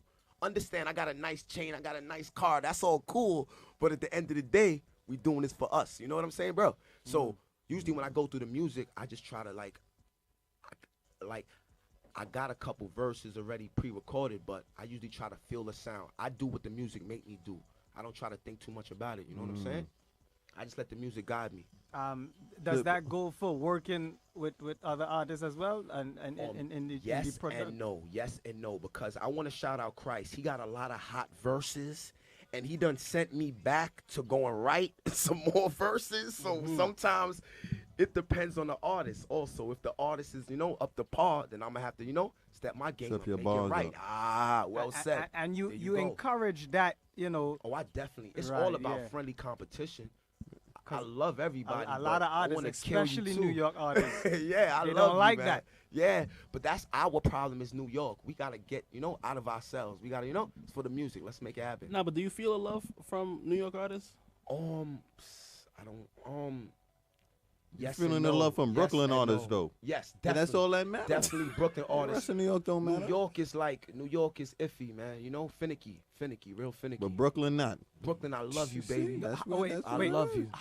Compare that to Atlanta, because a lot of in hip hop, right? They like to say New York artists always fight each other down, but Yeah. in the South places like Yeah. Atlanta, they always help the kin man out or other That's artists true come. Is it and is not this true. true? It's Being that- true and not true, because being from both places, Mhm. to be honest with you, bro, New York is the same thing as Atlanta, except it's smaller. Mm. You know what I'm saying, bro? Like Atlanta have the space, so like they got more room to do things. They got more people coming out the woodworks. New York is a box. We all fighting for the same thing. True. It's like crabs in a barrel. It's True, more true. harder. You know what I'm saying, bro? It's just different. It's not better, but it's just different. Just different. That's all it is. It's You- just different. You know what I'm spoke saying? about MCing, Yeah, which definitely. a word that a lot of rappers don't use. It's a lost art. Somebody you stoops your T-Jam? Nah, Oh, I'm hearing it's it. a lost art, bro. No, you ain't hear that was a guy in the streets. Oh, that was from you. I'm Oh, sorry, I y'all. thought. No, I'm I know sorry, Jam y'all. sometimes be throwing little darts at me, so I didn't know if he was trying to. I know you, Jam. Well, I'm speaking of MCing. Who Yes, do you call like your top 5 MCs? man. Since you mentioned that. I got a Can I second throw in question. anybody that's passed away? It or don't they all matter. have to You be- whatever, Oh, whoever. okay. Even if they don't exist and you Oh, feel, you know what I mean? Oh, all right, bro. I'm gonna have to say, well, at this point, I'm gonna have to say number one. I want to start with like. Don't let me have to mute your mic. I gotta start with like KRS. Okay. I gotta start with like. See, they not Okay. gonna know KRS because that's Yeah. my guy right there. But I'm gonna have to talk about. Let me see, Coogee Rap. Okay, the God. Oh man, oh my God, man, these people, man. I gotta shout out people like I said before, Tribe Called Tribe. Quest, because my sister, she always had a thing for them boys. So when I was younger, I So you had have a grow choice up. but to listen to them. So I had kind of like, you know what I'm saying? You understand that? But Tupac Shakur is definitely another one. I cannot leave that guy out of this. Okay. What a pun. That's my guy. Yeah, pun. Like, it seems like we always forget about that guy, but he's definitely one of the greatest. But, I appreciate him more than before. Yes, well I think when said. he was alive, I was like, but when well after I'm said. like, he was spitting. I think you was probably listening to the commercial. Yeah, The well commercial. said. Nah, but I got pun that one, but I was just listening to straight Brooklyn though. See, that was my fault too, man. I'm on that same wave with you, bro. I really like who these Hispanics out here rapping. Hey man, shout out all Hispanics out there, man. Ain't nothing like that. We love y'all. Nah, I Ain't don't mean nothing it in like a that. bad You know way. what it I is. ain't mean it in a Yeah, bad of course way. not, man. That was the views and opinions of Gunta Farad. Oh, y'all gonna do me like that tonight? Nah. We Alright, love you, alright, it's all Gunta. good. Ain't It's nothing all like good. that, baby. We got We to love edit you, this man. part out then. We have to edit this part out then. Y'all gonna do me like that? I wasn't even mean it like that. You see? It's all love. It's all love, See how y'all. we go? Everybody, it's all love. Tell us, Dash. Well, hold on. You hold on. Yeah, You yeah, hold on. Gunta had a second part to that. Okay, Yeah, I sorry, did. sorry. I like this guy. Thank you. Jeez. You see what Jan be doing me all the time. though. Jan ready to go. Also on the topic of MCs, how important is it that you feel to write your lyrics? Because I guess the whole Drake thing is that he may not really be writing, so you might have to kind of drop him out the list. And so I'm what definitely do you? dropping him out the list. Okay, well he was He was on your list? He was on my list Until before you I found out. Guys, I'm so sorry, Drake. If you're listening, you make beautiful music. No, guys, seriously. Drake, you make beautiful music. You and your guys. You guys make beautiful music. It's nothing personal. You and your writers. Yeah, you and your writers. Your 82 writers. It's nothing personal. You guys are beautiful. I'm just saying, I'm from more of the, you know, old school. I'm more of the New York, you know, you have guys. to write. Credit. Yeah. Yes. Put the time in, guys. And you know what's Get the killing me? It's pencil, not man. even the writing part, but it's like somebody's actually rapping a song the same flow before he even do it. That whole that's like. Go, could you please say that again, bro? Yeah, Where you they should- do that at, bro? Where do they do in the that sex, at, bro? in the sex. Where, bro? In the sex. Where? This is crazy. I don't know what's going on in the sex. Listen, sex man. is shaking. I don't know. Add another 2, man. You know where we at, baby. You know where we at, baby. Listen, man. Add another 2, man. It's hell, baby. You know where we at, man. It's crazy. Shit. Damn, Drake, you done fell off over here. Hey, you know what I Drake, mean? Drake, Summer 16. Hey, Listen, man. shout at your boy. Don't Listen, worry, holla but at your boy. don't worry. When you got your number 1 hit, you want to jump on the remix, we just going to delete the whole interview. Nah, we ain't got no traces of what happened. Don't worry. You good. You ain't going to have no traces of we got you covered. Don't worry. Man, we keeping it 100 with the man. It's how we feel from day one. It's how we feel in the mall, man. We don't care, man. Yeah, I'm Real with it. rap. No, delete the interview. Listen, you people get a pencil and a pad, man. There's nothing wrong with originality. Yeah, I'm I'm with sorry. you. There's nothing wrong with that. I'm with you. And that's definitely what is lacking now, right? You get me? Definitely originality. I'm sorry, guys. We from New York. Yeah, because then you got to put Drake in that Puff, Dr. Dre class. You know what I Thank mean? you. That's where you got to. Wow, you found somewhere to put him. I didn't even know where to. I didn't know Well, yeah, where I to put go. him there. I didn't know where to put him. I Well, wasn't sure. Well, you know, I help out sometimes. So You I said help Dre. Okay. Okay. Yeah, I Drake, like that. that people that don't write their own rhymes. But you not feeling this, Molly? Like you got No, something no, to say? no, I agree. Oh, you think, agree? Molly? I I'm wasn't agreeing. sure. Think. Jam is a Drake fan, you know. Oh, that's I'm why telling you're you. not saying I was that. never a Drake fan. at the Jam, beginning. not you. Jam is a Drake. I could just tell by his reaction already. Jam. Watch Summer it. 16, baby. No, hear what he gonna say. I respect Drake as an entertainer, of course, and he's of not course, an of MC, course, so of it don't course, really of course. matter. And he never claimed to be an MC. MC. So we answered your question already, Jam. Next question. Remember Ask your it. initial question, Gunter. Remember your initial question. Dash say he makes MCing. wonderful music. Initial question. You ain't hear Dash say that? Dash Yeah, say but he man can't is be a big. part of the 5 best, you know, or No, top listen, MCs. You know, listen, nothing against you, baby. People thought Millie Vanilli made good music. Yo, I agree. You guys don't like that? Yo, you guys don't like. Yo, what up, y'all? So what we putting Drake on MC Hammer list? Like that's the list going on? MC Hammer wrote his own lyrics, guys. Oh damn! So Drake has been low that. That's Damn. Millie. That's Millie, y'all. Play one dance in a fetna and see Oh, what happens. wow. See if them people and them trying to. Yo, did he write that? We talking about hip hop. We talking about y'all. MCing. Yeah, All I right, didn't ask you who got the biggest reaction in the fest. You cannot knock me. Yo, mute this man, Mike. You cannot knock I ain't me got time for this. for having a He's DJ's a Drake perspective. Nah, shout out Drake wherever you at, man. You in the No. 6 right now, man. Shout you out, bro. Well, I ain't not shouting you out. This is Gunter, Gunter. beautiful This is thing. Gunter, and I'm not shouting you out. Gunter, This is Marley Fire for Drake. Oh, man, Gunter, come on, y'all. when you as a Rasta man trying to wind up to hip hop. Hold on. Yeah, now it's hold up, right? Why you- Now you want to talk about Look hold at up. him. Look at him defending Drake to the death. Look at it. Look at it. Look at it. Yo, Oh, man. Dash, Yes, t- sir. tell us about performing. Oh, man. What So a you look beautiful like you feeling, got man. that Yeah, like- that Method Man, Busta, DMX. You might jump in the crowd. You look like you're ready to jump in the crowd already. Bro, I usually do. I'm I sorry. could tell. usually I do. could I want to tell. apologize to the people under me beforehand. Because that's usually what happens. So I want to apologize, guys. It's just the energy, You got the positive energy. love. Yo, I gotta That's see a all I'm performance, about. man. It's Yeah. man, it's crazy, man. It's just love. I wonder. We gotta check Christ's page. Yeah, check man. his I got a page. couple I things think up it on might my be. page, guys. I just did something in Queens not too long ago, a couple weeks ago. Okay. I got a lot of things coming up right now. That's why I definitely got to shout you guys out for even showing me the support and love. Thank So, you for that. Is y'all. there a Definitely, project man. in the works? Yes, sir. I got Okay. H&M, Hunger for Music. Okay. I got that coming definitely late Mixtape or February. EP? Yes, sir. A mixtape. Okay. That's the mixtape. Okay. Definitely coming. Hunger for Music, H&M. Original Definitely. tracks, the old beats, like I free. have- How you doing it? Freestyles, folk songs, mix. It's a 12-song EP. Okay. I have about 4, I want to say 3 to 4 tracks that are not original. Everything else is original. I want Okay. to shout out all the producers and Okay. everybody that helped me out on the project. We just that close. I'm just a step away right now. So basically what I'm trying to do is just drop these little new joints right now.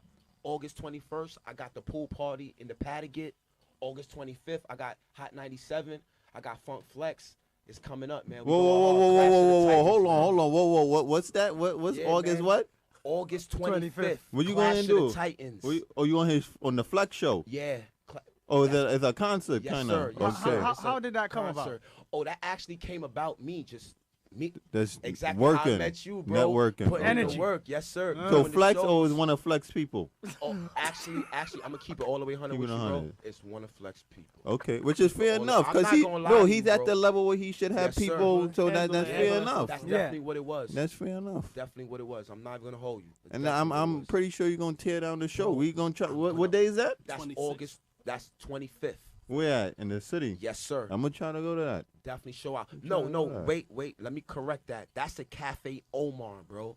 Oh, really? Oh, yes, yeah. sir. Local. Cafe Well, we there. Omar, bro. It's gonna be lit. Don't worry about it. Graph, Graph, wherever you at, bro. I want to shout you out too. That's the big homie. Big up Wanna Graph. Shout out Big up Graph. Graph. Definitely, I want to shout out. He gonna be in the building. We got Mano in the building. It's gonna be right, y'all. You said August 25th? August 25th. I got it That's up a on Thursday. the page. Yes, sir. I got it up on the page. Clash of the Titans, man. Definitely, man. Well, Graph, you said Graph, Mano. Yes, sir. DJ Funk Flex and DJ Drewski. Definitely want to City. shout them out. I'm in the That building, should man. be a good- that should Famous be a good one. Alliance. That's definitely good look for us. You know what I'm saying? Definitely a good look, man. But before I forget, shout out Redman because I also have the pool party. That's August 21st. Who Redman? So that's Which another Redman? Reggae DJ. He's a reggae DJ. Okay, because a million Redman. Yeah, right? That's crazy, right? Not Vibes Man, DJ. Redman. Nah. This is DJ Okay, Redman. He run reggae music like that. I know it ain't Redman the rapper now. Oh, nah. I wish it was him, but you, nah, it ain't you him. messes with Redman. Word, Man, Funk I'm Doc. definitely, man. I'm with Listen, it. man, I love him, man. I'm with it. No Always, Drake. man. You know what I'm it with it. Oh, man.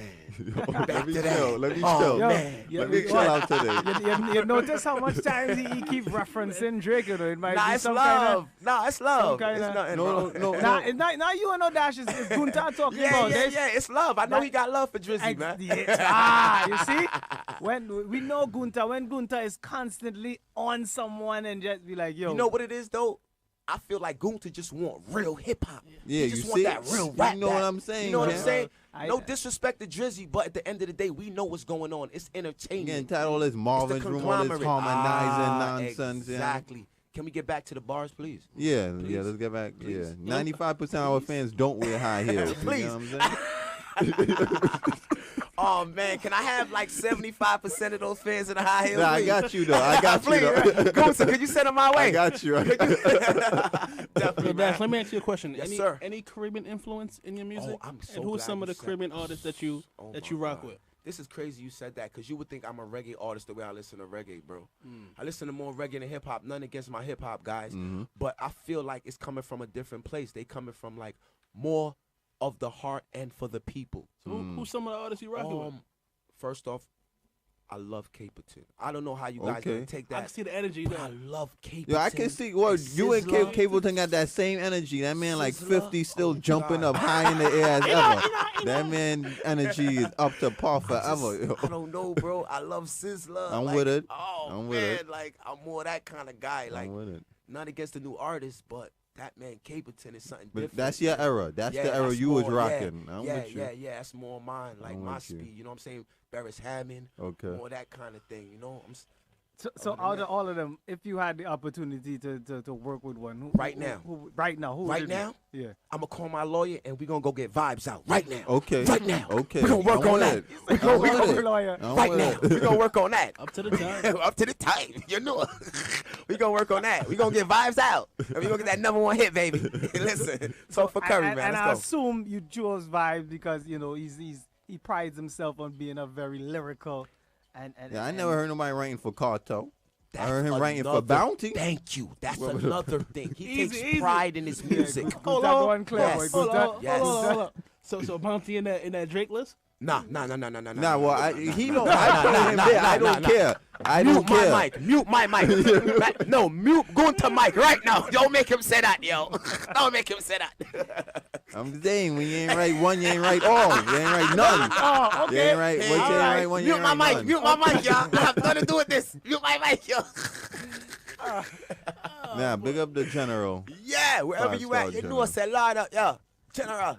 If we gonna get you on the show when they kill her, don't worry. man, And I'm gonna ask you how many songs you wrote in your life. I'm gonna ask you dead to your face. Wow. I ain't I'm acting for a percentage. I'm gonna be fair. I'm acting for a percentage. And he might. He gonna have to leave the show.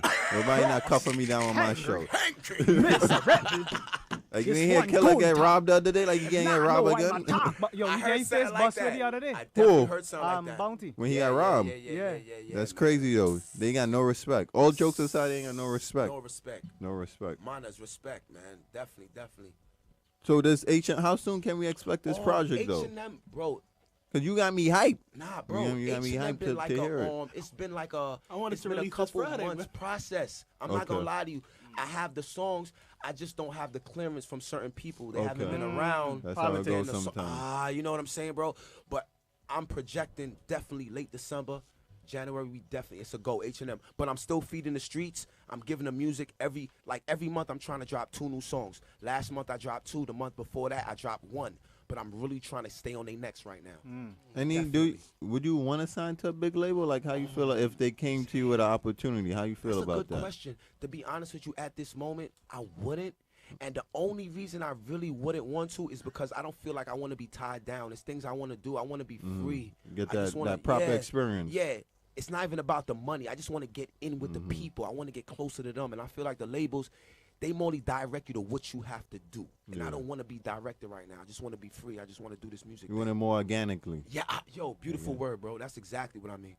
Well, you know, I try sometimes. You know, I got a few, bro, few good. words. You good, bro. Talking for Curry. Good, bro. Talk for Curry. You know what it is. We have Dash City. I'm here, man. Despite adversity, stay humble, man. In the city. Yes. That's Brooklyn, man. FA, we here. At The Talking name- for Curry the on name- Instagram. Yes, sir. We Famous updating as we go. You understand? So, Holla at us, man. The name Dash City. How did that come about? To be real, like, I always want to be a rapper. I have a weird first name, and I figured everybody would laugh at me with my first name. So, despite adversity, I stayed humble. And they go Dash, it's the acronym. And City, I'm from Brooklyn, Flatbush. FA, Famous Alliance, that's my gang. Flatbush Americans, family always. So I'm definitely repping where I'm from. That's what the FA is all about. That's the Famous Alliance. That's me and my brother. That's the whole gang. Shout Christ. Shout everybody that's listening right now. I know you are. Thank you, my G's. You know? Shout out Curry once again, man. You guys giving me the opportunity right now, man. I think I'm Jay-Z, man. I think I'm Jay-Z right now, man. Thank you guys, man. For real, Big up man. Hov write his lyrics. Ow. I'm gonna keep throwing shots for the rest of the. Yeah, you already know. And that man 43. And that man up there. Wait, why did I throw his age out there? I didn't mean to do that. No, you did it, not me. That ain't had nothing to you do with me. That was you. That Don't was you on your. Hov, do not blackball Curry. Please do not. Please, Hov. Please. I like these guys, man. Yeah. Live inside. Well, Definitely, talking man. for Curry. Shout out You know my what I mean? guys, Live man. on the air. Definitely, man. Yeah, I mean. So Definitely, man. So far as production wise, like Sir. how do you decide which producers you want to work with? Or like is it they just kind of reach out to you, or you have to reach out to them, or? I'm not a special guy. I'm not better than nobody. Okay. I'm still on Twitter, IG. I'm on everything. So looking you for doing new the work. sounds. You're doing the Yes. groundwork. Yes, I'm looking for new sounds. I'm working with new artists. I don't care if you in Africa right now with a drum and a flute. If it sounds right, And you I'm could- gonna find you. Okay. And we're gonna get it working. We're gonna hit the True, record and we're gonna get it working together. It really doesn't matter who you are, where you from. Just, age appropriate. That's all it's about. That's all I'm trying to do right now. I wish we had video because you have a. Well, I don't want to like a kind of eccentric kind of look. So, when most people they might not even think, because you know how people they try to look at somebody and they try to put this I know like what they you mean. know what he Stigma. doing. Labels. Yeah, I mean Yeah. all these Yeah. labels and these Definitely. stigmas, which is incorrect. Yeah, Definitely. but Absolutely. once we put up the pictures, they're gonna Yeah. see that. Yeah, I mean what they. Definitely, man. I feel in the style. I like the Thank jumper. you. I always wanted to rock the jumper, but I man. can't rock it like you. You know what I mean? Bro, nah, so I bro. just left it alone. Bro, they still laughing at me. Bro, they was For what? laughing Nah, at me for when a I left minute, the I mean- house, bro. For what? People laughing at me Nah, when I I already left the knew house. the jumper was coming back. It's Nah, the flavor jumper though. was Like, on I ain't point. worried about that. Yo, thank you, go. Nah, for real, man. for Ross, real. thank you, man. Nah, for real, real. man. That's flavor. Thank you, man. So what we doing? What we going into a song or What y'all wanna do? What you I want to don't- do? what y'all You wanna want to? do?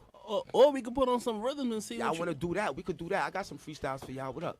Let's do that. Hold on, let Gunta go in the room first. Yes, sir.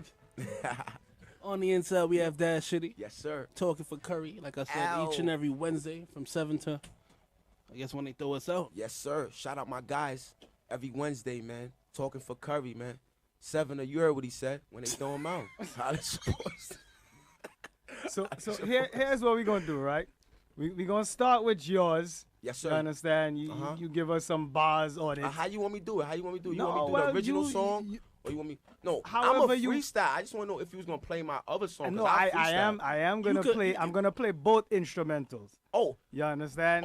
Look, and you do what you do. Okay. I might throw some hooks in afterwards. I was some going little, to say to you, if you got something that's not what I brought, if you got I- something no, of your that's own, what I'm telling you. I surprise can me. throw in some little surprise me. curveballs. I might like that. And some little, I might like some zingers. that. I might like that. I got some New York, Brooklyn beats. Aye. You That's what I want understand? to hear, man. Don't judge me. Don't judge us. We just working. Don't judge us, man. We just working. Dash City. Oh, yeah. Talking for Curry. Shout my guys. Go to, I see you. Marley. Oh, yeah. Oh, I feel like I was destined to be here. I get some money. It's the only thing made me different. Same charges, no menages. I ain't have a car to pull up at that new garage, kid. But she so bad that she treat me with a friend and she eat me with a friend. She never cheat me or pretend, cause she know that. Same guy better slow back, hold that. Young city better fold back. Big gun better hold that, pop, pop. Better know that. If my name ain't changed, cause the money never changed the man. So ain't no way that money gon' break the man. How they gon' judge us? Same guy, Holy King Selassie can send me to where I reside. That's in the sky, homie. I don't think you really do or act like it's. Young Dash boy can never act like him. I am not the same as y'all. I am the last in Onaki that was sent here to finish y'all. How could you ever stop me? No. It's the $8 Shall I get into my Optimus Prime every time I hit line for line? There you go. We at. It's still the same rap. FA, I'm still here. Sales, they can't judge us. Gunta, they said they want us to stop. But Marley, we can't stop now. Let's go. Why? I said you could be anywhere in the world, but you rocking with us. Curry, where we at? You would've thought I was Curry. 3 shot, get in a hurry. City, same guy, same block, get it more. Niggas wanna get me, but the niggas get it all. I don't wanna talk, but you never get it all. You cashing me in the bank or the mall. I don't care what they did, where they from. City got it all. What you did, where you at? Same shot, same hand. Then gotta shot my niggas style. Same shot when you blend. Then my flow's outstanding. I don't think they understand him. It's a freestyle. Please don't judge me. Just see me on Flatbush. Run up and throw me love. Same guy throwing blood. Crip that, know that. Where they at? Same guy, really at. Young Dash, really at. Where I'm really at. From the same drop. City cat to the at. Where they at? Not really that guy. City hold it down. Where I'm really that fly. Freestyle, don't judge me. It's some freestyle shit though, y'all. I'm fucking around. Shout my guys. Curry, you know what it is. I'm still here. We just bullshitting around right now. But I ain't done. I'm ready to go back in. Here I go. Said she got a man switching the plans and he ain't even know that be shit. And she told me, yo, Dash, nigga gon' stash. On that money gon' be shit. And you niggas never had shit, won't be shit. And you niggas don't be shit. And she looked in my eyes and told me, Dash, that money never ever really means shit. Think of this love, I think that it's not. I think it's the arrangement. If it's not money, then really what's the meaning of us making the arrangement? Huh? We still fucking around. We still right here. Can I get something else? Oh my God. I gotta take the brims off for this one. Easy, Dash. Easy. I gotta take the brims off for this one. Yo, Dash. Keep it clean. I'm sorry, I'm gonna keep it clean. Cold-hearted militant killing, complete stopping the guillotine, stopping. They say, Dash, please keep it clean. I got you, brother. I'm sorry about that, Marley. Here I go.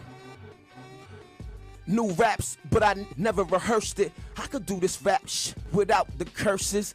I could tell you rap, don't hit the cursive. They be writing, heavy thought, it's like lightning. When I strike Mike, boy, it's like Mike hitting a back fade away from the point, man. Meant to say you can make the appointment, but anybody that wanted with city, you gon' need the ointment. Boy, I'm like a junk man, shot where.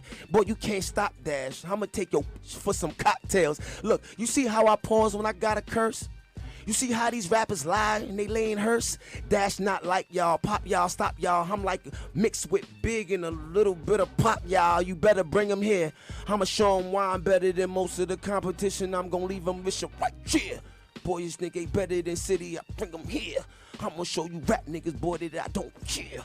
I don't care about the feelings. Ho, his flow is so appealing. You boys children, you right there. Run up on that weak rapper like, yeah. Oh, I heard you got it, rapper right there. I'ma have to get it regardless. You boys ain't flowing with City because his flow so ridiculous. My shorty, she think it's shh. You boys talking, but you boys ridiculous. Ha! It's freestyle rap. You can't change me. Untamed or homie. Yo, Christ, where we at? We gonna hold it down. F.A., my brothers. Oh, man. I remember when I had nothing. That was just the other day. For you, hip-hop. For hip-hop, anything. I would run over the park. I remember having nothing, sitting in Tilden Park. They laughing at me now. Playing on the swings. Them boys had money. I had no chain or a ring. I would only be myself, because that's all I had inside. Oh, at that time, I had dreads, and I would reside with the Crips and the Bloods. Trying to be a thug until I realized that shit'll get you nowhere. Sorry for the curses, Marley. I'm just trying to be smarter than my competition. Leave my opposition missing. Niggas only talk like they love you, but then when you turn your back, it's Cain and Abel. Man, them rappers telling fables. I ain't able. I'm the illest rap nigga at this table. You could call me the King Arthur at the round table, but I'm not writing. I just let my mind strike the beat like lightning. Let's go. I don't even know anymore. Shout my guys. Hey, thanks for having me, y'all. It's some freestyle. It was nothing pre-recorded. I just let the mind work. Thank you. Thank you, man. We talking for Curry. Thank you, y'all. Shout my guys. This one definitely. Thank you for having me, going y'all. into the archives. Thank you, y'all. Thank you for having me. You understand, Dash? Wait, how you get the name Black? Oh, How did that listen, come? Talk to me about that, real fast. Bro, I got my wife with me, bro. You trying to get me in trouble? How I got the Black Brad? Bruh. Listen, bro. You know, we gonna talk about that. We gonna talk about that at another time, man. Come on, man. Talking for Curry each and every Wednesday. You know what it 7 is. p.m. Shout 10 my p.m. guys, man. DJ Jam, Gunta on the inside, Marley on the inside. Dash City. Yeah. You understand? Famous Alliance. We made it. We here, man. Brooklyn, Shout my guys. Atlanta, Thanks Connect. for having me, y'all. Gunta, Sick. Marley. Thank Sick. you, y'all. Thank you Sick. for having me, No man. pre-written, no reading the Blackberry, freestyle. no That's Drake. nothing. That's how we Sick. like it, Gunta. That's how Off we the ball. encourage it. Off the mind. Let the mind work. Real fast, tell everybody the itinerary, where they could find you, where they can get in contact with if you. If you guys are not busy, like I said, the 21st, I'm going to be at the Paddock. Or the 25th, I'm going to be at Cafe Omar. Saturday, I'm definitely going to be in the city. I'm not sure if I'm going to be at Reflections, but I'm definitely going to be working this weekend. Stay tuned. The IG is the Black Brad Pitt. That's DABLCKBRADPITT. I'm also on Facebook, same name. Definitely check me out. Nothing but love. You send love, I send it right back at you. And the project H&M. H&M is gonna be out soon. definitely. That's gonna be out late December. Okay. That's a most def. All right. But I'm feeding the streets music. I'm not stopping, bro. I'm feeding them every day. I'm giving them something new. Definitely check out the SoundCloud. Also famous_alliance. I got all new songs up there. I put something up there like 2 nights ago. So if you want to go check that out, you gotta check that out. In her bag, new track. Yeah, so we're gonna be definitely promoting. Definitely, bro. All your music. That's love, man. All the events you performing at. Definitely. And you know you a friend of the show, Oh, so we that's expect you. automatic. We expect you up here when the project drop. Bro, I'm here, bro. Don't Call get me Hollywood, and I'm here, bro. Call me and I'm here, bro. I don't want to be trying to find you and I gotta go through your manager, Bro, cousin. Bro, we skipped we skipped the manager, bro. Right, that's we skipped the manager. We got the man. We skipped the manager. Okay. We off that. Face to face is for the people. We here, man. We with Definitely, it. man. We here, with man. it. Thanks for having me once again, y'all. Marley, thanks for having me, man. I calling it now best freestyle. Stop it. Stop it. Don't let I'm Christ with do it. that. Stop I'm it. with it. Yeah. For the year so far, right? Stop it. No, Bullshit. Stop it's it. unanimous. Stop it. It's unanimous. Thank you, guys, but You stop the understand? bullshit. You remember what we want to do? We want to do that Brooklyn Caribbean little rap cipher with Right, I'm with you it. bringing Christ, I'm here, Low y'all. Life. I'm here. Low, what's it? Low Vox. Sorry. Let me know, y'all. I'm here. Let me know I'm here. Chromatics. Yeah. Now we gotta get yeah. chromatics too. When chromatics, but we gonna that's get a something six. we're We gonna working get a six cipher. Yes, we sir. got a little plan that I'm here, I got bro. something in mind too. So I'm we here, bro. gonna get that Say going. the word and I'm here, y'all. Y'all Yeah. show me nothing but love. New York, I want to let y'all know these people, man. Look, man, these guys, man, stand-up guys, man. Nothing but respect for these dudes. I want you to do the same, man. Love and prosperity for everybody, man. Famous Alliance, man. Well, I'm feeling the love today from everyone today, Mal. Everybody came on the show was showing us enough love. Yeah. It must be me. That's what it's about. It's It you, ain't go true, to. yeah, I know. It's you, man. I'm telling you. Nah. I'm playing. It's everybody, man. Man, once again, Dash, Yeah, Yes, one sir. love. give thanks Thank for you, coming y'all. through. Definitely, no problem. We greatly Anytime. appreciate it. Like Molly Anytime, tell you, man. you're a friend of the show now. Always, you know what it is. Any events you are part Hey, of, my any name is music you Gunta, have by the coming way. up. My name Shout is Gunta. Gunta. You Not know what Mar- it is? You said Shout Mar- Marley too, man. My guys, Yo, man. next song you make, throw Gunta name in it. Next song you make, because I'm working on a song right now. Now you don't want to do that. Groupieism right Whoa, now. whoa, whoa, You understand? Nah, it's love. It's love. I know. Nah, it's I love. know. It's love. I know Respect, Jam it's ain't got love. nothing good to say about me. Oh, I knew that man. was tough. Oh, Jam ain't got man. nothing good to say about me. Damn. Yo, talking for Curry, keep it locked. love you guys, You man. understand? Still have more. Oh, man. I don't know what y'all doing right now, man, but keep it locked, man. You know what it is, talking for Curry. Let's go.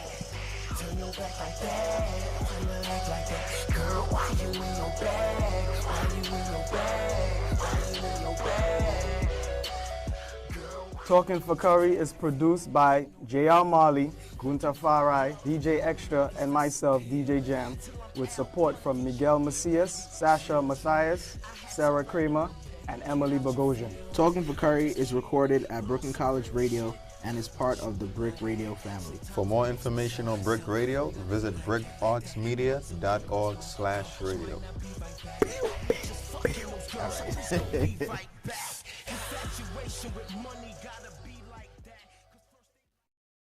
On the inside, we have singer songstress Ashley Scarrett. What's up? What's up? What's up? What's good? Everything good? Yeah, everything is good. How is everyone doing? Yeah, we Well, tryna you the make- first person to ask how we doing. Oh, see? Nobody never asked us how we doing. Well, I'm What- doing but- fine. Thank you for asking. That's good. Just trying to maintain. Good, good. Still alive. Ain't shoot we down yet. Yeah. True. We also have family of the show. Striker. Hello. Wait, That was the Andrew voice. Oh my Lord. Striker, what's good? I'm chilling like a villain, man. Well, who you are, Striker? Let's reintroduce yourself to. Hi, I'm Striker. From Heights of Wisdom. All right. You acting like you now like you a rookie. Never that. Never rookie. I know Jokey, but Easy. All time better. Welcome to the show. Oh my Lord. Thank you. I could remember Gunta where we was in the city. I the don't remember city. the name of the spot. It was from Farai and Tachi event. Right, correct. I don't remember the name of the event. Nah, I don't remember the. You remember I the think location, was Ashley? it the shrine? Was it the shrine? Nah, it wasn't Shrine. It was in the city. This was recent, right? Like 2 months ago. Like in a basement-y kind of. Yeah, Right. yeah. I can't remember the name of the place either right now. But I know exactly what you're talking about. They had a show and they invited me to perform. And y'all were there? Yeah, we was there. Alright, That's how I talked to Gunta. Gunta said, We got yeah, video so- of you too. We just ain't put it up. Yeah, we just holding on to the video until on the to right it. time. No, we go talk about that. You may not remember, but yeah, we remember to the T. We don't forget things wrong here. That's good. You understand? So we got. I don't know if it will still be good when you hear me talking. Oh boy. Yes, exactly. So we gonna talk about that later. Ashley Scurry, where are you originally from? I am from St. Lucia. Really? Yes. So you might be related to Extra. Who's Extra? That the little short fella who. He's St. Lucia? So he say we don't know really know where he from. I think on who's your mother? Tuesdays and Sundays he's St. Lucia. I don't know. Okay. Oh, she might be related to on the front of the show. Yeah. Moncherry. True. Oh, I know Mosherry. We're not related though, but Okay. she's cool peeps. You sure? I know, we do look alike. I hear about but- Lucian fathers, and I know. Hey, wow. Well, my dad is in St. Lucian, so. Okay, all right, good. You're in the clear then. Yeah. Because we actually had, hold on, St. Lucia. We talked about St. Lucia Carnival last week. Right, because it just passed in July. Yeah, you listen? You like any of the songs this year? The panda one. You feel Oh, that? There we go. Finally, somebody with sense. Well, that concludes the Spirit interview. Please leave the room. I'm not going anywhere. But no, it's okay. What do you like about the song? I think it's one of the best songs I heard for months. I don't think it's What's the joke, though? What's the joke? I don't Dead know what's serious, so though. funny, guys. I don't like the energy, but I think I like the song because I know the guy who Mac 11. yeah, not Mac 11, the producer. Oh, the producer. Okay. He's an understudy to my producer. The studio he's using in Anstare, it's a community in St. Lucia where Yogi was raised. So the people behind the production, it's like extended family. Okay. And I don't know if you guys know, but Black Shiny recently picked up the song. And did he? Mac 11 did some dub plates and stuff for him, so it's gonna do the thing where it goes viral. So, you know, it's just a good look for the people Well, he's behind friend the of the scenes. show too, because in fact, he might be calling in next week more than likely. Yeah. Nice, Yeah, nice. he's good. Well, yeah. In But- terms of if you know, it's what your definition is of a good song. There are different types of songs for different occasions. His song. He's the one. He's the only one that dislike it. Nah, I don't like it. Yeah, well, we all that's like it. okay. If everybody liked everything, life would be boring. Correct so. is right. You understand? So That song is a 9 out of 10. But Gunta them not try to crucify me because I tell them they like. No, yo, there's nothing wrong with that. This is the hottest song since sliced bread, boy. What's wrong with you? I don't know about. Play the I drum, mean, listen. Next question. So you were actually born in St. Lucia and grew up in St. Lucia, or no? Well, to get technical, I was born in Florida, but literally never lived in the States until 2011. So I was raised entirely in St. Lucia. Oh, so tell us about your bring. How was it growing up in St. Lucia? It was. I mean, it's all I knew at that time. Looking back at it now, I'm so happy that's where I grew up. But you know, it's a lot of really great people, and you know how the Caribbean energy. It's always loving and lots of music, lots of food, lots of partying.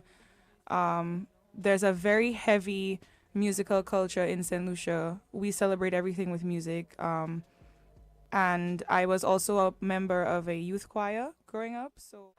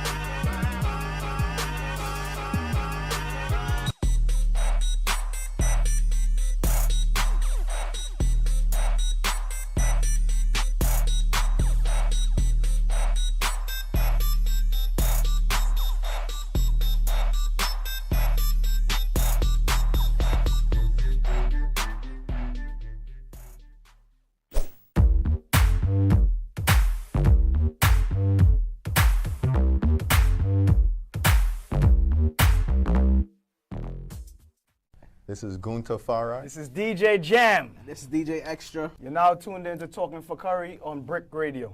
Barang. Some material may be inappropriate for children under 13. You are now tuned in to Talking for Curry. Transmission begins. 5, 4, 3, 2, 1. Check. Well, this is Bunchy Gal in the Black Spaniard all the way from Trinidad and Tobago. Maderific, presidential and gallerific. Right now you're listening to the baddest program on the air right now. Talking for Curry. Check. Maderific. Yo, this is KMC, and you see right now it's all about talking for Curry. This is Conscience, and we talking for Curry. Big up on yourself. We enough right, no for nobody. Yo, what's up? This is Major Hype, and you got a lock right here on Brooklyn College Radio, talking for Curry. Say it fast, say it fast, say it fast. That's right, now you got it. Keep it locked right here, talking for Curry. Major Hype, I'm out. Randy Valentine representing for Talking for Curry now. Still pushing that vibration, still pushing that love. It's always live. 365 days of the year. The love advocate, I said, blessed love. Boom, boom, boom, boom, boom. You know, a protege representing for Talking for Curry, and we say, we play what we want to play, when we want to play, how we want to play it. I'm Etana the Strong One, and I'm talking for Curry. Keep it locked, and me say that. Cranium, I said, I really want you to understand. I really need you to understand. I really want you to understand. Talking for Curry, you're number one. Wait! Ma, this is pretty big and I'm talking for Curry. Out of Trinidad and Tobago. We going away. We going away. Oh. The show that certain artists are afraid to come on. Talking for Curry.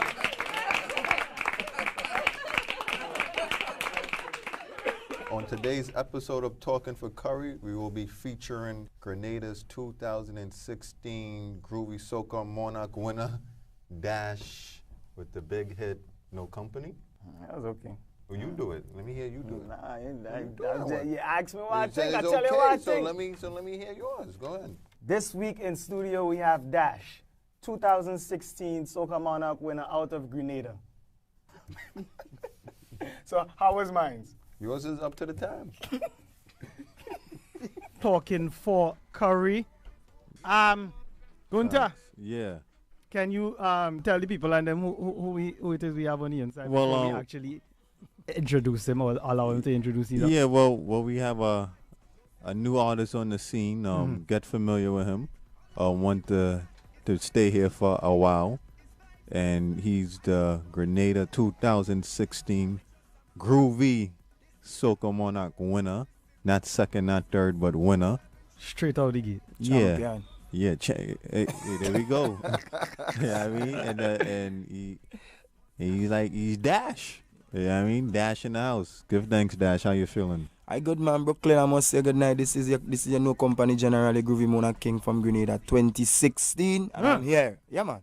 Claim it, man. Hold, you know. Must. This is your time to brag about it. Not to brag. It's mine. First of all, welcome to the show. Yeah, man. It's you understand? This is your first time in New York? First time. Well, Gunter, we doing good, boy. Telling all everyone. We doing good. Congrats, boy. Big up yourself. Thank you for coming through. You know how before we get in the interview, you know how we like to start the show with every Grenadian artist. You know Black Wizard? Yeah, I know Black Wizard. All right. How would you? No, Gunter, just hush your mouth, Gunter. Okay. You say you know Black Wizard. What does you know about Black Wizard?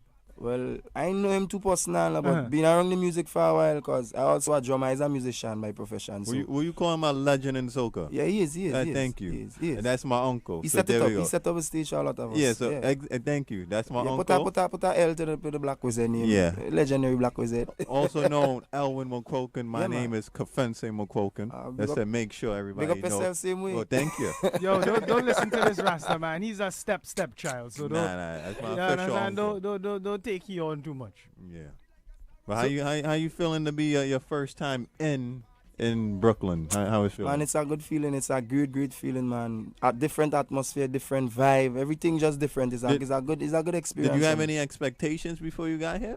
Not really, you know. I just booked my mind for anything, you know. Okay. Right now, anything happen, go happen. What to happen, go happen. And so you're based in Brooklyn. Yeah. Well, you're in the heart of the Caribbean right here, anyway. Know that. Same. I feel at home. All right. So let's rewind before you got to champion. Let's talk about life in Grenada. What part of Grenada are you from? St. George's, Library. Okay, so talk about this life growing up for people that may not know. Yeah, well, how life is in that part of Grenada in yeah, St. well, George's. I'm known as Sean Delamedi. Okay. Go by the sobriquet of Dash. Okay. I'm the last of my mother's 7 kids, so I was a baby in the family basically. But wow, my father used to sing. Okay. Back in the days, so I just pick up from there. Everybody in the family has some musical talent, but it seemed like I was the one who just get the full package. Growing up in Library wasn't easy, boy. Okay. Nah, it wasn't easy. It was a lot of violence, drugs, a lot of things. Man. You had to stay focused still because when you say, because we know Trinidad is always in the media. Yeah. Jamaica, but let's talk. But everybody think Grenada that's the most peaceful island. That I'm not glorifying the violence, but you have your bad man areas just like every other island. Yeah, you go hard at it. You have that in every country. Well, Grenada peaceful, man. Grenada peaceful. Grenada peaceful. And then how? Okay, so then how you got into the music? Or should I just say before you got into the music, who was you listening to get you into the music? Yeah, well, I shouldn't say I was listening anybody specific, but I've been around the music, been around pan. I used to take my mother buckets and pot cover and make drum set and these kind of thing and just create my own vibes. But growing up at the age of 10, 11, I started watching Black Stallion and these kind of fellas and Gypsy and these kind of fellas. And later on, I hook up with a Black Spaniard. That is the man I really watch and understand how the things supposed to be. Because he vibe and he style who's like Black Spaniard? Gallon, man. Oh, he catch me off guard because the longest I ain't hear somebody call Garland Black Spaniard. So caught me off guard. Yeah. So you grew up. So Garland was kind of that to be like I could do the soca thing. Yeah. So you wasn't like trying to do dancehall and then end up in soca. Same story. Yeah, same thing. I have a strong dancehall background. Sometimes you'll hear it in the soca too. You understand? But soca is a go. Soca is a thing. But I'm versatile enough to try any genre, man. If I get a chance, I'll sing a country and western. I'll sing a jazz.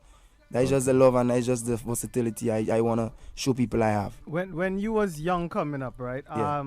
Were you and your siblings active in church? Because we find with a lot of Caribbean artists that, they cultivate or at least notice, the talents in coming up in church. Was that you, being that you had man, each and every one of us was involved with it. Choir, who playing tambourine, who shaking something. Each and every one of us line up on a bench. And the name Dash, how you got the name Dash? Well, the name came about real funny, just chilling with the homies, and one was like, "But what should they shot like a 60-meter dash?" And I find that real catchy and creative. Them time there I was short. I wasn't at this height I am right now. So imagine that. But you're still short. That's what I'm saying. So the man tell me I shot like a 60-meter dash. I say, well, brother, that is creativity. So I just take that and I go with it. And now I want to push that name over there and push that product. Well, you definitely go push it. I mean, the way you're coming out the gate now and you done aim for the title and get it already. But we go talk. We have some time. We go talk about that in a little bit. But what? If you could remember, what was the instance or what was the situation you was in or just the mood where you actually say, you know what, this is something that I will take serious and I could actually see myself performing and recording and, being the potential 2016 Soca Monarch winner? Well, if you could remember. Yeah, I feel I can remember now. Also, it had a time Bunji Garden came to Grenada. And he was in the stadium, it was a Wagati football knockout. And he was asking people who could freestyle. And my friends and them was joking me. I was shy. I was being honest. They give me about 3 push and I keep backing back. And one of my friends gave me a big chuck and I couldn't back. I just catch myself walking. I jump off the stage, jump over the barricade, jump onto the stage and freestyle like a madman. Bunji was amazed. People was shocked. The whole of Grenada pumping on the... And I went home from that feeling, that kind of vibe and that kind of energy. I feed him from the crowd and then I sit down and I say, watch, that is what I want to do now. You remember some of the lyrics? You could give me a little excerpt, a little 1 or 2. I just listen to it mostly every day and you go like this. Cameraman, take the picture. Lyrics are beat from the mic on the thing, it beats on the speaker. You know you get the treble, you must get the sweeter. The lyrics come bad and the boy get sweeter. Mad thing from Grenada, put your rag in the air and the whole stadium get quicker. Off the top and the place was bouncing, wavy. Yeah man, the vibes was nice, energy was up. Well, you good too. Once Garland give you that stamp, once you get the approval from the lyricist himself, then you know you're in a good state. Yeah, proper thing man. So then your first soca song you recorded was what? I know it's not this year you that started? The first soca song was, boy, I can't remember it. Not seriously, can't remember. Was it one of those? But the cameraman was sitting next to me. He was involved with it. He was young them time. Was it what? What year was that?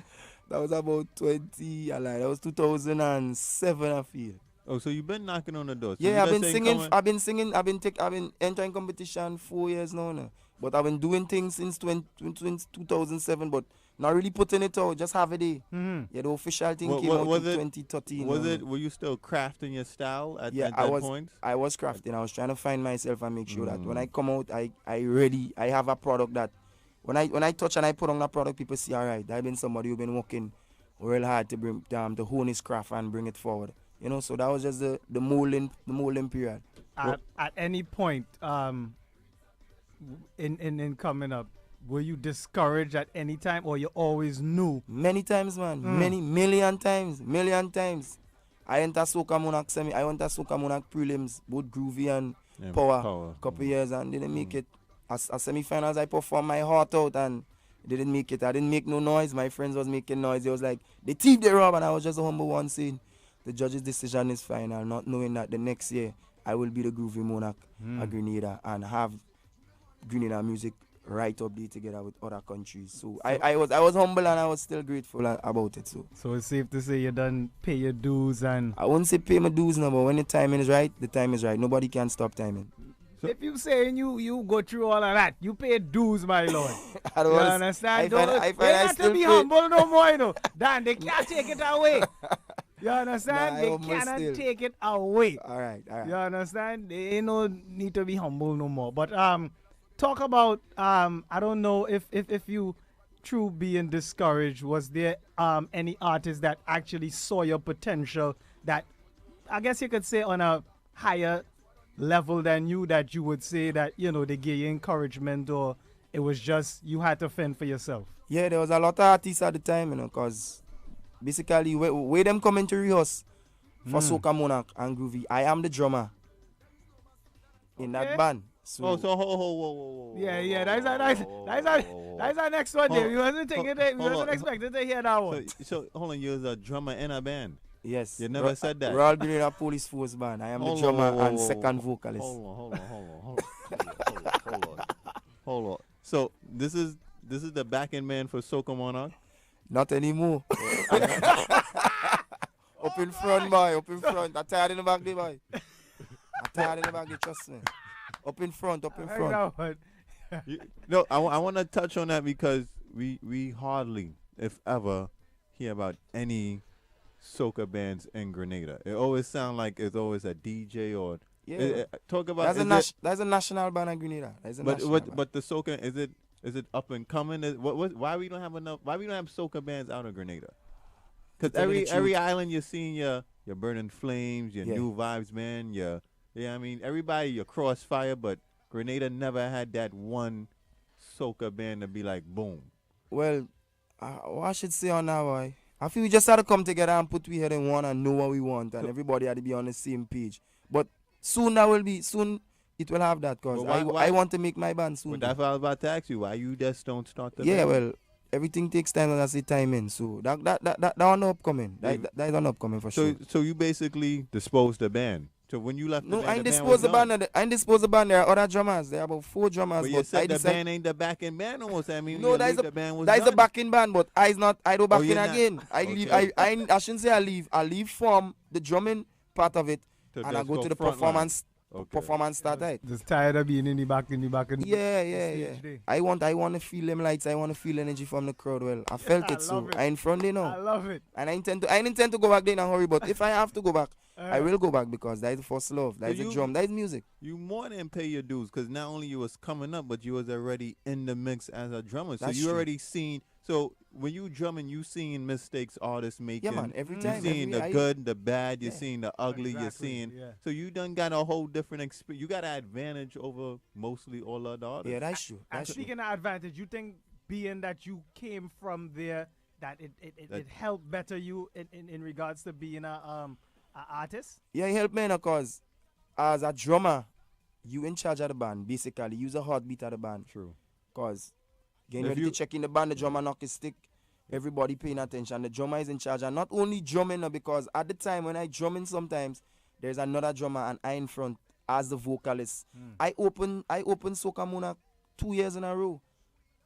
2 years in a row I open Soca Monarch. That is a song check. So I'm not a, how should I say it? I'm accustomed to the big stage, but first year into the big stage as a competitor, and that was no pressure on me at all. I wasn't feeling any pressure because like I've been doing it for 2-3 years, and I know what to expect and I know what to portray myself, and so it wasn't no pressure. But being as a drummer in the band and for Soca Monarch and these kind of things, not just Soca Monarch, but as a musician on a whole, that helped me a lot. So you play other instruments too? Yeah, I try the saxophone too.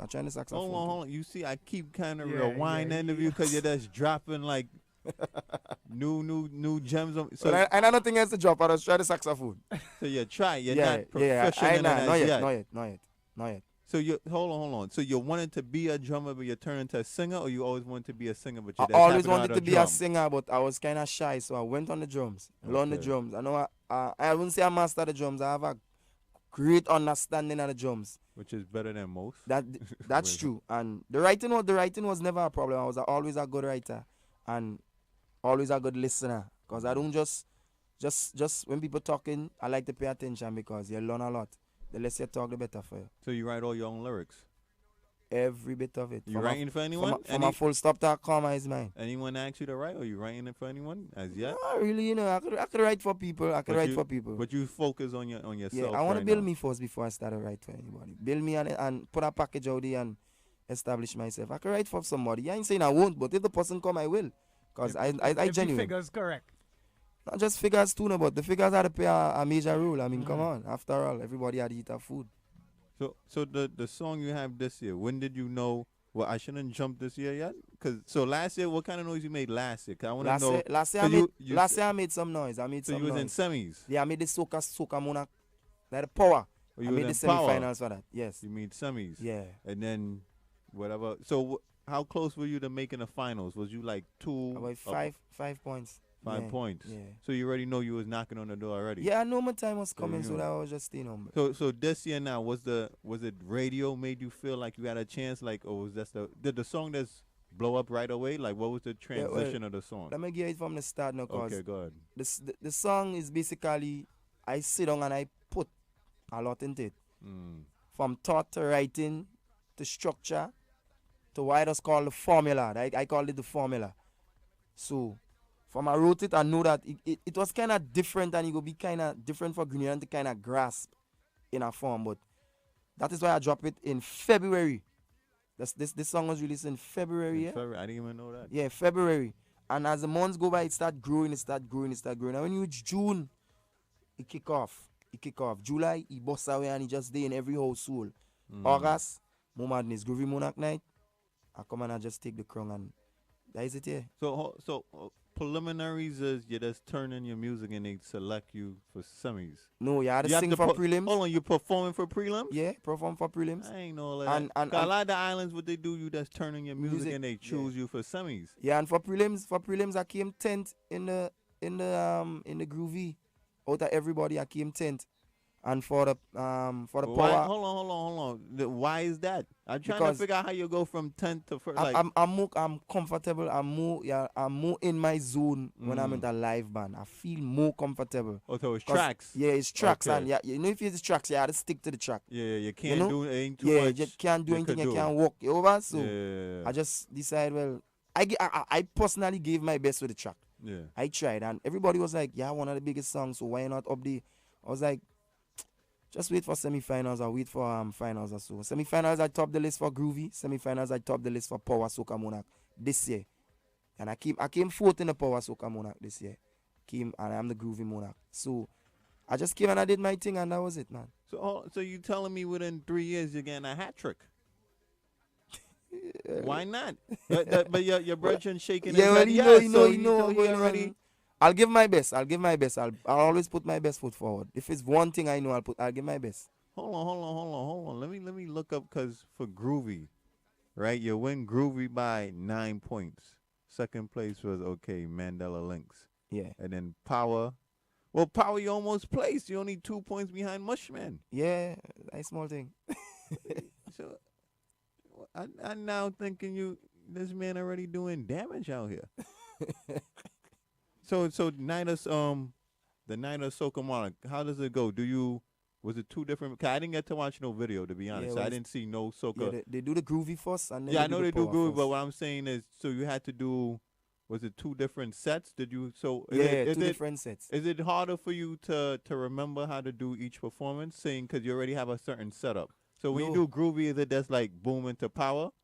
Yeah, according to your position, where you say. Yeah.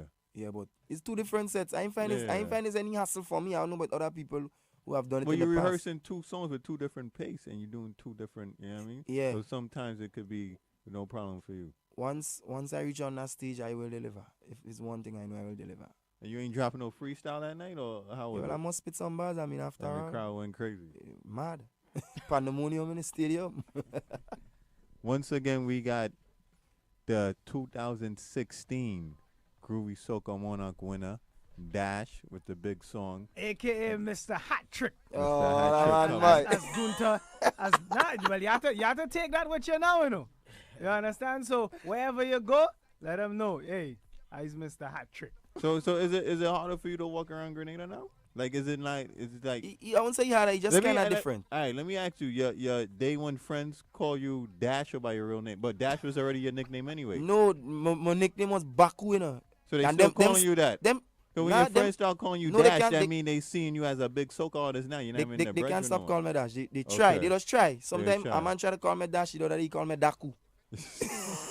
So you kind of hard for them. They get accustomed with it. And the jam culture. I already said Grenada is one of the few islands to me that's really trying to keep power soca alive. That's true. Do you take that badge like a certain honor? Yeah, man. I mean, because a lot of islands now is just focusing on groovy. Yeah, you see a lot of the more popular soca's that's groovy. That's true. Nobody want to run up and down. Everybody want to be lazy. They want to wear heels. Yeah, they want to dress to impress. But power soca Grenada want to keep up that piece they had. The power soca we go holiday for a while.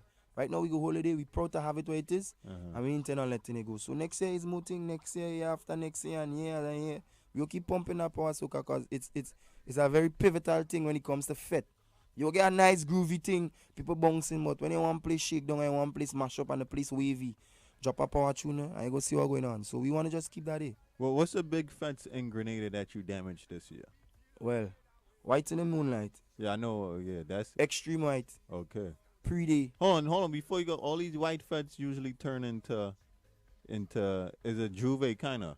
Well, like I said, Juve, cause everybody jumping in the mud, everybody playing mass. So you're going in white, but you're not really leaving in white. Some people go leave in white. I feel them on the stand. Yeah, but the rest come home like pig. But we like that. We think we like that. We love that. So you was in everything this year. Yeah, basically, I don't have the top songs. Not just the groovy, the power too. The so power I was blazing. Yeah, so I was. Jam, you got the power on deck. Yeah, the call.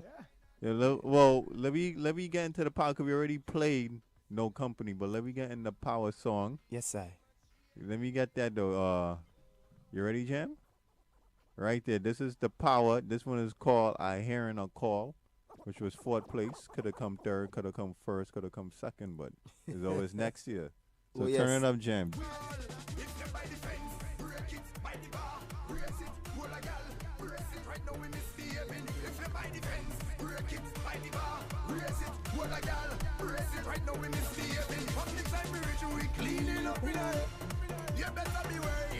Don't afraid to give you a little acapella, you know. Answer it in a look back and all in a real madness in a wait, we come to cause them coalition. What you transferring to be smooth? I decide it's time to shake it up. Yes, we out of control. I always ready for action like a spring or running board. We talking for Curry, Brooklyn College Airport. We talking about freestyle thing. Who they inside there, Gunta? Who's the next DJ outside? I can't hear the thing in the headphone. Turn it up. I want to hear it louder. Just give me a little volume. Just give me a little volume. Just give me a little volume. Listen, wait. They never see us like that. Headbad we don't normally. When they come to wrecking place, Grenada run them a Napoli. I hearing a call. Make sure you answer properly. A big and a bad. Yes, I come out from Labare defense. Break it by the bar. Raise it. Hold a gal. Brace it. Right now we misbehaving. If you're there by the fence, you're there by the bar. Once a hold a gal. Say right now we rich behaving. From the time we reach Mad people in a look back and all in a Listen it, Listen, what we doing inside here? Roadblock in our ear, whole mass in our ear. Nobody can pass release the madness in our ear. Don't hold back in our ear, expression in our ear. If you hear it, don't ignore it, put your both hands in our ear. Last year I was a category 1, this year I'm a category 4. I get in a call in here, I come to destroy in here like a pack of wild. Vicious and real. If you're talking for Curry, make sure you know what's going on. God, we never play mass like that. Headbad we don't normally. If you're not talking for Curry, don't speak properly, you're speaking nonsense. We talking for Curry. Yes, we talking for Curry. And if you writing song, we talking about money, talking about digits. Hurry! Break it by the bar, raise it, hold a girl, brace it. Right now we misbehaving. If you're there by the fences, you're there by the bar. Once you hold a girl, say right now we misbehaving. From the time we reach, we clean it up in a. Them better beware, is mad people in a. Cause we ancestors make the call, answer it in a. Look back on all in a. Real madness in a. Break, raise. Brace if you see her by the fence. If you're by the fences, you're there by the bar. And when you Grenadian people reach down and fet, listen. Wow. They have to pay for the rest. Wow. Dash. Gunter. Killing it. Dash. It's a different kind of energy inside of that room, Dan. Definitely, that was Watch. real pace. I thought he was going to jump on the table and he had to say, hey. I was about to, man. I know, I see you looking antsy now. Dash on the inside. Where you hold on. You was in wet foot. Yes. How that was? That was good. I got a real good response. I missed that because that's the energy alone in the studio. Yeah, I have man. to see you perform before you go back. Well, these guys, I could tell you know. Yeah, man. Different. Yeah. The vibe's always up. What fan had a vibe? Yeah, it was a real nice vibe. Trust me. So how do you get into it's just a natural vibes you think? Do you need to sip something? It's pretty much natural. Trust me. You drinking water? But I like a sip of something. It could be anything or it don't matter. A little rivers. Well, I mean, rivers and coke sometimes can parry. I mean, that will work nice. You understand? Yeah, man. Yeah. Because that kind of energy, you understand? That is rivers or some a little baba, you understand? I know, but big up yourself, you understand? Tell me what was the inspiration and how you come up with this specific song, The Call? The Call. Well, he still go back to the stadium thing with Bunji Garlin again. Because when I went on the stage, I see that as my calling. That is my calling. That is where I supposed to step up, take steps, and that was the first set of steps I took. So I just see that I say, you know what, that is the call. Because from there, Bunji said it. He actually said it on the stage. In the next 3 years, look out for him. So he actually said it. When you see, did you end up bumping into him this year? Nah, he's supposed to come for a pre-day, but he didn't come. But okay. We keep in touch. Oh yeah, okay. Cool. You know what I want? That a lot of Grenadian artists come, like a lot of soca artists in general. Yeah. I need an album. I know it ain't gonna be this year, but I would like an album, like EP, a mixtape, something. You'll get an EP. Cause you're versatile too, so you know what I mean. I would like to hear you on different type of rhythms. A lot of things in the pipeline, cause I wanna push it. I just don't wanna stay as a soca artist, you know. I wanna be known as an artist, not a soca artist. Understand? So reggae, I have like a reggae, a little dancehall to drop. And I can do things, man. So look out for things. In regards to inspiration for you, for the music and writing and these, is there any type of genre people mightn't expect that you listen to regularly? A lot of jazz, a lot of waltz, a lot of classical music, cause that is where the mecca, that is where the music is itself. Yeah. You get a different change of chords, you hear the different modulations people not accustomed to. So when they bring that into music now, people will be like, wow, that's something different. So that's what you're blasting on a Sunday? Or that's every day? Any day of the week, any day of the week. It don't matter, I just create a playlist and I just decide whether I want to pump in for the day or for the week. Production wise, what producers you work with this year and previous years? I work with a young producer called J. Benjamin. Yo, that youth man is crazy. Which one he produced for you? The Call and No Company. He's crazy. Oh, both? Both of them. Okay, so you working with him again next year? You're asking questions. Okay, all right. You'll get answers, yes. All right, because you already got the formulas. I don't see no reason why to switch. Yeah, I ain't switching, man. Because he really pushed it this year too, and this was one of his best years. So we're keeping up that link and we're bringing more mad formula 2017. We're not even 2017 because 2016, before the end of this year, we have something else to drop again. So we working, always working, man. Josh, wherever is, big up yourself, man. Our next guaranteed scorcher. Yeah. Guarantee it. Without a doubt. Say no more now. All right, talk done. Talk done. They're talking for Curry each and every Wednesday. As we say, this is the final summer, but we still back next week for the fall season, 8 p.m. Dash on the inside. He just somewhat destroyed the people and them equipment. Management, we not responsible for that. You dig? So take it up with Gunter. Take it up with Gunter. So how long you up here for? Basically 2 months, 2 months. So where else you performing for the season? Well, I have pre-boat ride. Pre for all those that don't mental pre. Yeah, tall pre, the what else call him? The birthday bash. The birthday bash. They call him all kind of names. Yeah. So I'll be at that, and other events keep popping up, so that should be around the place. So Brooklyn, look out. Anytime I see I touch the stages, energy, positive vibe, clean thing, clean lyrics, and just bringing good music to all the air. What about collaborations? Any artists out there that you want to collaborate with? Yeah, well, I feel you should know that already. You answer that now. What you feel? Well, besides Garland, obviously. I like Jam. He's switching. He's throwing the question back at me. But he doing it in a respectable way, so I don't.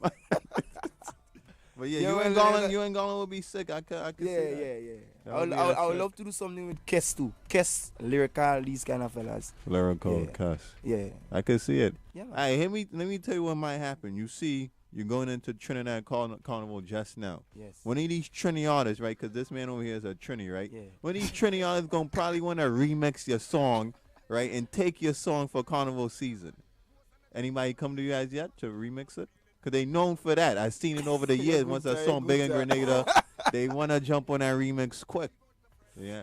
He ain't answering. You don't want to say nothing. No, you want to lay it out yet. You want to lay it out yet.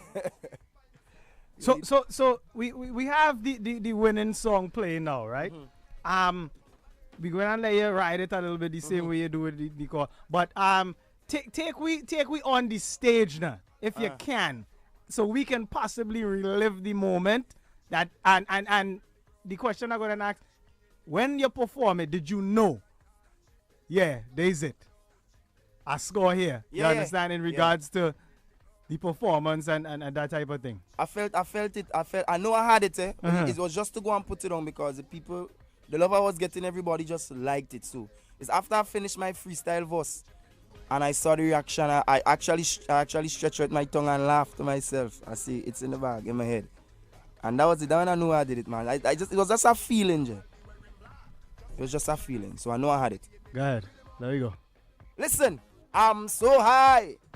Ooh, le, le, le, le, le, le, le. Find me by myself in a band. Most energetic, most vibes and pure bacchanal. I'm feeling free, no luggage. Listen, I decide to hit all party this year for myself and leave out my friends. Especially the broke pockets who won't drink all day and won't give a cent. Gunta, I cannot understand how someone could do such thing and still. You see, I reach up here in Brooklyn. Boom! Carnival me alone on the road and I don't need no company from my riches. So we go smash the fed totally, that's it. So tell them to leave me alone. They want to call police for me. We going down so for my crown. Start chipping, trample the ground. Catch me in the crowd. Start to raise your right hand. We say yes, the vibes turn up low. Start chipping, trample the ground. Catch me in the crowd. Start to raise your right hand. Back up slowly. And we chipping hold it, hold it, hold it. Tell them say we chipping hold it, hold it. Hold it, the vibes nice, so we chipping, hold it, whoa, chipping, hold it, na, oh yeah, hold it. Listen, lyrics time of the show, listen. From the time they say fit, me they in that dress code, you know I'll be wearing black. See just like the third and sixth note in the A major scale, everything about me is flipping shot. I will flip and mash up this radio station, everybody know that, keep the thing intact. Everybody jump, everybody wave, everybody break barriers and build it back. Cause I pay me money to party right now, so you can't come and tell me to take it like now, right now. I could buy clothes and I doubt anybody could build device now, right now. That groovy monarch, they up in Labarre. International, local with them Brooklyn now. Tell them, start chipping, just trample the ground. Catch me in the crowd. That can stand up, that can go up, that can go up, that can go up. Make the vice on up low, start chipping, trample the ground. Catch me in the crowd. Say start to raise the right hand. Say yes, the vibes stand up loud and we chipping. Hold it, hold it, hold it. And me alone chipping. Hold it, hold it, hold it. The vibes nice so we chipping. Hold it, hold it, hold it, hold it, hold it and hold it. Say we alone chipping. Hold it, hold it, hold it, hold it, hold it and hold it.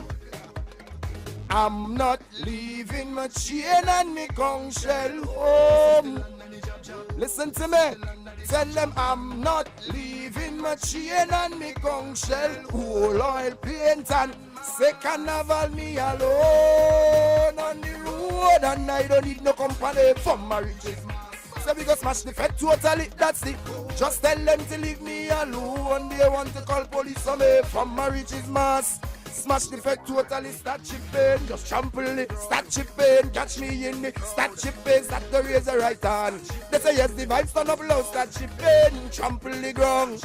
Catch me in the crowd. Just start to raise the right hand. Say yes, the vibes stand up loud. I'm chipping. Hold it, hold it, hold it, hold it, hold it, and hold it. In Brooklyn, chipping. Hold it, hold it, hold it, hold it, hold it, and hold it. On the parkway, we chipping. Hold it. They will be chipping on the parkway. Hold it. On the parkway, we chipping. Hold it, hold it, hold it, hold it, hold it, and hold it. Carnival. Carnival by myself in a band. Carnival by myself in a band. Oh boy. By myself in a band. Self in a band. Self in a band. I'll be on the road, Eastern Parkway, come Labor Day, I'll be there. Me, my team. Stop chipping. They have to pay for it. I tell you that already. Make sure the receipt book open. Dash on the inside, watch. I think, and I'm sure my colleagues and them go agree with me. This is the first time in a while where we had an artist actually, I can actually feel the energy. Because you're putting it forth as if you're on a stage. Yeah, man, nice you understand? And you're in a little box you right see now. the man stand up and Mike have to go up and... Yeah, you understand? So he's taking it serious. And we could always appreciate that because that is the type of vibes and that is the type of energy. You understand? He's certified to me, you know, Jam. This one I expecting big things. He had to stay then. It ain't no. Yeah, nah. He not one of those that you here today, he going tomorrow. Nah, he here. He stamped. Respect Gunta, man. Respect. He stamped. Definitely. Well, once Gunta call it. And any artist that call my name when they singing, you know, is a hit to me. Nice. A hit to me. Nah, but no, on the road, we definitely see where you could take this. You know what I mean? You have the energy, you have the vibe, you have the knowledge, and you saw it from a different perspective before you actually got in the game. You was already drumming, and now you're on the stage singing. So he already got the best of both worlds. True indeed. So I expect nothing but more hit songs. When you get big and you're going international and outer national, don't forget the little talking for Curry show, eh? You understand? You'll get something before I leave too. Right. Get something. All right, though, because we had artists who passed through Cranium, you understand, and they come and sit down in that same seat you sit on Cranium, and then, you understand, we can't get back a little follow-up interview Cranium, you think? So that's bad. Story. You don't play wrong here. But we could say like the second most artists we had from any island is Grenada. Correct. You say that, right? Correct. Yeah, we had enough Grenadian artists up here. Yeah, they always show us love. They show us more love than y'all. You know what I mean, Jam? I don't know. I'm just saying. Yeah. Big up Lil B because he's the one who bring the us. link. You understand? Yeah, Lil B's a good youth. Lil B, big up yourself. Yeah, So big up Lil B. From the time I seen the Wet Fed flyer and I saw your name, I said we gotta find him somehow. Somehow we gotta get him on the show. Can't just let him come through Brooklyn and touch I see you have on a Team Soca hat. It's just the hat, or you're part of or involved with them to some degree. What genre? What genre I don't sing, man? Okay. I like it. I like how you answer it, Jam. Hey, I like it. You understand? I like it. And the man still won't sit down, boy. Cool yourself now, man. Sit down and you then relax yourself. Man, can't cool, I can't calm, man. I don't hype my baby. My blood warm. So tell me about the itinerary. What it is you have coming up? What it is you're looking forward to? Jan wasn't listening, you know. He said he on Tile pre-boat right, and the rest he gonna let it out the bag when he ready. No, well, you see, Gunter, you're supposed to know by now. We does pry. Okay. You dig? All right. Because he in a good spirit now. You see the man standing up. Just Okay. now you were saying no, you were still feeling we out and things. So, So you know? because I didn't have good spirit, if you look at your pride thing, I have to try. I have to try. You understand? You might give me insights on the next big hit that you know is a hit. So, you know, we have to try and thing. He not budging, Jim. all I can say, there's good things in store. There's good things in store for sure. Yes, Soca, dancehall, reggae. Yes, Yeah, man, sir. there's good things in store. A lot. Trust me. So we definitely have to just keep we eyes peeled and locked on. Oh, before I know we wrapping up soon. You got your good food in Grenada. How the food is up here so far? If it's bad, say bad. If it's good, good. Well, what I've been having so far, it's good. It's good. Okay. I ain't really eating no fast set of thing, but what I've been having is good food. You're man. getting solid food. Yeah, solid You're not at food. McDonald's. I eat it once. I ain't really much. Okay, that's to try it. Yeah, try it. All right, cool enough. When you come, you gotta try McDonald's. You tried too, Jam, when you first come. I did. So it's cool. And you went down by what's the Grenadian spot over there? What's one? That was a good set of them. The one is in the 90s? I'm making this up. Yeah, you're making it I up. might be making it. It's all good. Maybe You're I'm making making it this up. up. It's possible. I'm making it up. You're making it up. Before you go, you understand? Introduce, you see your partners. I don't know if there's your rolling crew. The Rasta one, they brace me. I show his security. You understand? To make sure fellas know. Because you're still, like I just say, you were short then. You grow a little bit, but you're still short. So, so introduce your partners and them. And I don't know if they play a role in but I can see it is a camaraderie there that, you know, they all they just vibes with each other and things. So, you know. Yeah, well, the Rasta man sit down there, I call him bigger. Bigs man from since in Grenada. Well, he up here now, we living up here 5 years now, but since some little boy in Grenada, we rolling. I'm a homeboy, and as I come up here now, I link up with service. That the fella I know why they. Well, the name alone speak for itself now. When they say service, you know, you get service. Anything. Yeah, when we talk about Magnum, we talk about power, we talk about heart, we talk about loyalty. Cause Right. these fellas are bringing me around the place up here, cause I ain't really know the place, and in one dash they get lost, and you don't shot already, so you know, so the fellas are making sure everything proper. But man, that's cool though that you already have a foundation up Yeah, here that yeah. does make sure you're Yeah. good, take you around, Yeah. what's good, what's bad. And that's cool. I like to see that. Grenada on top. You just like Yeah, 'cause I like when Grenadian artists come in that's outshine everyone else that been here. Yeah, I mean that's make me more proud.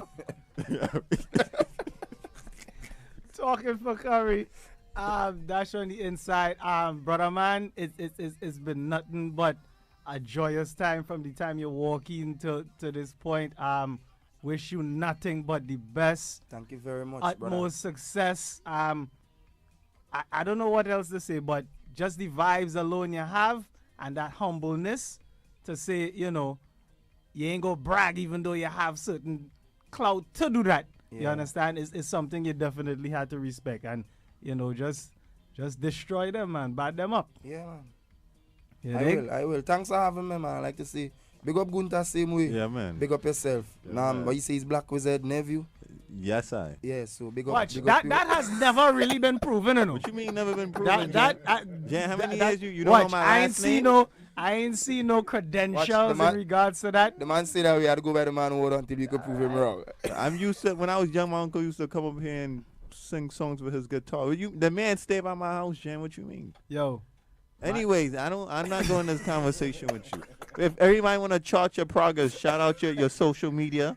Yeah, well, you can find me on Facebook at SeanDellFMTP. Okay. I'm AD, and at Instagram _space473. I'll activate a Twitter account and Snapchat something very soon. Maybe tonight, self, because as a man believe in timing, as I say. Well, yeah. Once time right, you're gonna get the groove of everything. Yeah, so yeah. no, So no I need just- to just- rush. yeah, yeah. 'Cause you're here for a while. Yeah, Yeah, I mean, yeah. yeah. I will pass back again without a man. doubt. Yeah. That's All right, we go hold you to that, you know, because Yeah. everything is recorded. I'll pass back, man. Yeah, well, look at camera, there, boy. I'll pass back, boy.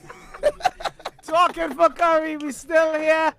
Monarch winner just destroyed. They're gonna need some renovations You understand? When Marley they come back, hailing him up too. That's our next co-host. He listening. Yeah, Marley, big up yourself, man. Big up yourself. Jam, I know you're about feeling energy and energy positive, so stay safe, man. Jam, you realize he ain't big you up yet, you know. But I'm trying to get a name. All I'm trying to do there now is remember the name, and I want you. Nah, you only need one. Goon, that's all you need to remember. Nah, we had to big up. What is it? Jan? Jam, DJ Jam. DJ Jam, big up yourself, man. And DJ, the one recording there, that's DJ Extra. So DJ Jam, Gunta, I'll give you live big up one time. So you're listening to what? So right now I'm talking for Curry. This is Dash No Company General. We have Gunta, and we have DJ Jam and DJ Extra. Read all about it. We gonna take it. We still here. Don't go nowhere talking for Curry. I'm so high. We talking, I know what we talking for. We speaking for Curry, and this is your boy Dash, the No Company General. We talking for Curry. Say no more. Talking for Curry is produced by J.R. Marley, Gunta Farai, DJ Extra, and myself, DJ Jam, with support from Miguel Macias, Sasha Matthias, Sarah Kramer, and Emily Bogosian. Talking for Curry is recorded at Brooklyn College Radio and is part of the BRIC Radio family. For more information on BRIC Radio, visit bricartsmedia.org/radio. All right. This is Gunta Farai. This is DJ Jam. This is DJ Extra. You're now tuned in to Talking for Curry on BRIC Radio. Barang. Some material may be inappropriate for children under 13. You are now tuned in to Talking for Curry. Transmission begins. 5, 4, 3, 2, 1. Check. Well, this is Bunchy Gal in the Black Spaniard all the way from Trinidad and Tobago. Maderific, presidential and gallerific. Right now you're listening to the baddest program on the air right now. Talking for Curry. Check. Maderific. Yo, this is KMC, and you see right now it's all about Talking for Curry. This is Conscience, and we talking for Curry. Big up on yourself. We enough right, no for nobody. Yo, what's up? This is Major Hype, and you got a lock right here on Brooklyn College Radio, talking for Curry. Say it fast, say it fast, say it fast. That's right, now you got it. Keep it locked right here, talking for Curry. Major Hype, I'm out. Randy Valentine representing for Talking for Curry now. Still pushing that vibration, still pushing that love. It's always love, it's always live. 365 days of the year. The love advocate, I say, blessed love. Boom, boom, boom, boom, boom. You know, Protege representing for Talking for Curry, and we say we play what we want to play when we want to play, how we want to play it. I'm Etana the Strong One, and I'm talking for Curry. Keep it locked. And me say that. Cranium, I say, I really want you to understand. I really need you to understand. I really want you to understand. Talking for Curry, you're number one. Wait, man, this is pretty big enough. Talking for Curry, out of Trinidad and Tobago. We going away. We going away. Oh. The show that certain artists are afraid to come on. Talking for Curry.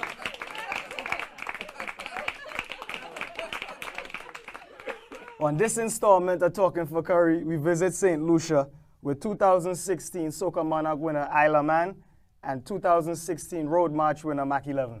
Should add some Lucian Pato in there.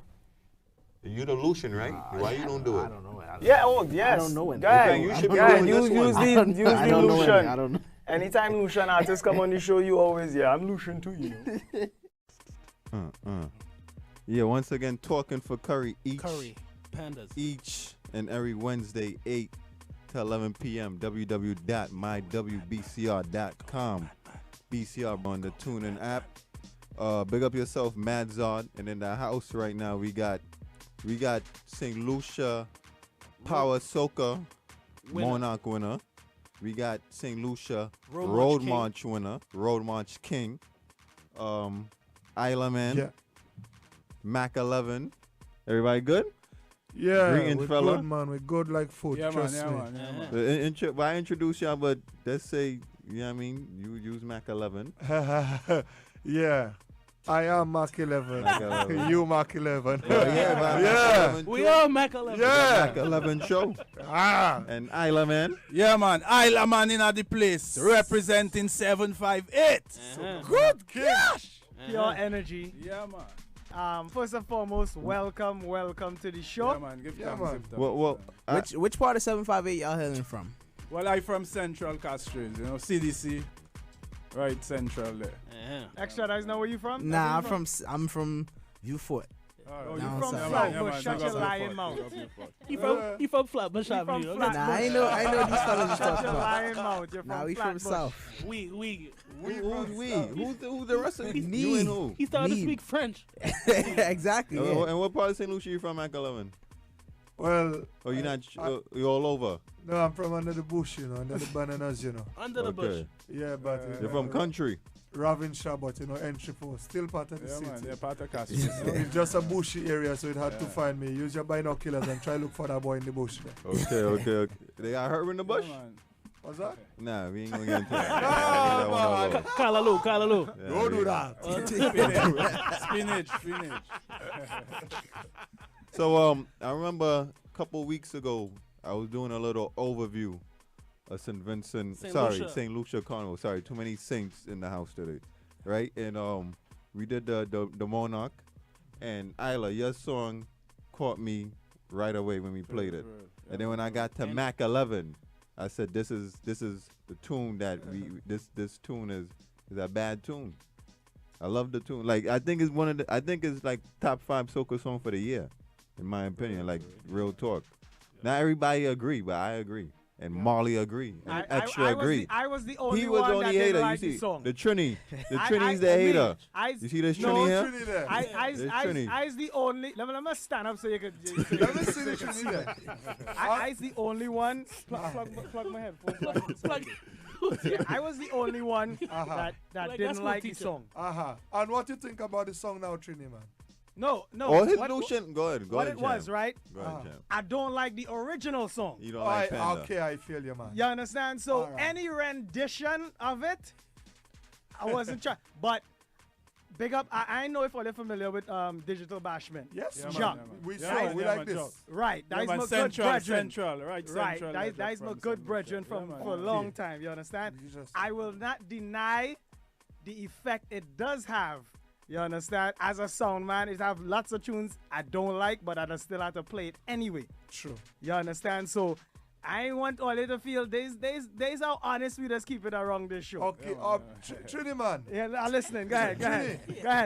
Don't make your next song about me, eh? No. I see you in your Trini color already, but let me tell you something. You know DJ Private Ryan, I think, and right.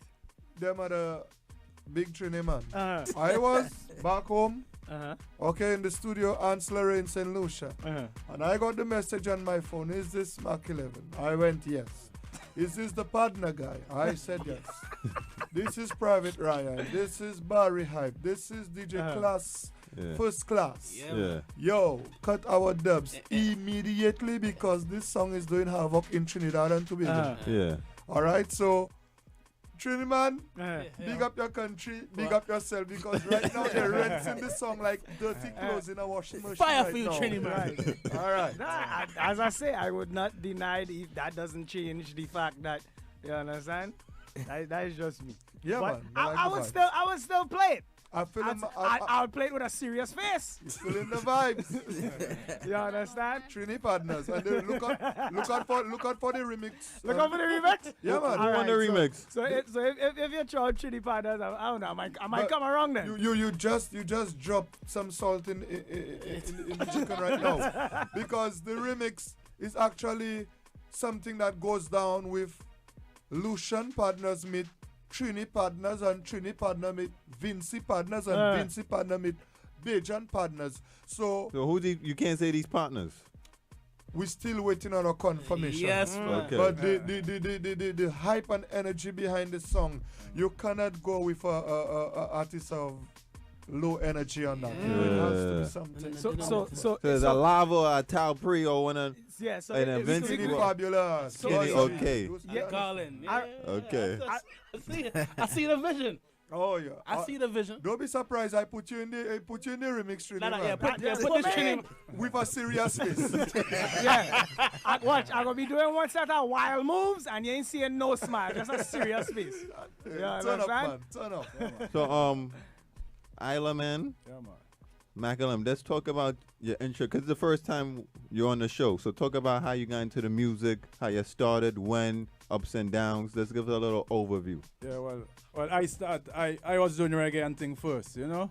Okay. Yeah, man, but it happened 2006. I go in a studio to do some go and take some dancehall and reggae tracks, and it was like a carnival season, you know? So I go in the studio. That time they had a rhythm called the Rara rhythm. And I go in the studio. When I hear the vibe, I just catch a vibe on the soca rhythm, you know? Okay. And it go, oh, na, na, na, na, na, na, yeah. Oh, na, na, na, na, na, na, why? The place catch a fire, blaze up the fire. And that was his, and from there I just stick in the soca. And, you know, first time I make something of music is in the soca, you know? Okay. Yeah, man. And your stage performance too. I'm gonna ask you the same question, Mac 11. But your stage performance is sick too. Yeah. Plenty energy. Yeah, because you see, when I first do soca, I didn't used to listen to soca. Okay. Like a lot of soca that come in, they really try to do reggae. That's regular talk. And I went on the stage and performed soca, and I never watched another artist perform soca. So it's no influence. It's just straight natural, vibe. organic. So maybe that's what I make it. And you do your different, own thing. You know, I just do it because there's nobody to influence you. My artist, I really used to vibe and thing is Kalanji and Capleton. Okay, straight fight Anthony B and them type right, of. so maybe that little influence, you know. Cause Capleton is 50 and the man jumping higher than ever on stage still. Yeah. And what about you, Mac 11? Well, you know, how you started? Cause I know your past music. I know you do a lot of dancehall too. Yeah, man. Yeah. So I know. So you got a similar story to Isla. I started with local music because primary school I started, you know, singing calypso. You know, junior school calypso. Oh, so you did the traditional. Yeah, man. Okay. About your Kata Paul and Papa Paul and Power Soul. You all know the Lucian things. Yeah. So from there, secondary school where you knocking your pen on your desk because you're so into music and the teacher have to tell you, go stand up outside if your two hands in the sun. Yeah, in trouble. I do that too. Hand in there, yeah. Right, yeah, so I know that. You do that last week. Yeah, probably. I'm still in trouble now. Pen on the desk thing. And then you're going to, well, let's get a studio, you know, big up Heights Music Libo, you know. Got into the studio and I was, Libo, my school days I was more into rap, to be honest. So my first song I actually get played on radio was a rap song. Okay. Called Down for My People. Oh. Ninjas. Okay, C Murder. C Murder, of course. Of course. Yeah, you play right now in the club. Ninjas. Yeah. All right. Yeah. So I did that, got play, and then, like Isla said, I was never into the soca category, the soca field of music. Stepped into Lynn's studio, the same studio he did. Okay. Where he did his song.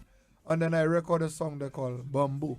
Okay. Okay, now, I know that's not something fellas really do, but I was on stage splitting and, you know, just for the ladies' sake. Because, man, splitting and whining and that kind of thing.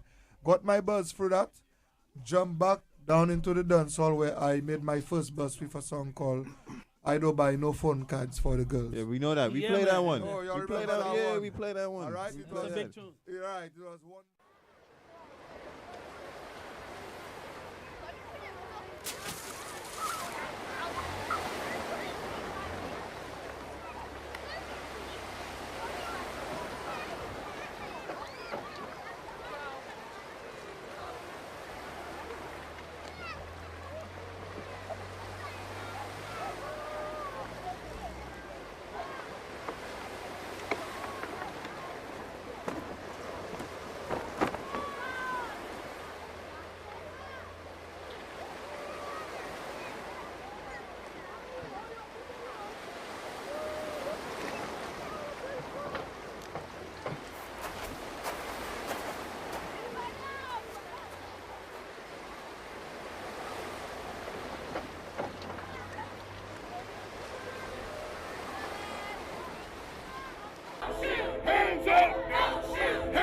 For a blink moment in time, people are aware of what they're feeling every day. If you're going to restore and sustain a democracy, there must be an informed and engaged citizen. I spent 2 years in immigration detention. You know how much they spent to feed me for one whole day? How much? 75 cents. immigrants as a whole, migration as a whole, is associated with lower rates of crime. Immigrants make our communities safer. What causes climate change, the selling and burning of fossil fuels, benefits most the power elite. And so they have a disincentive to address it, and they have an incentive to deny it. They're not going to funnel more money into our schools. They're not going to do it unless they have to, right? And the way they have to is by our participation, our organization, us taking accountability for our actions.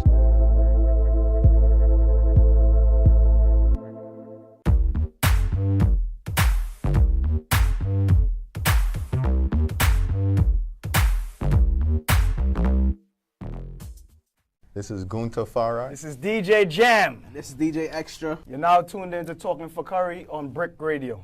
Barang. Some material may be inappropriate for children under 13. You are now tuned in to Talking for Curry. Transmission begins. 5, 4, 3, 2, 1. Check. Well, this is Bunchy Gal in the Black Spaniard all the way from Trinidad and Tobago. Maderific, presidential and gallerific. Right now you're listening to the baddest program on the air right now. Talking for Curry. Check. Maderific. Yo, this is KMC and you see right now it's all about Talking for Curry. This is Conscience, and we talking for Curry. Big up on yourself. We enough right, no for nobody.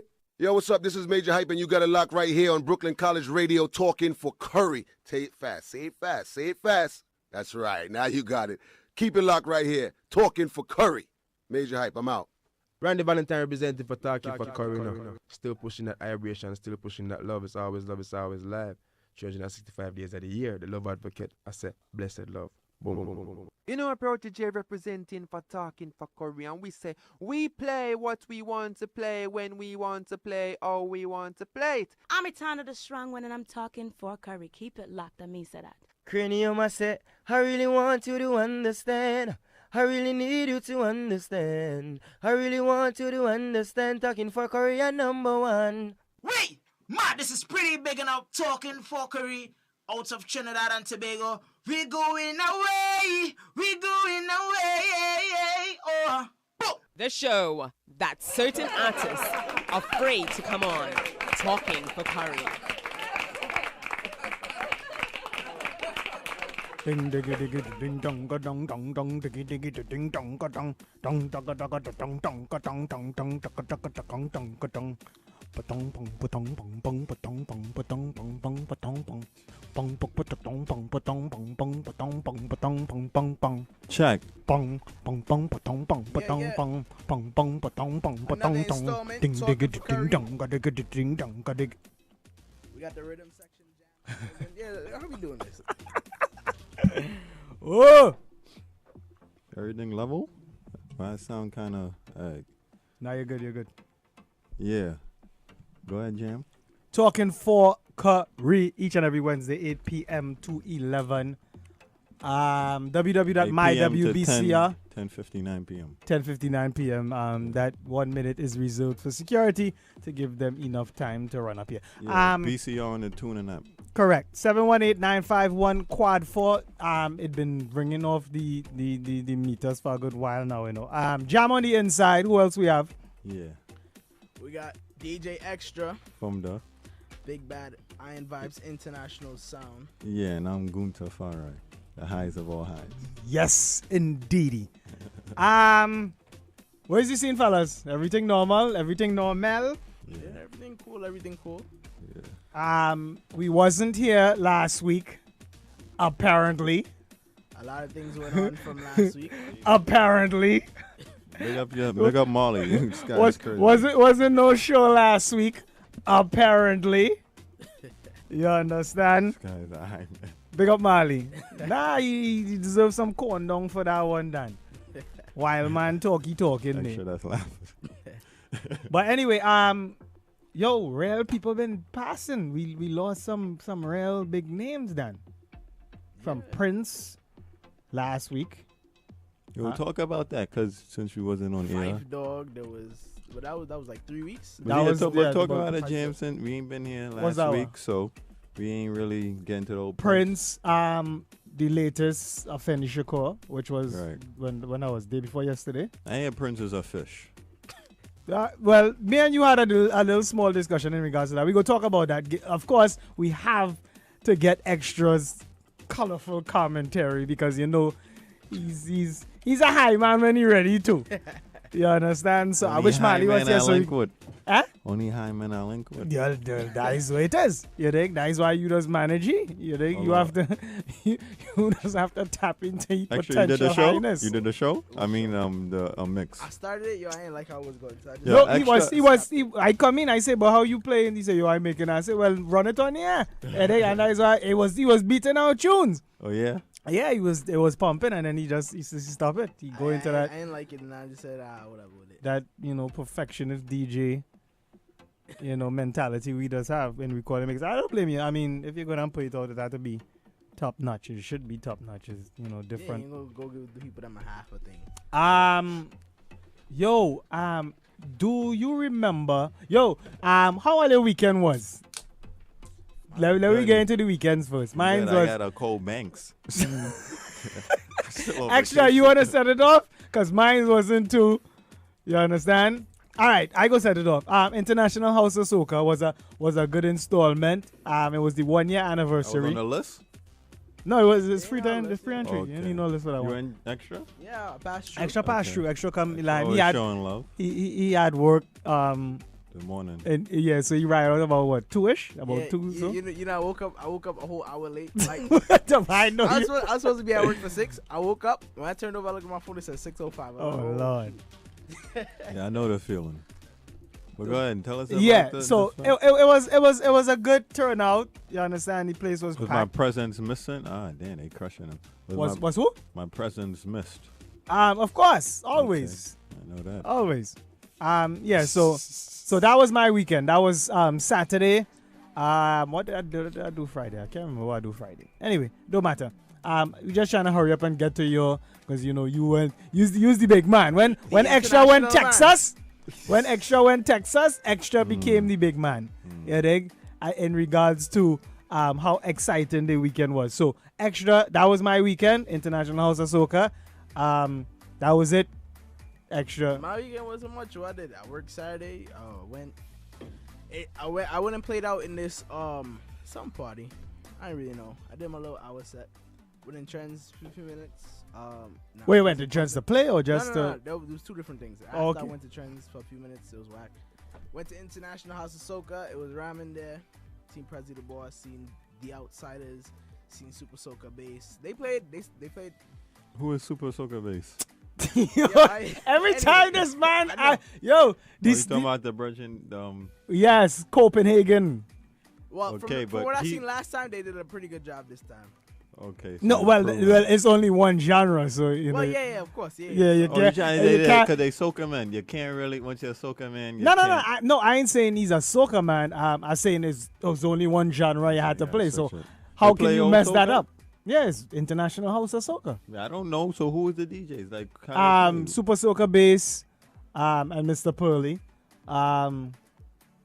The Outsiders, Soca Tropical, and who I'm missing? I'm missing somebody. It was a DJ from Trini, from 91. I don't know if you just listen to them Trini station. Sometime, bro. DJ Elos or some EO, something like that. You and I didn't play. So thing ain't play. Who's that? Trouble? Yeah, Trouble. Nah, Trouble didn't play. You said because Outsiders. Huh? You said Outsiders. Yeah, but you didn't play. We didn't play, no. So why did you mention your name? I asked you. I asked the man. Okay. Oh, he was correct. telling me Extra my high man, right? Correct. I asked him man specifically who played. He said the Outsiders. I asked him. Correct. When y'all played, I apologize. Yeah, nah, we didn't play. Because the time Prezi played. Prezi could play?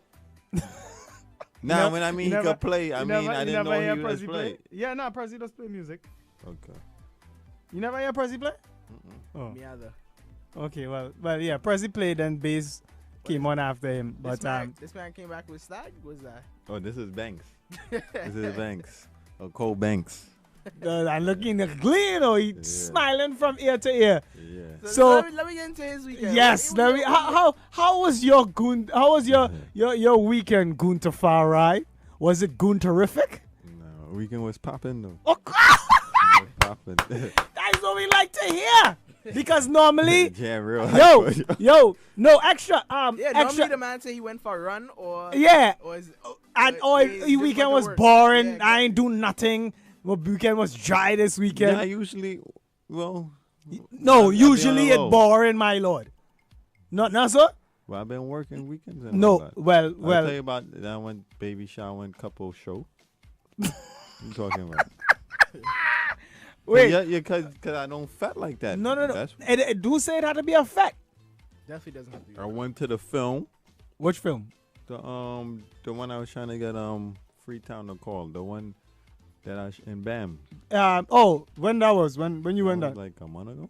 I ain't trying to hear about. What's wrong with this? How was your weekend? Wait, you did fly out from? I did fly out Tuesday night. Give thanks to Extra. Extra took me to the airport. That's what we talking about. You Yeah, fly out from. we gonna tell them about the high moment, Extra, when you call me 5:30 in the morning. Yo, no, this man. Let me tell you. What do you mean, let me this tell you, man? Yo, the night before, I think it was Monday night. You was half I was asleep. taking a nap. Yeah, I was taking a nap. Right, this man called me. He said, "Yo, 5:30 or 6." He says slightest for 9. I'm like, all right, it's 3 hours before or whatever, right? He says 6. Yeah, I'm like, all right, cool. So I'm like, yo, ain't no school this week, so the traffic is light. Yeah, he's I'm gonna in drop my mom to work and I'm gonna come over there, right? Yeah, that whole time I'm thinking, next- what would you think, Jam? PM or AM? What would you think? If I say there's no school, so traffic is light, what in the world does that tell you? That would be means morning. Exactly. That would be morning? Yeah. So in the morning I call this man, yo, No, ready? you know why I asked him? I said, you sure there ain't gonna be no traffic? Because I'm thinking evening tense. So I'm like, you sure? He like, yeah. I'm talking about morning. I'm talking about evening. No, well, since he throw in school and say school, you know. You really? I You would said, assume. so 5 o'clock people not picking up their kids from school and all that? It was off. There was no. So that's school my that week. point. He's still making my point for me. That could Oh, be yeah, evening. yeah, but You know still, what I'm saying? He but- said, yeah, but yeah. six- But we talking about 6. We talking about 6 o'clock. I know. But yeah, but anyway, Extra came anyway in the evening. So he came, so I give thanks. Yeah, but yeah, so the get weekend into was the trip pumping now. though. What- Yeah, I left what was that? I left Tuesday night, got in there Wednesday about 2, 3, you know. Then picked me up as soon as we hit the highway steaming. Oh God, that's I am not even a steamer when we clapping. Weekend was pumping. It was popping, as he say. Yeah, reached by the house, you know, had to go buy a 12-pack of Banks one time. You know what I mean? So yeah. But now what predominantly the weekend was from Reggae on the Hill. Reggae on the Hill is What airline you went down with? I went JetBlue. You saw my boy Prezi? Yeah. Oh, okay, all right. Yeah. I didn't even know they was all going down there, you know? Yeah. The other one went to? Yeah, nah, Prezi. Nah, he ain't go. Another one, King. I probably don't know King. Yeah. So I go down there, you know, so I'm staying by locals. I think Prezi probably did one of them guest house or hotel. I don't really do that. Yeah, I be in local area or whatever.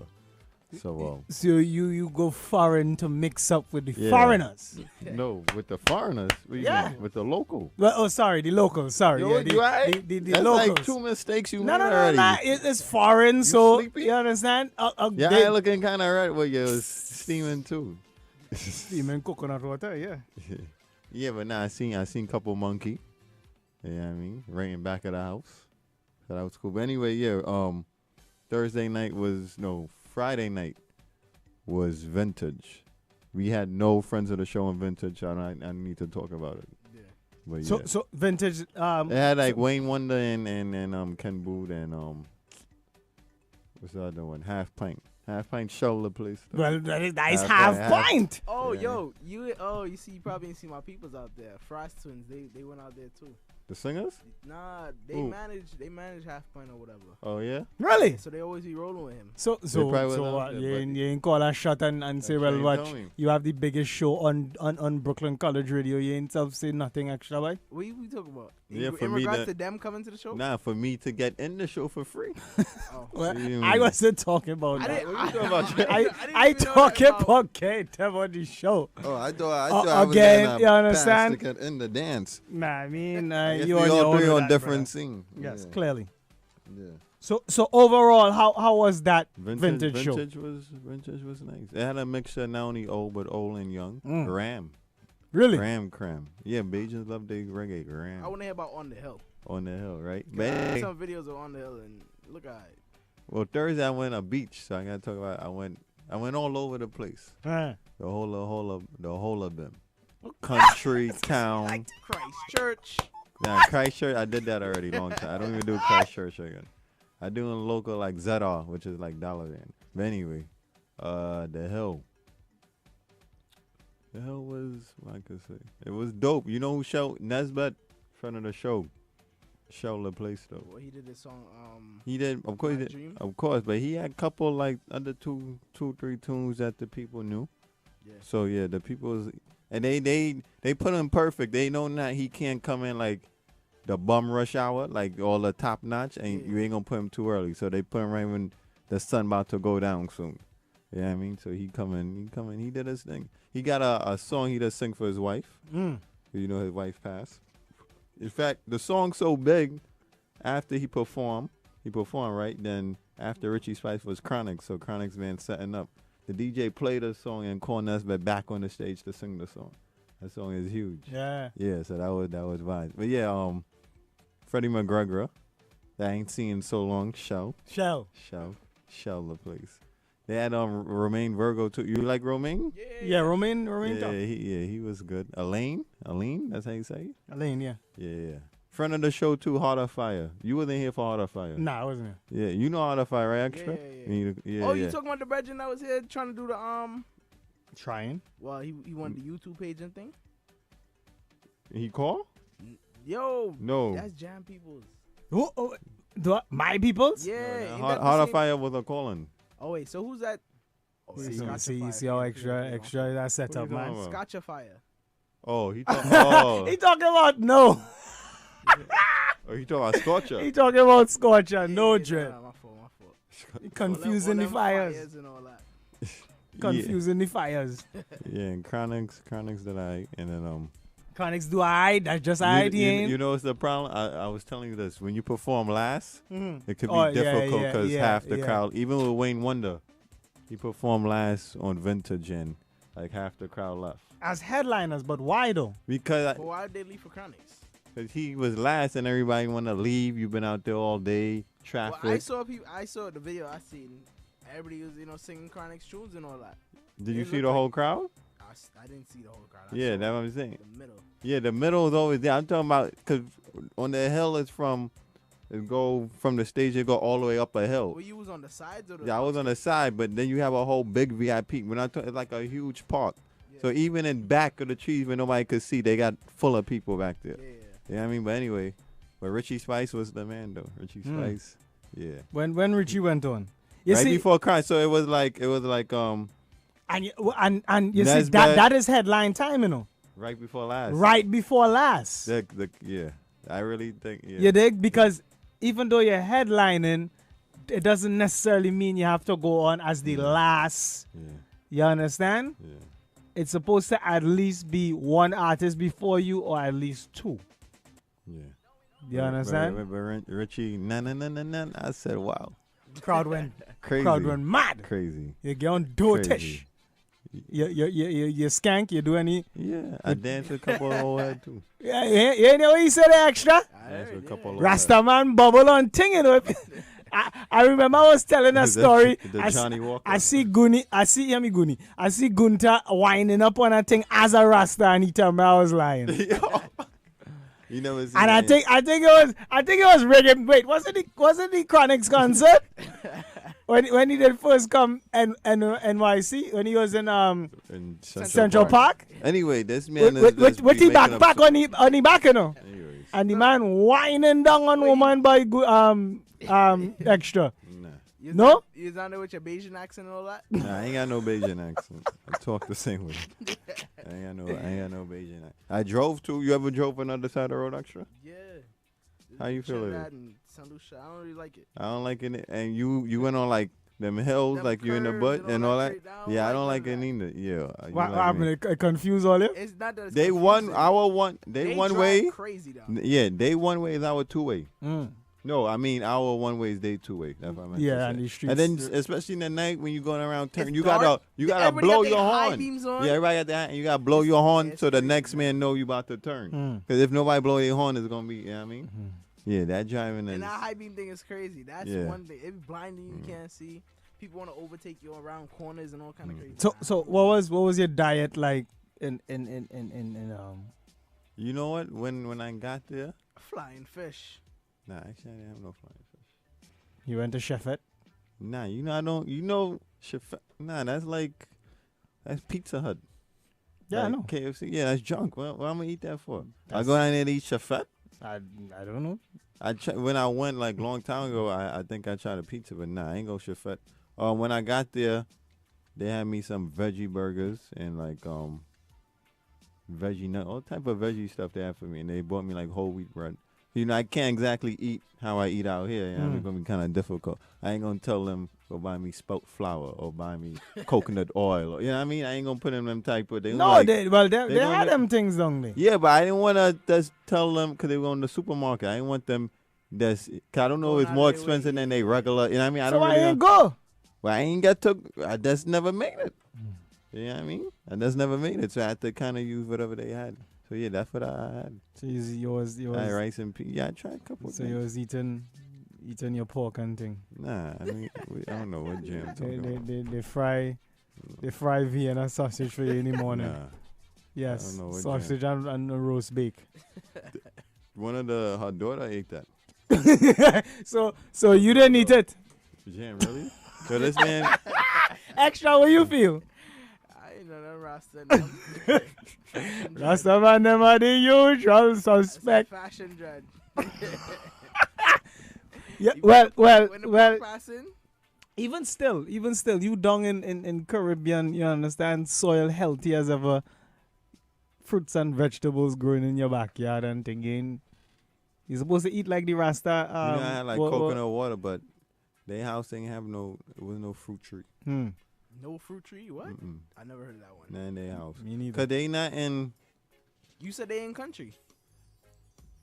No. I said I went up in the country. I was in country and town, but they like in not a scheme, but like a lane up a next lane, something. You know what I mean? Where ain't really no grass like that. You know what I'm saying?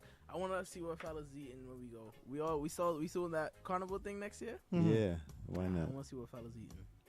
Oh, you know what I did have? I had piece of fish. I ain't gonna lie.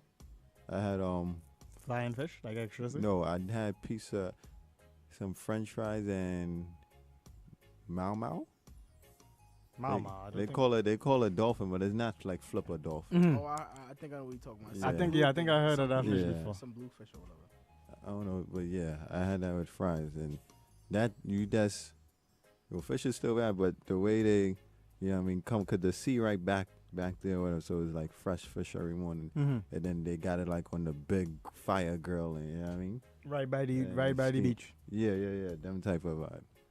Yeah, but the trip was, I ain't gonna tell you about the other stuff. We can't talk about that on here. See, and people who just do that want you to divert into what they're talking about. Why you didn't just leave it unmentioned? I was just trying to. No, because you want me to say, Gunter, what happened? What did she do, Gunter? What did you do to her, Gunter? I ain't do. Who's her? I ain't know her.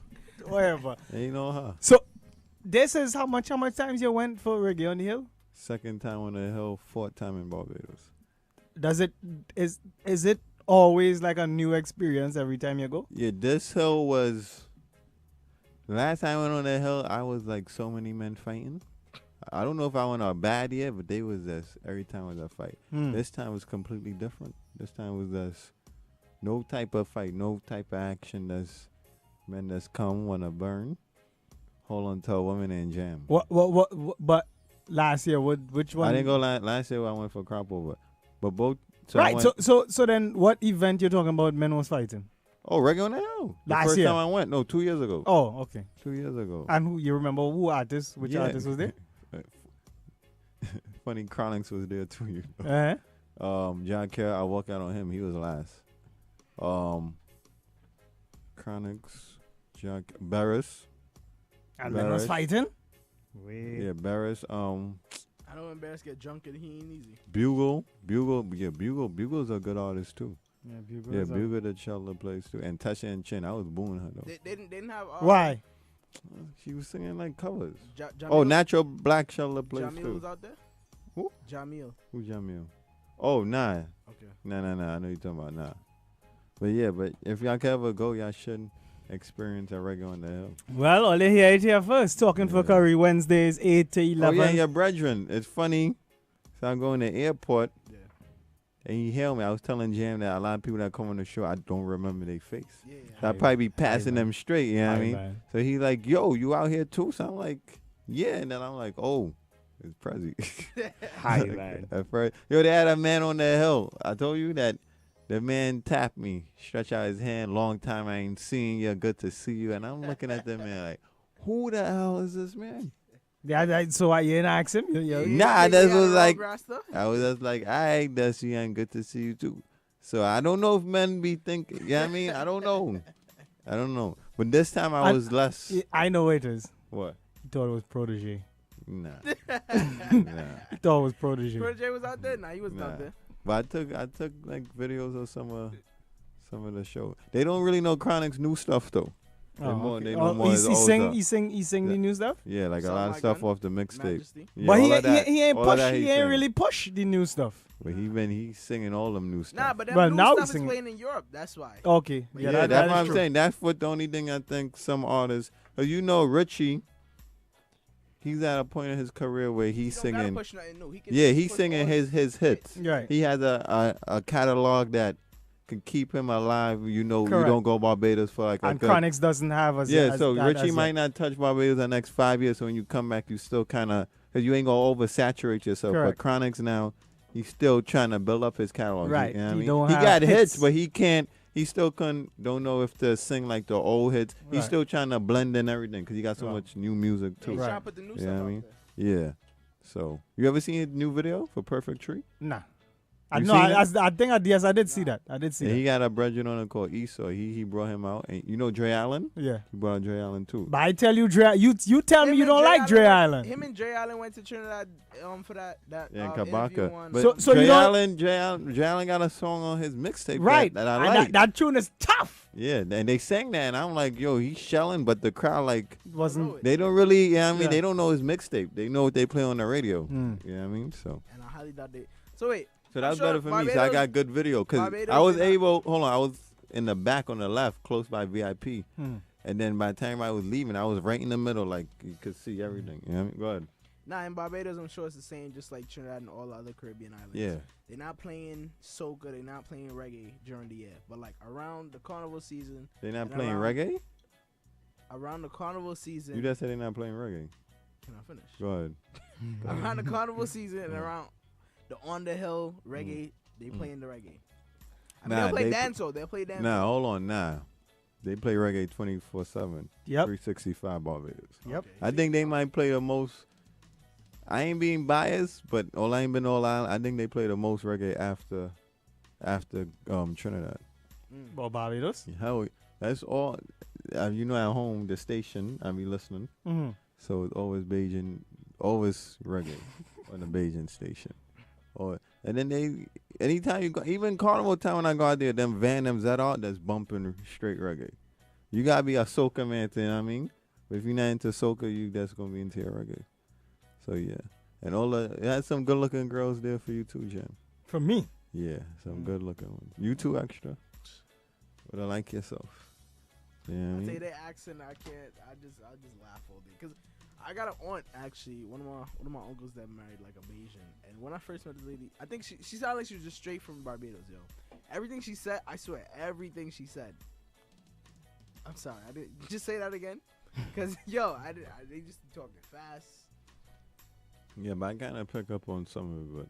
But I went in the hood too a couple of times. One night I was hearing enough shots, and Beijing is crazy. But yeah, but that's my Lead Pipe story. and Status is out there.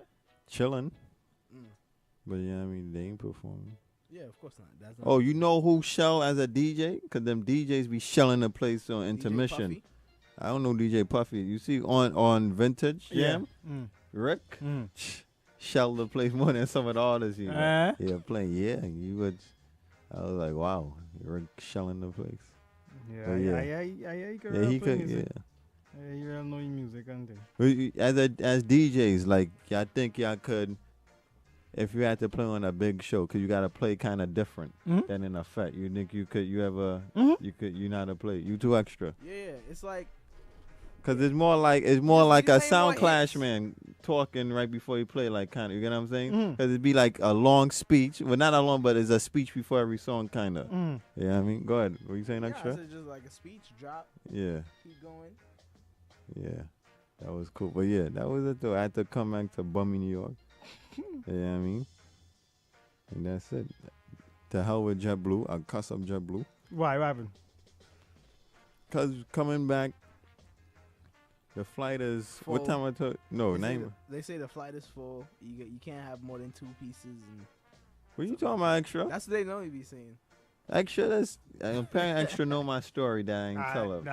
Well, maybe that is the hymen telekinesis or something like that, earlier. Nah. I think the flight was 1:30. They said the pilot's sick, flight delayed. So I'm like, damn, I don't even know when I'm reaching back. So then after that, they said, they say 4:30. This around 2:30. So now I'm starving. So I'm like, what am I gonna eat? And I'm looking around. I finally find something. I'm gonna just get some fries and a drink. So I'm ordering my food. She swiped the card. All I hear is last call, final call of JFK. like 6 people behind me that's fly off. You know what I mean? So I'm like, lady, I need my food. So she trying to rush. I'm like, let's give me the drink. So I go. So people, they rushing everybody. So I'm like, I'll go back, come back. I see Prezi because I wanted to leave my luggage for a little while. So I seen Prezi. I like, go watch my luggage in like 5 minutes. I'm coming right back. Go back to the place, trying to get my food. So she's like, you want a refund then? I'm like, yeah, let me get the refund. Like she got to call her slow curry manager, right? To come with a key trying to unlock, I guess is the register. You got to do a code, whatever you need to do. I'm like, you know what? Forget it. So now I'm going on JetBlue. I came and passed with my covered drink. It's like a container. They like, you can't come in. I'm like, I just bought this. I'm like, so they like, you got to drink it. I'm like, you got to be kidding me, right? I'm like, this is, I almost cussed. I'm like, this is BS. Now I'm cussing because I order food. You said the flight is 4:30. It's only 3 o'clock and y'all rushing. This is stripping us. You know what I mean? I'm cussing him in. And he like, you can't come with the drink though. I'll guzzle the drink, throw it in the garbage. You know what I mean? Going. Quarrel with the lady too. She like, sir, maybe you could call and write an email on JetBlue. Hell with you too. You know what I mean? Get on the plane. They just give you credit when you what? They give you what? They give you credit. I won't complain, but now hear what? I'm on the plane now, and like everybody rushed before I came and find somewhere for my backpack or nothing. I'm like playing Ram. So then they got like 4 seats. I'm like, these people coming. We took like a half an hour because I don't think by law you have to kind of keep calling people because you set a later time. You know what I mean? And after that, I'm complaining on the plane, and then somebody bring my food. I don't know how they know it was me, but they bring my food to me. Yeah, and it was nasty. Stupid fries, still cussing. Well, you want to buy airport food? I was hungry. Jan, you remember the flight is 1:30. I already ate. So I ate on the way to the airport, and I was already ready. 3 deputy and my sister. You don't know deputy? No. That's Beijing beer. You know they got a Trinity beer called Polar? You heard of that? Polar, no. Yeah, I'm out there and they like, there's a new Trinity beer. I'm like, it got a polar bear on it. Oh, no, I never heard Yeah, that. you know. Polar bears in Trinidad. I know, but yeah, Jam. So you couldn't 3 hours. That's you was starving after 3 hours. 3 hours on the plane is 5. That's 8. Do the math. Okay. 8 exactly. 8 hours. I know it's gonna happen to me on the plane. I'll be hungry and they gonna be having the stupid chips or whatever they be trying to give you. You know what I mean? Good thing I be having my currents roll on my bag too. That saved me, Jam. That saved me the currents roll on the plane. Yeah. But that was that. But yeah, enough of my trip. It's 9:20. Talking for Curry. What we doing? We still talking? We playing music? What we saying? What you saying, extra? I see they got this Trump thing. I don't know. Oh, you want to talk about Trump? I'm not working. Well, go ahead. You got the drops? What drops? Yeah. Oh, He ain't got all the drops? You should. It's in the thing. Before you get to Trump, you see how Poppy get arrested? Yeah, we gonna talk about that too. Your brethren coming? He said 15 minutes. Okay. That was 15 minutes ago. Go ahead, extra.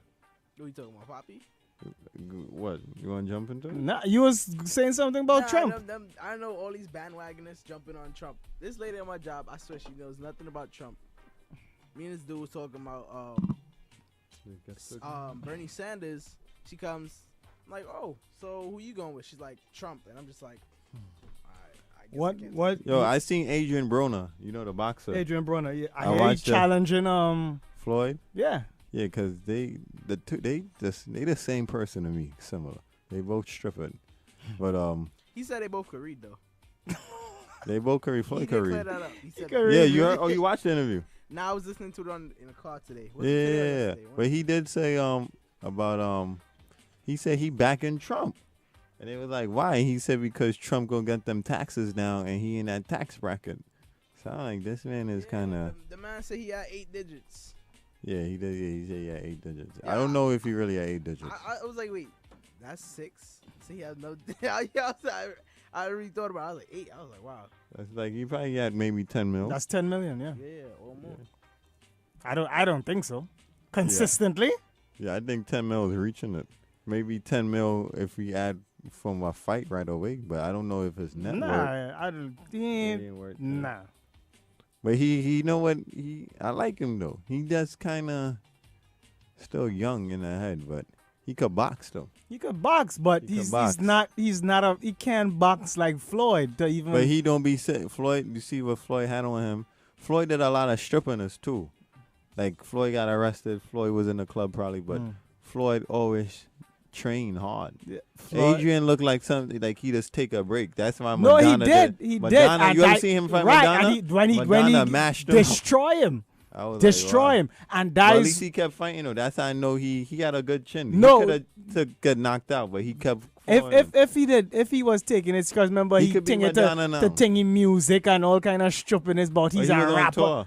But he on tour. Tour with what? He was on tour with Wayne. Tour with what? He probably paid for his slot. You see him, he drinking champagne, he belly getting big and he out of shape and all kind of things. Floyd don't do them things. Yeah, that's what I'm saying. Floyd. You understand? Floyd don't do them things. So, but Broner, I think Broner could be Madonna now. Now? Yeah. Nah. I think. He still don't have the power for Madonna. Floyd will still knock him out. Who? Floyd will still knock out Broner? Yeah. Floyd? I can't doubt Floyd. Yeah, I mean Floyd is he proved himself. What can I say? I can't say anything bad. What I'm gonna say? Nothing. What can I say bad, Jam? He got a 49-0 record. What he shut everybody up. What I'm gonna say? He a boring fighter. He 49-0. Make it exciting. Knock him out. You can't. You know what I mean? Well, they say he be running. Men that usually run usually get knocked out. So obviously he not running all the time. He's a skillful fighter. He's a boxer. He's not a slugger. Yeah, he's a boxer. You know, you see Floyd more than likely you getting 12 rounds. Correct. Yeah, you know what I mean, and decision. And he had his fist is gone. Yeah, I don't think he have no knuckles. He's not. He was never a power. But he used to deal with a couple men. He's a boxer. I mean, he would break you down, take you apart. I think he will break apart Broner probably. He will destroy Broner. Yeah, I don't think Broner. Yeah, Broner will be confused and frustrate him, and you understand? And these type of things. Now, they. I don't know if you ever watch Triple G. Who Triple G? Golovkin. Oh, the white boy.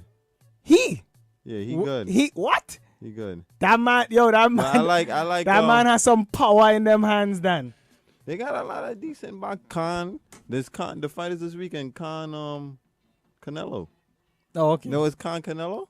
It's Canelo. No, I think it is. I know. I think it is Canelo. Yeah, that's gonna be a good fight. Yeah, there's decent boxers out here. You know what I mean? Garcia, Golovkin. He's good. You got even Thurman, Ward. Who was that dude that fought Garcia the other day? Andre Ward. Andre Ward is good. He's good as well. The fella from Brooklyn is good too. Who? He was in Barclay some months ago. I think he did win a fight in I don't remember his name. I forget who it was, but Yeah. I don't know the full details of the popcorn situation. Well, I All hear is do. people, I know. People say I know he what was happened. defending some they had fan or something. Like he on stage, Performing. and men is hype. He in Antigua, men is hype, poppy, or men jumping on, men trying to sing along with him. Yeah, I mean, having fun on stage, hand in there, and every time. I don't think the man that come and say he wasn't the first, so police that's pushing him, right? So then he pushed the next one, and Poppy telling him, "Yo, stop handling them so rough. There's easy off, like he's defending the fan, like to chill." I'm telling the story wrong. What you mean I'm telling the story wrong?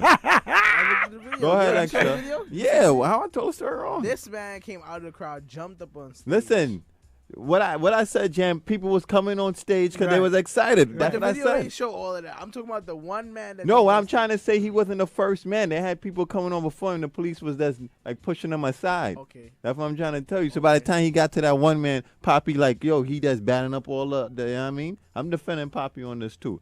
So then after that, the officer, he moved the officer hand like off the man and kind of give him a chuck like that. Right. Yeah, I mean, the officer ain't go nowhere because he's so strong. And the officer give him a push and Poppy fly. That one push. And Yeah, after featherweight. that, and then men A come little on, youth. and then men come on stage and got between. And I hear he in the back, I hear his jaw got tap up. That's what I hear. Who get tap up? Popcorn, I think his jaw got broken or he hurt his jaw. No. Yeah. Well, you hear, that's not the story extra? I didn't hear nothing about what happened after he left. Yeah, but that's why. So what you didn't hear extra? I just saw the man leave stage. Yeah, that's what you do. You don't know what happened. Yeah, but anyway, and the fans went to the police station protesting, and they was like free popcorn, and all of that. So they lock him up for. Well, I guess he got locked up for putting his hand on. Okay, I got. Like he get him banned probably. He probably won't be able to come back. Yeah. And he's that man can't go nowhere. And he probably got to go to court for it. That too, but he already can't.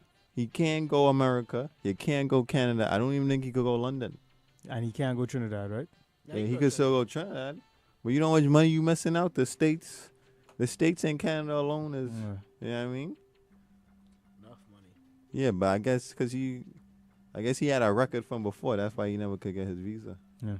And being on the cartel, gonna be kind of hard. What do you think about the situation with Controller on Drake album? There's a video. That don't even look. Yeah, that look like something extra. You sure you didn't download that virus to the people thing? Here they go. See that fan right there jumping on stage? So he just excited. You know what I'm saying, Jam? He excited. Who's that fella anyway? Probably that's maybe popcorn people or yeah, a popcorn cop. people, yeah. Probably, yeah. Then he still, you see what I'm saying? Yeah. So he's still on stage. He does having fun. Mhm. You know what I'm saying? All that time, Poppy, and then, you got the bad one. No, see? I saw another one. See? So he, with the officer, he moved his hand, and he pushed popcorn, and then. Man, it's out to fight. Yeah. That was a bad one. They had a better one. No, that I showed saw more. which one you talking about. Yeah. Yeah, so what do you think, Jam? As an artist, you would hit a cop? No, well, I mean, He's in a no-win. Remember, you're unruly. Your name is unruly. Nah, that's just for that's just for kicks and giggles. No, well, to prevent not being able to get visas, and you can't do these type of things. You could say to the whoever, like, He defending take the your fan. time. That's fine.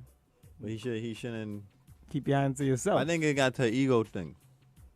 Your name is unruly. You have to be unruly. 'Cause the cop is probably like looking at it as Popcorn trying to interrupt him from doing his job. Correct. So his ego and Popcorn looking at it from an angle like, ain't no boy going, you know what I mean? Push me on stage. I'm in the public. I'm going to push you back. You know what I'm saying? Exactly. You can't So be out all there of, looking if like it you're was not- no ego involved, they all would be good. You know what I'm saying? Yeah, If nobody want to look small. Yeah. Well, but what I was going to ask, what do you think about?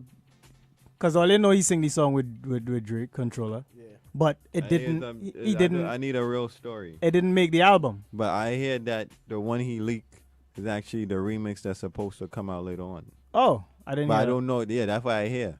I But didn't it could also be that.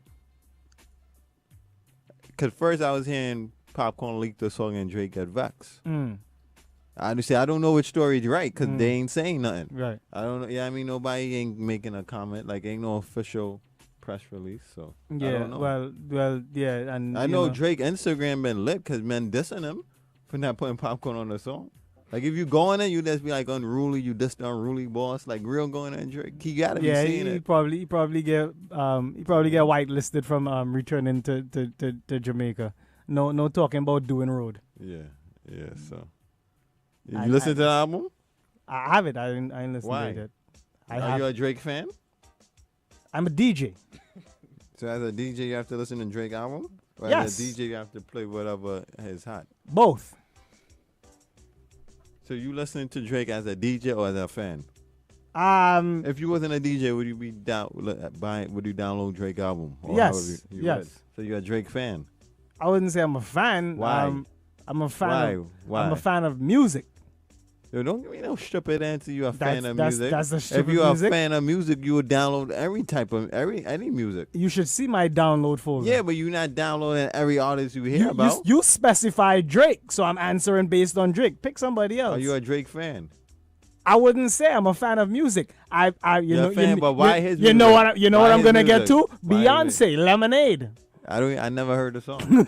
It's not the song. It's the name of the album. I see. That's how much I know. And I'm telling you, I'm a fan of Yeah, music. but I don't want Beyonce. You keep that Beyonce. What's the song she had? I don't know. I didn't. The single, the whatever she got. Which one? I don't know which Whatever. one. What's the one? The video. Formation. I think it's the sorry one. Whichever one is. With Venus. I don't know, but the point Not Venus. With Serena. Sorry. The point I'm trying to make is I don't even know her song. Like I done such a good job not to hear this song yet. You know what I'm saying? I know I'm gonna hear it one day, but No. I have not heard it. How can you do such a good job of not hearing it? You mean you've done a good job of not knowing it? No, I haven't heard There's it. a diff. I haven't heard it. Like Rihanna's song, like on Flatbush, that was getting pumped out. Right. You know what I mean? Out of car was pumping. From the time the song came out, that was a big grown men pumping out the That's song. what do with that. You know what I mean? That was a Flatbush anthem. Uh-huh. So this Lemonade or whatever song on the lemon, I don't know. Hear what? Because I don't know if Extra have the. No, he don't need to play it. I don't want to hear it. No. I ain't talking about. I'm talking about the. Right. I'm talking about the artist tunes. You understand? So it's in the email. It's in the email. So You gonna get it? But yeah, Extra, do you have it downloaded on your laptop? No. So log into the Gmail, please, and you can play it directly. You ain't got from- your. Yes, but I gonna have to string it up. Extra already string up. What do you mean string up? You could play it. We got time. You want to play? All right. You want to play? But So- the problem is. What? I'm gonna be talking to myself. I was waiting for Extra to right, go in the room. right, And, and then you Extra see- go on the DJ and you go in there and we go straight to music. And you Wait, see- you gotta tune up. How long gonna take you? My hard drive had to load. But if Extra, and you see, what is the sense? Extra, you're supposed to download the tune, Dread. I send it to you. I forward it to you for you to So you're going to log into Gmail? Nah, you go in and play. Extra, Jam you out want to me be to on load the up? ones and twos. Yeah, Jam. All right, I'm coming. Yeah, so once again, it's Talking for Curry each and every Wednesday, 8 p.m. to 10:59 p.m. Yeah, I mean, BCR on the TuneIn app, www.mywbcr.com. The number to call in again is 951-444. And it's Gunta Farai, Extra, We gonna get into and some Jam. music. Jam about to go on the ones and twos. Talking for Curry each and every Wednesday, 8 p.m. to 11 p.m. www.mywbcr.com. BCR on the TuneIn app. Yours truly, DJ Jam. DJ Extra on the inside. Gunta Farai. I don't think the artist finally reached. I don't believe Extra, he already ready to go, right? Yeah, they ready to go. I don't believe I did tell all of this story. I was now mentioning it to Gunter. Big up Creative Styles, friend of the show, Ayana. She did invite me to an event. What? Rhythm. You can't hear me? Nah, the rhythm. It's too loud? Yeah. She invited me. Good now, right? Because on the audio, Uh-huh. I was listening, the rhythm sound real low extra. So I don't know, because I don't know actually what turned it down from extra. the mixer. Turn up the rhythm. I think extra is. I don't think so, but Extra, you getting there. But anyway, go back here. No, what happened was she invited me to an event. It was downtown in you ever hear of what's the name? I think it's 333 or something like that. 333 Lane or something like that, downtown Brooklyn. Gunter. Nah, Name it again?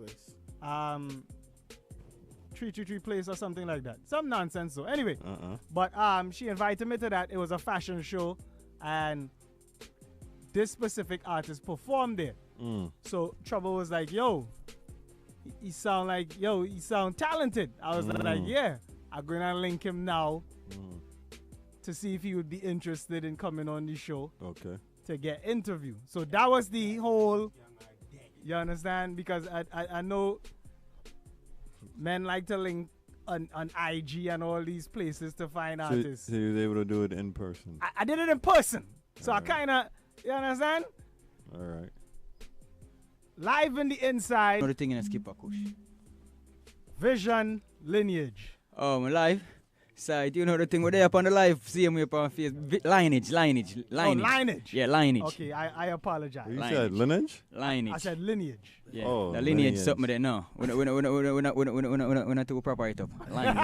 Lineage. So I propering it up. I apologize. You have to Alright, keep the culture alive, you know? So Vision Lineage. First of all, welcome to Talking for Curry. Give thanks. It's a pleasure being here. Give thanks for the opportunity, you know? Where should we start? Because we didn't get no bio in regards to, and I just like when we don't get, so that way, you know, Yeah. it We're gonna becomes search and, you know? Exactly, and it Yeah. becomes more authentic and more, Yes. you understand? So More original, yeah. before we divert, tell us a little bit about where you hailing from. Well, you know, I come from a garrison, you don't know, a city in a central Kingston called Southside that in Jamaica. Outside. You know, this a kind of where you hear like the political, you know, violence of the 1970s and stuff like that coming from all of my people coming from there. And to be coming from such a place is just an overwhelming feeling now to be here on this radio show for say, yo, yeah, I'm from Southside and what they represent for the ghetto youth, you know, and for the voice for the ghetto. So let's give us, for somebody that never been to Southside, let's give us a little visual that we could, put in our brain. All right, watch this. Imagine paradise in a paradise. Because Jamaica is already paradise. Right. True. So imagine a small portion now is already paradise to you again already in a paradise. So it's like you get double the fun, double the emotions. But when the corruption start being implicated, is double the violence, it's double the crime. That's JOP and PNP. Yes. Or something, so, okay. You get what I mean? So that's why we do a song called Black Before Orange and Green, but we kind of expose the truth to the political puppeteering that happened that caused so much young youths to lose them life and mothers growing up without sons and fathers being there for them youth. So outside of the place, and I kind of embody everything and epitomize it in my music and everything because I'm alive and I live the music. If I not live, I not have the music. So Southside is just a place that way it is everything when it good and when it bad, it just bad. Because you don't know everything comes with it. So I'm going to come myself and tell you, say, Jamaica, Southside is just this beautiful place. It is this beautiful place, but without the corruption, it is even more magnificent, right? So how was it for you growing up? Well, for me, it was kind of good in certain ways and bad in certain ways because I was what they call the dance son. If you don't know what Dan is a Jamaica. You the dance son? Yeah. So watch your profanity, you understand? So as the dancer now, you kind of get exposed to certain things where you go on behind curtain, Right. and then you get certain things where the sheep them not really see. You understand what I mean? Site. I know, hold on, I know you're not the informant name, but you can't say the Don name. Of course, I can't say the Don name. I want him to you. The Don are well known before even me there.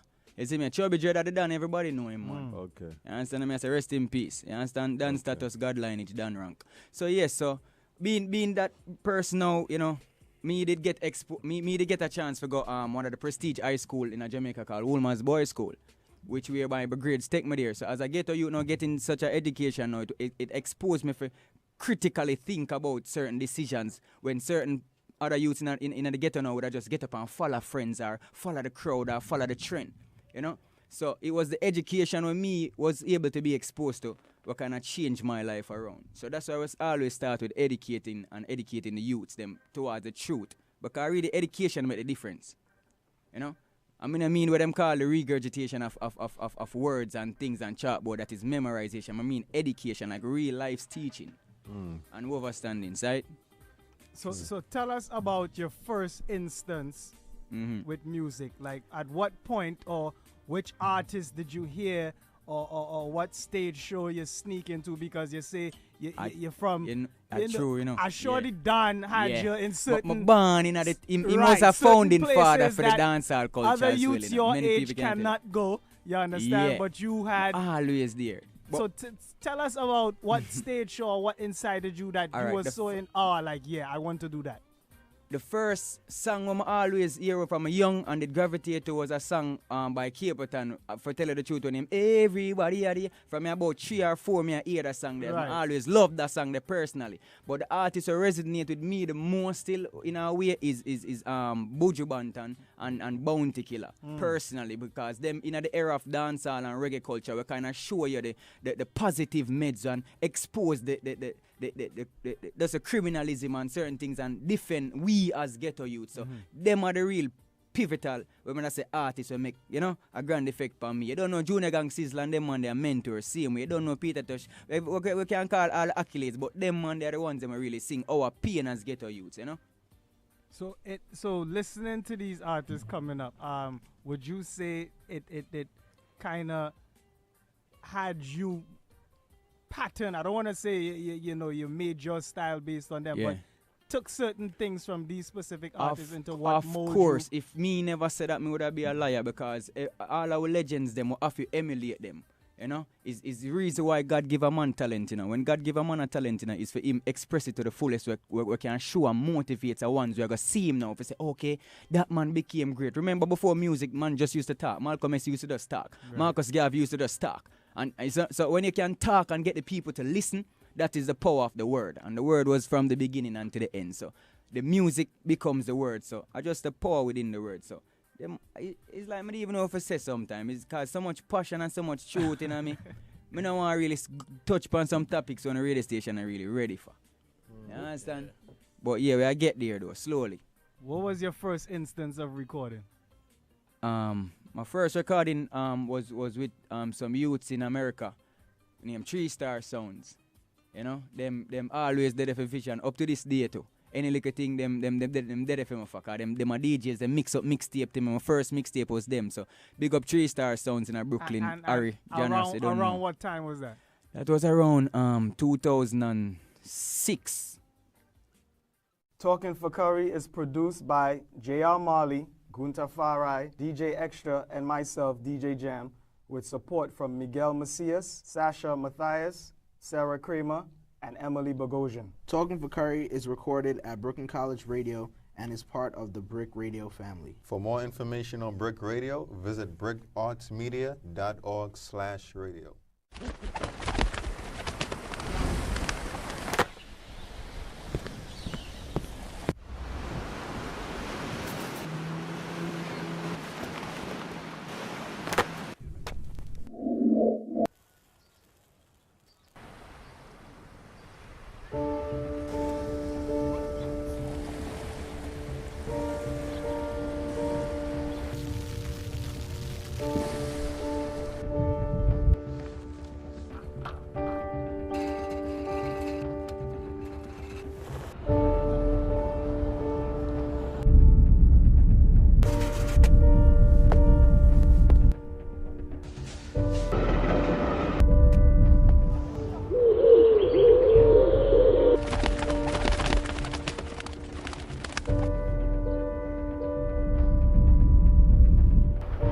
Welcome to East New York. I'm gonna show you the amazing businesses. Let's go say hi to Miguel, the best hot chocolate in East New York.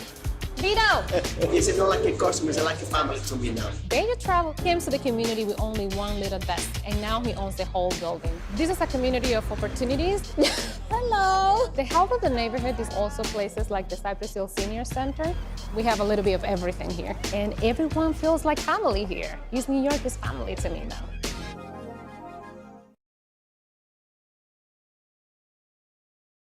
As per U.S. law, any child bought or sold into the sex trade is a victim of human trafficking. Why is the first time I'm hearing about this? On the same websites where you sell a couch, there are sections to buy people. Really? And up to half of these victims are boys. There is no such thing as a child prostitute, only a victim of exploitation. And it could be anyone. She's talking about me.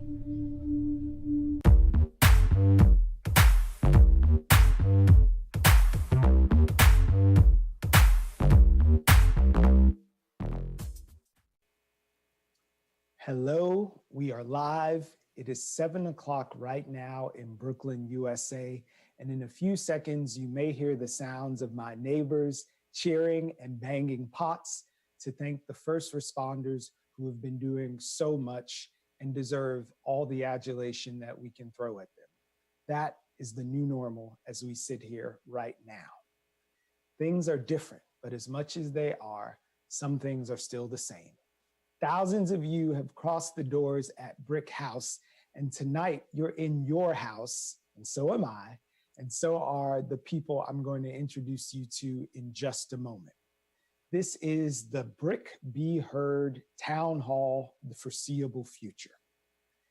We're going to be talking to some people who make it their business to project ourselves and our culture into the future. In some instances by 50 or 100 years. But right now, we're challenging them to live in the most provocative space of the future, the foreseeable future, the next 12 to 24 months as they will go down here in Brooklyn and around the world. So some of you may be wondering, just what is it that a futurist does? Well, one quick explanation that helped me to get to an understanding that I might be disabused of when we talk to some actual futurists tonight is this, a three-headed answer. So historians are concerned with the study of the past. Journalists are making the reporting and showing us what's happening in the present. And futurists are people who are gathering information, analytics, and stories to tell us about where we may be going. To that service, we're going to get in some stories tonight, and we're also going to listen to some presentations by some folks that are frankly pretty smart on health, the economy as it pertains to jobs, education, infrastructure, and culture. It's a lot to talk about, and we're going to rock with you for an hour now, and I'd like to introduce you to the people who are going to be helping us. This is the foreseeable future. We're going to be talking with Greg Tate first, and Mr. Tate is joining us from Harlem. We're going to be talking with him about culture. Peter Bishop is joining us from California, where he'll be talking about education. Heather McGowan is coming to us from Massachusetts and will be informing us about the future of work. Dr. Jonathan Metzel is coming all the way from his kitchen in Brooklyn. All right, BK.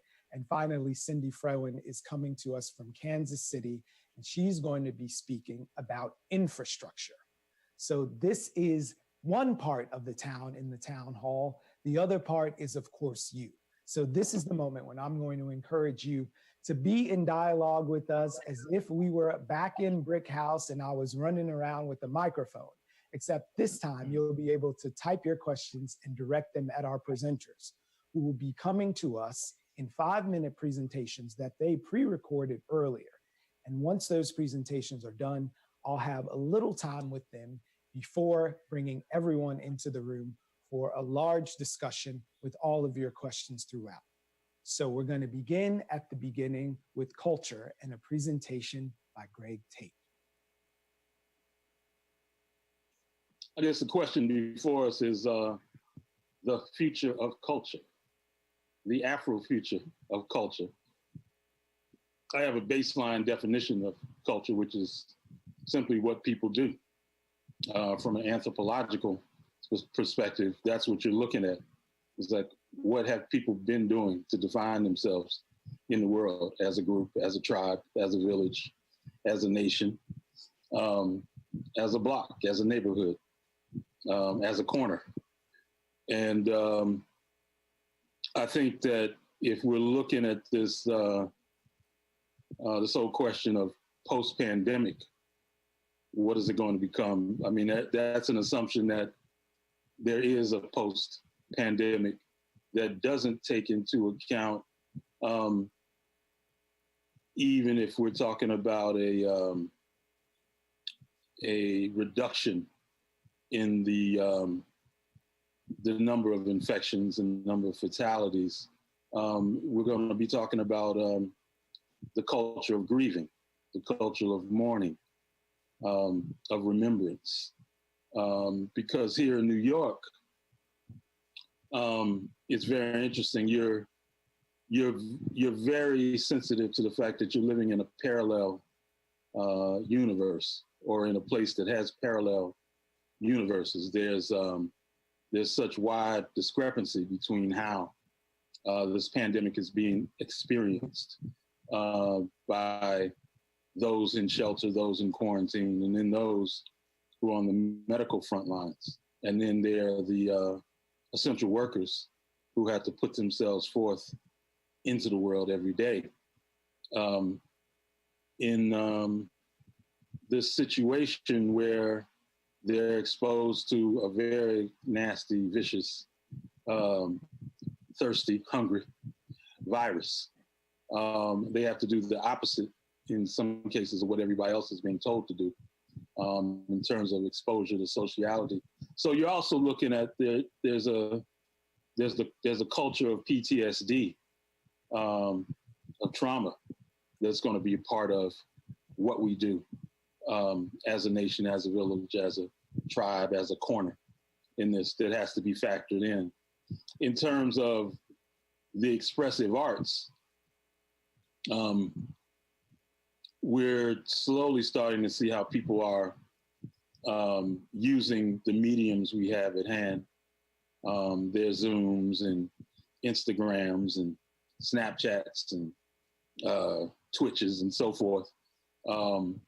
D Nice has brought to us this whole notion of club quarantine, which is turned into like quite a global club. It's quite a rave online, and so people have shown that the technology and the degree to which it allows a certain amount of call and response and interactivity is bringing a whole new notion of club into the crib, into the quarantine, sheltered domicile,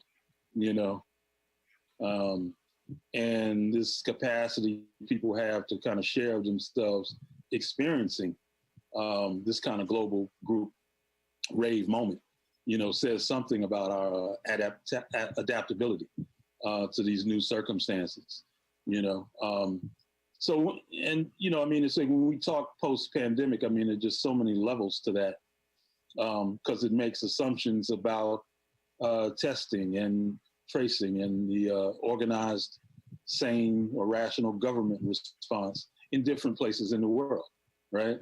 And in America, it's just so disturbing that there's so much denial going on. At the same time, it's like bodies are like, piling up in the hospitals, and the mortuaries and the mass graves out there on Hunt's Island,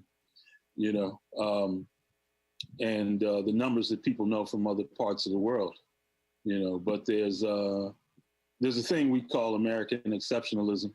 I call it American self-deceptionalism, where there's such a bubble of privilege and entitlement and kind of feigned innocence around what's going on anywhere outside of people's immediate circumference.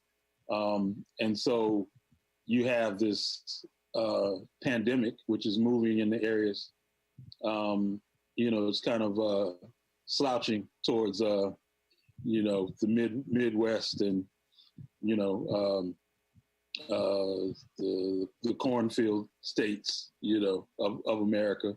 And that's changing, this culture of denial, this culture of deceptionalism as well. So, I mean, all these things are on deck as we move forward. But I feel at the same time that what artists are going to do with their empathic capacities and their prophetic, generative, expressive capacities is give us a sense of how magnificent human beings can be when they share their gifts for saying what can't be said through ideology, what can't be said through journalism, when they use their psychic telepathic abilities to kind of reach us on these deeper inner spiritual levels, so that we're really in touch with, our most kind of enlightened and cosmically and socially connected selves. That was Greg Tate,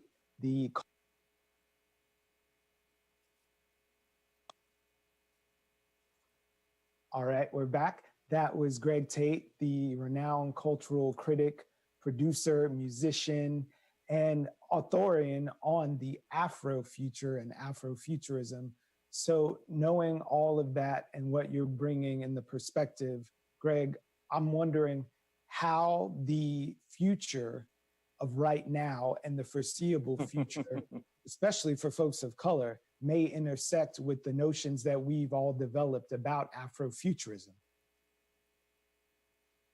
Well, I think that I've been thinking a lot about Black people's powers of invention and reinvention, and this whole the whole place of conjuration in the culture, of bringing together one's expressive capacities, one's pursuit of magic in execution, in expression, to really elevate your community, your audience, your spectators, and I think everyone is caught in a kind of limbo or kind of lurch, trying to figure out, well, how do I take this gift that I have that is so much defined by how I interact with folks in social space, or how they interact with the work. What in the foreseeable future can be an altered, adapted platform that has the same kind of efficacy, the same ability to create call and response, the same ability to do what, we see D Nice doing. How do you translate that to other mediums, while we're all in this purgatory? And I'm pretty confident, given the astronomical degree of creativity there is in this city in particular, that we're going to see some very novel responses to, the time of pandemic, that kind of perform in-runs around kind of the sterility of our teleconferencing. Well, to that end, I just today on the news, I just saw some artists who are going around and writing graffiti that is artwork, aerosol art, not like the bad old days that some might think of, on these writing as we call it. The color and the art lives in New York, even if we're confronted with plywood. Thank you for bringing that perspective. I can't wait to see you in concert with the folks who we're going to meet just now, but we definitely appreciate you, Mr. Tate, and stick around for our question and answer. And I want to encourage everyone who's watching right now that you can get in on the discussion a la our old town halls by going to the YouTube channel and submitting a question. And I'm going to be looking at those and asking them all night as we move on. So I'm going to pivot right now. Greg was talking about the interconnectedness and the layers of culture in the city and the ways that we're going to interact. And that blends beautifully into the next person I'm going to introduce you to. Dr. Cindy Frewen is a futurist as well as an architect, and she teaches the Designs Future Workshop and Social Change at the University of Houston. She's also a primary in her own architectural firm and provides some strategic foresight. So Dr. Frewen, thank you for joining us tonight. And now we're going to hear her presentation on infrastructure. So when it comes to long-term thinking about cities, we actually have to divide it up in a couple of different eras. And what we call those is three horizons. And these are three different kinds of scenarios, three different ways of thinking about the future. The first one that I think about is the longest term, and that's sort of the blue skies, and it's called the third horizon.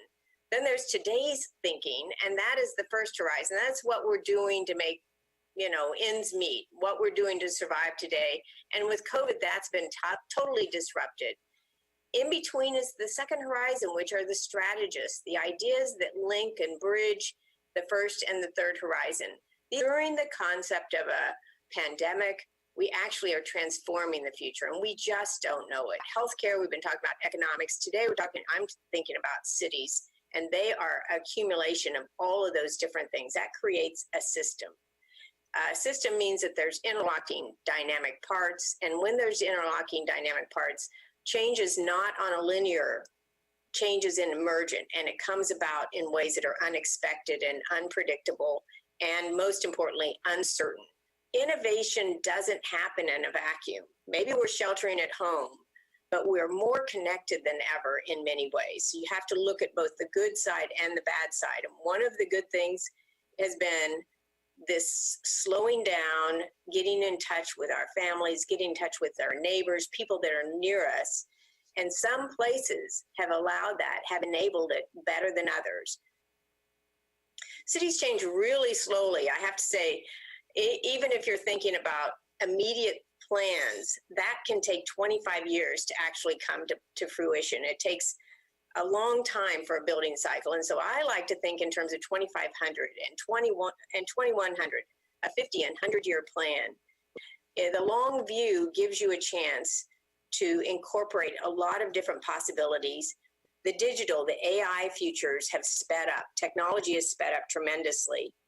So how can you change your lifestyle to use the screens? In fact, I'd say my safest mask, and yours too, is this screen. I don't have to wear a mask at this time. This is the safest place for me to be. How can the city be automated? Think about how it's getting automated. I've seen pictures of people of senior living facilities in Belgium where they have little robots with the iPads on the face of them, and it's the family on the iPad being sent around the visiting with the person that lives there. How do you get in touch? How do you use the screens to get in touch with people? We'll use that innovation to create a new future. It's very possible that there's a number of facilities that are going to be empty after this. How do those get reused? Are they just going to be these 70-story vacant buildings? Or are you going to be looking at, and as the warehouses have been and now become housing, what are you going to do with the buildings that end up no longer being useful the way they were? I really believe that we have had industrialized cities forced upon us that we do not need anymore.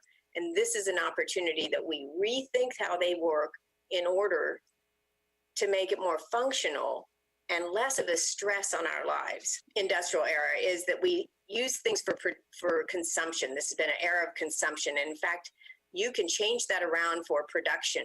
How do you make your life into a place that's producing? Whether it's food or things? You've seen it with the masks. How can you make a place that's more environmentally conscious, whether that's energy or saving water, or using rainwater, and becoming more of a producer than a consumer? How do you make community spaces more safe and more useful and more beautiful? The parks, the sidewalks, the streets. These workplaces, Think about whether or not you really need to be in the workplace, or how can you share without contaminating. We've had online doctor's appointments. We're having curbside doctor's appointments. What if waiting rooms end up being in your vehicle or at the bus stop? What if in fact you're no longer going inside the waiting rooms because they're no longer safe? What are we wearing? That's the next level that you're reaching out. What are our houses like? What are our neighborhoods like? What are our cities like? And finally, what is your position in the online global world? Because in fact, as everybody's been going online, you have an opportunity. There's many opportunities for new voices and new people to emerge. And that's what's happened. Leadership and vision create change in cities. If we in fact are full of urgency, but it's urgency for today, but instead we parlay it into urgency for long term. So in fact, it's purposeful action. The things that we're doing are purposeful. Then you have a message, then you have a place at the table. And that's how you create new voices. So I'm back, and we're welcoming Dr. Cindy Frowen into the room all the way from Kansas City. So we have an interesting question about infrastructure and looking at the ways that we may ourselves come back. If New York City is really defined in a lot of ways by the concentration of its people and its street life, is there a way that the city is going to come back in a way that is open and not going to be resistant to a change in culture, Doctor? Looking at the way that New York is so concentrated and people are thick, what's the quickest way to build ourselves back into society? I think what you're asking is, will our cities fit this new way of a safer but still connected world? And how do we feel comfortable and safe enough to go out into the world without rebuilding everything? And you know, the first line of defense has got to be science. I have great faith that they will cure this with a vaccine, but we do have a 2 to 3 or even 5-year period that the city itself, or our lifestyles, our choices, our behavior make a difference. So New York is so dense, and some people like to say, well, that's just not going to work anymore, it's not safe. I would disagree, because I think we have to learn, and children are better at learning this than adults, certainly older adults are better. They're better at immediately saying, hey, don't go close to each other. They're better at saying, we have to stay apart like this, and they'll correct us. And that means that we have to learn new behaviors, and because people do desire social lives, and we desire being near each other, and we do better when we're near each other. We are more creative when there's a density. We are more innovative. We do more things. We have more, to use the term magic, we have a better society because we're closer together. In most cases, of course, there's a downside of that as well. But I think that we're going to have to readjust because of it. And there's so much unused space in the city. I believe that we can still do it. We for every place that we are sitting, there's probably 7 or 10 other places that we could be that are empty while we're sitting here. And so if we can just resort how we're using everything, then things will start to make sense again and still be safe. Safe and working. Thank you for that. We'll be speaking with you very soon. Thanks, Doctor. So I'm going to now turn to another doctor who is in Brooklyn, but he makes his way down to Tennessee a lot. Where are you? Dr. Jonathan Metzl, come on into the room and let the folks see you. He's a professor of sociology and medicine, health, and society, and the director for the Center for Medicine, Health, and Society at Vanderbilt University. And he made this presentation for us on the future of healthcare.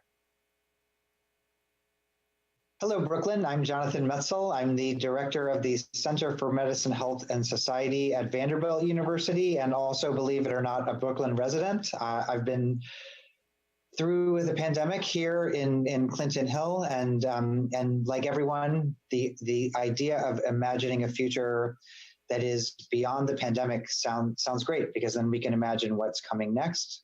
I'm a doctor and a sociologist, and my work looks at race and infrastructure and healthcare. And I've really been thinking a lot over the course of this pandemic about the problems that got us into this horrible situation and about how things can change when we come out of it. I think one of the main issues, of course, is that all of the countries in the world right now are facing the same problem, this same coronavirus. And it's been interesting for me to look around the world at the ways that different societies deal with this, and the ways that some societies do better and others do worse. I will say that one of the most important factors is a functioning healthcare system, right? People have access to healthcare, people have access to treatment, and that it's an equitable healthcare system. So it's not just that wealthy people can get to the doctor, but other people can't. So number one is I'm hoping that we can learn that lesson. I know that that's been in the air, questions of Medicare for all and other factors like that, whatever you want to call it. But I would say that this pandemic has highlighted the profound inequality of access to healthcare that really is a risk factor, just like the virus itself. So number one is that I hope we come out of this with a much more equitable healthcare system. I think we see the downside of not doing that, which is not only, of course, the very disparate rates of illness and death that we have right now in this country. Minoritized populations, low-income populations are dramatically more at risk. And so I just think that that is an unsustainable system, an unsustainable framework for our country. And so, first of all, I hope we come out of this with a much more equitable healthcare system.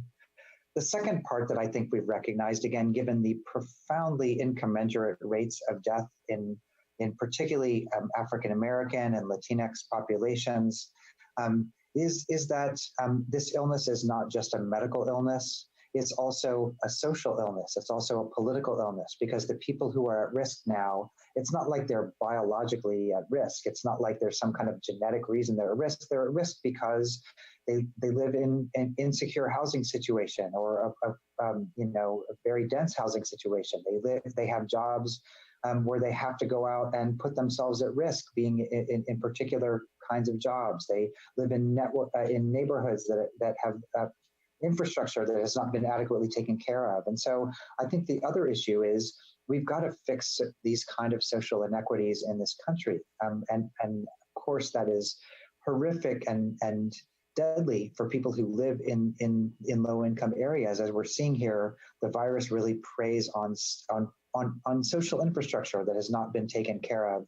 And I think we need a dramatic national effort to address that infrastructure. But also, look at this virus, look at this pandemic.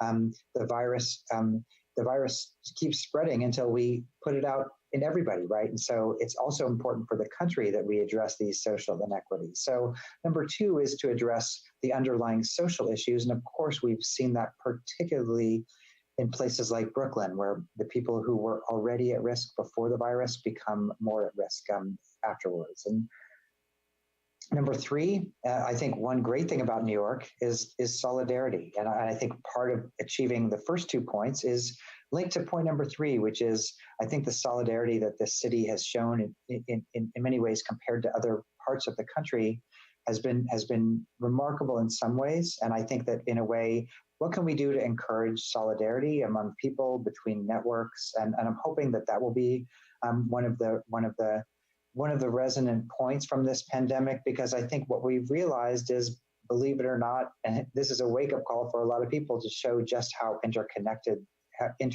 that we all are. We're all in the same networks, even though there, of course, are a lot of economic disparities that need to be addressed. But public transportation and food delivery networks, things people never thought about before. So I think what can we do to bolster solidarity would be I think another important factor. I think information going forward is going to need to be reconfigured. I just personally think, I'm somebody who studies race, and I feel like dismayed that the voices of medical authority, of public health authority, which have their own problematic histories of race and racism in this country, but at a time like this,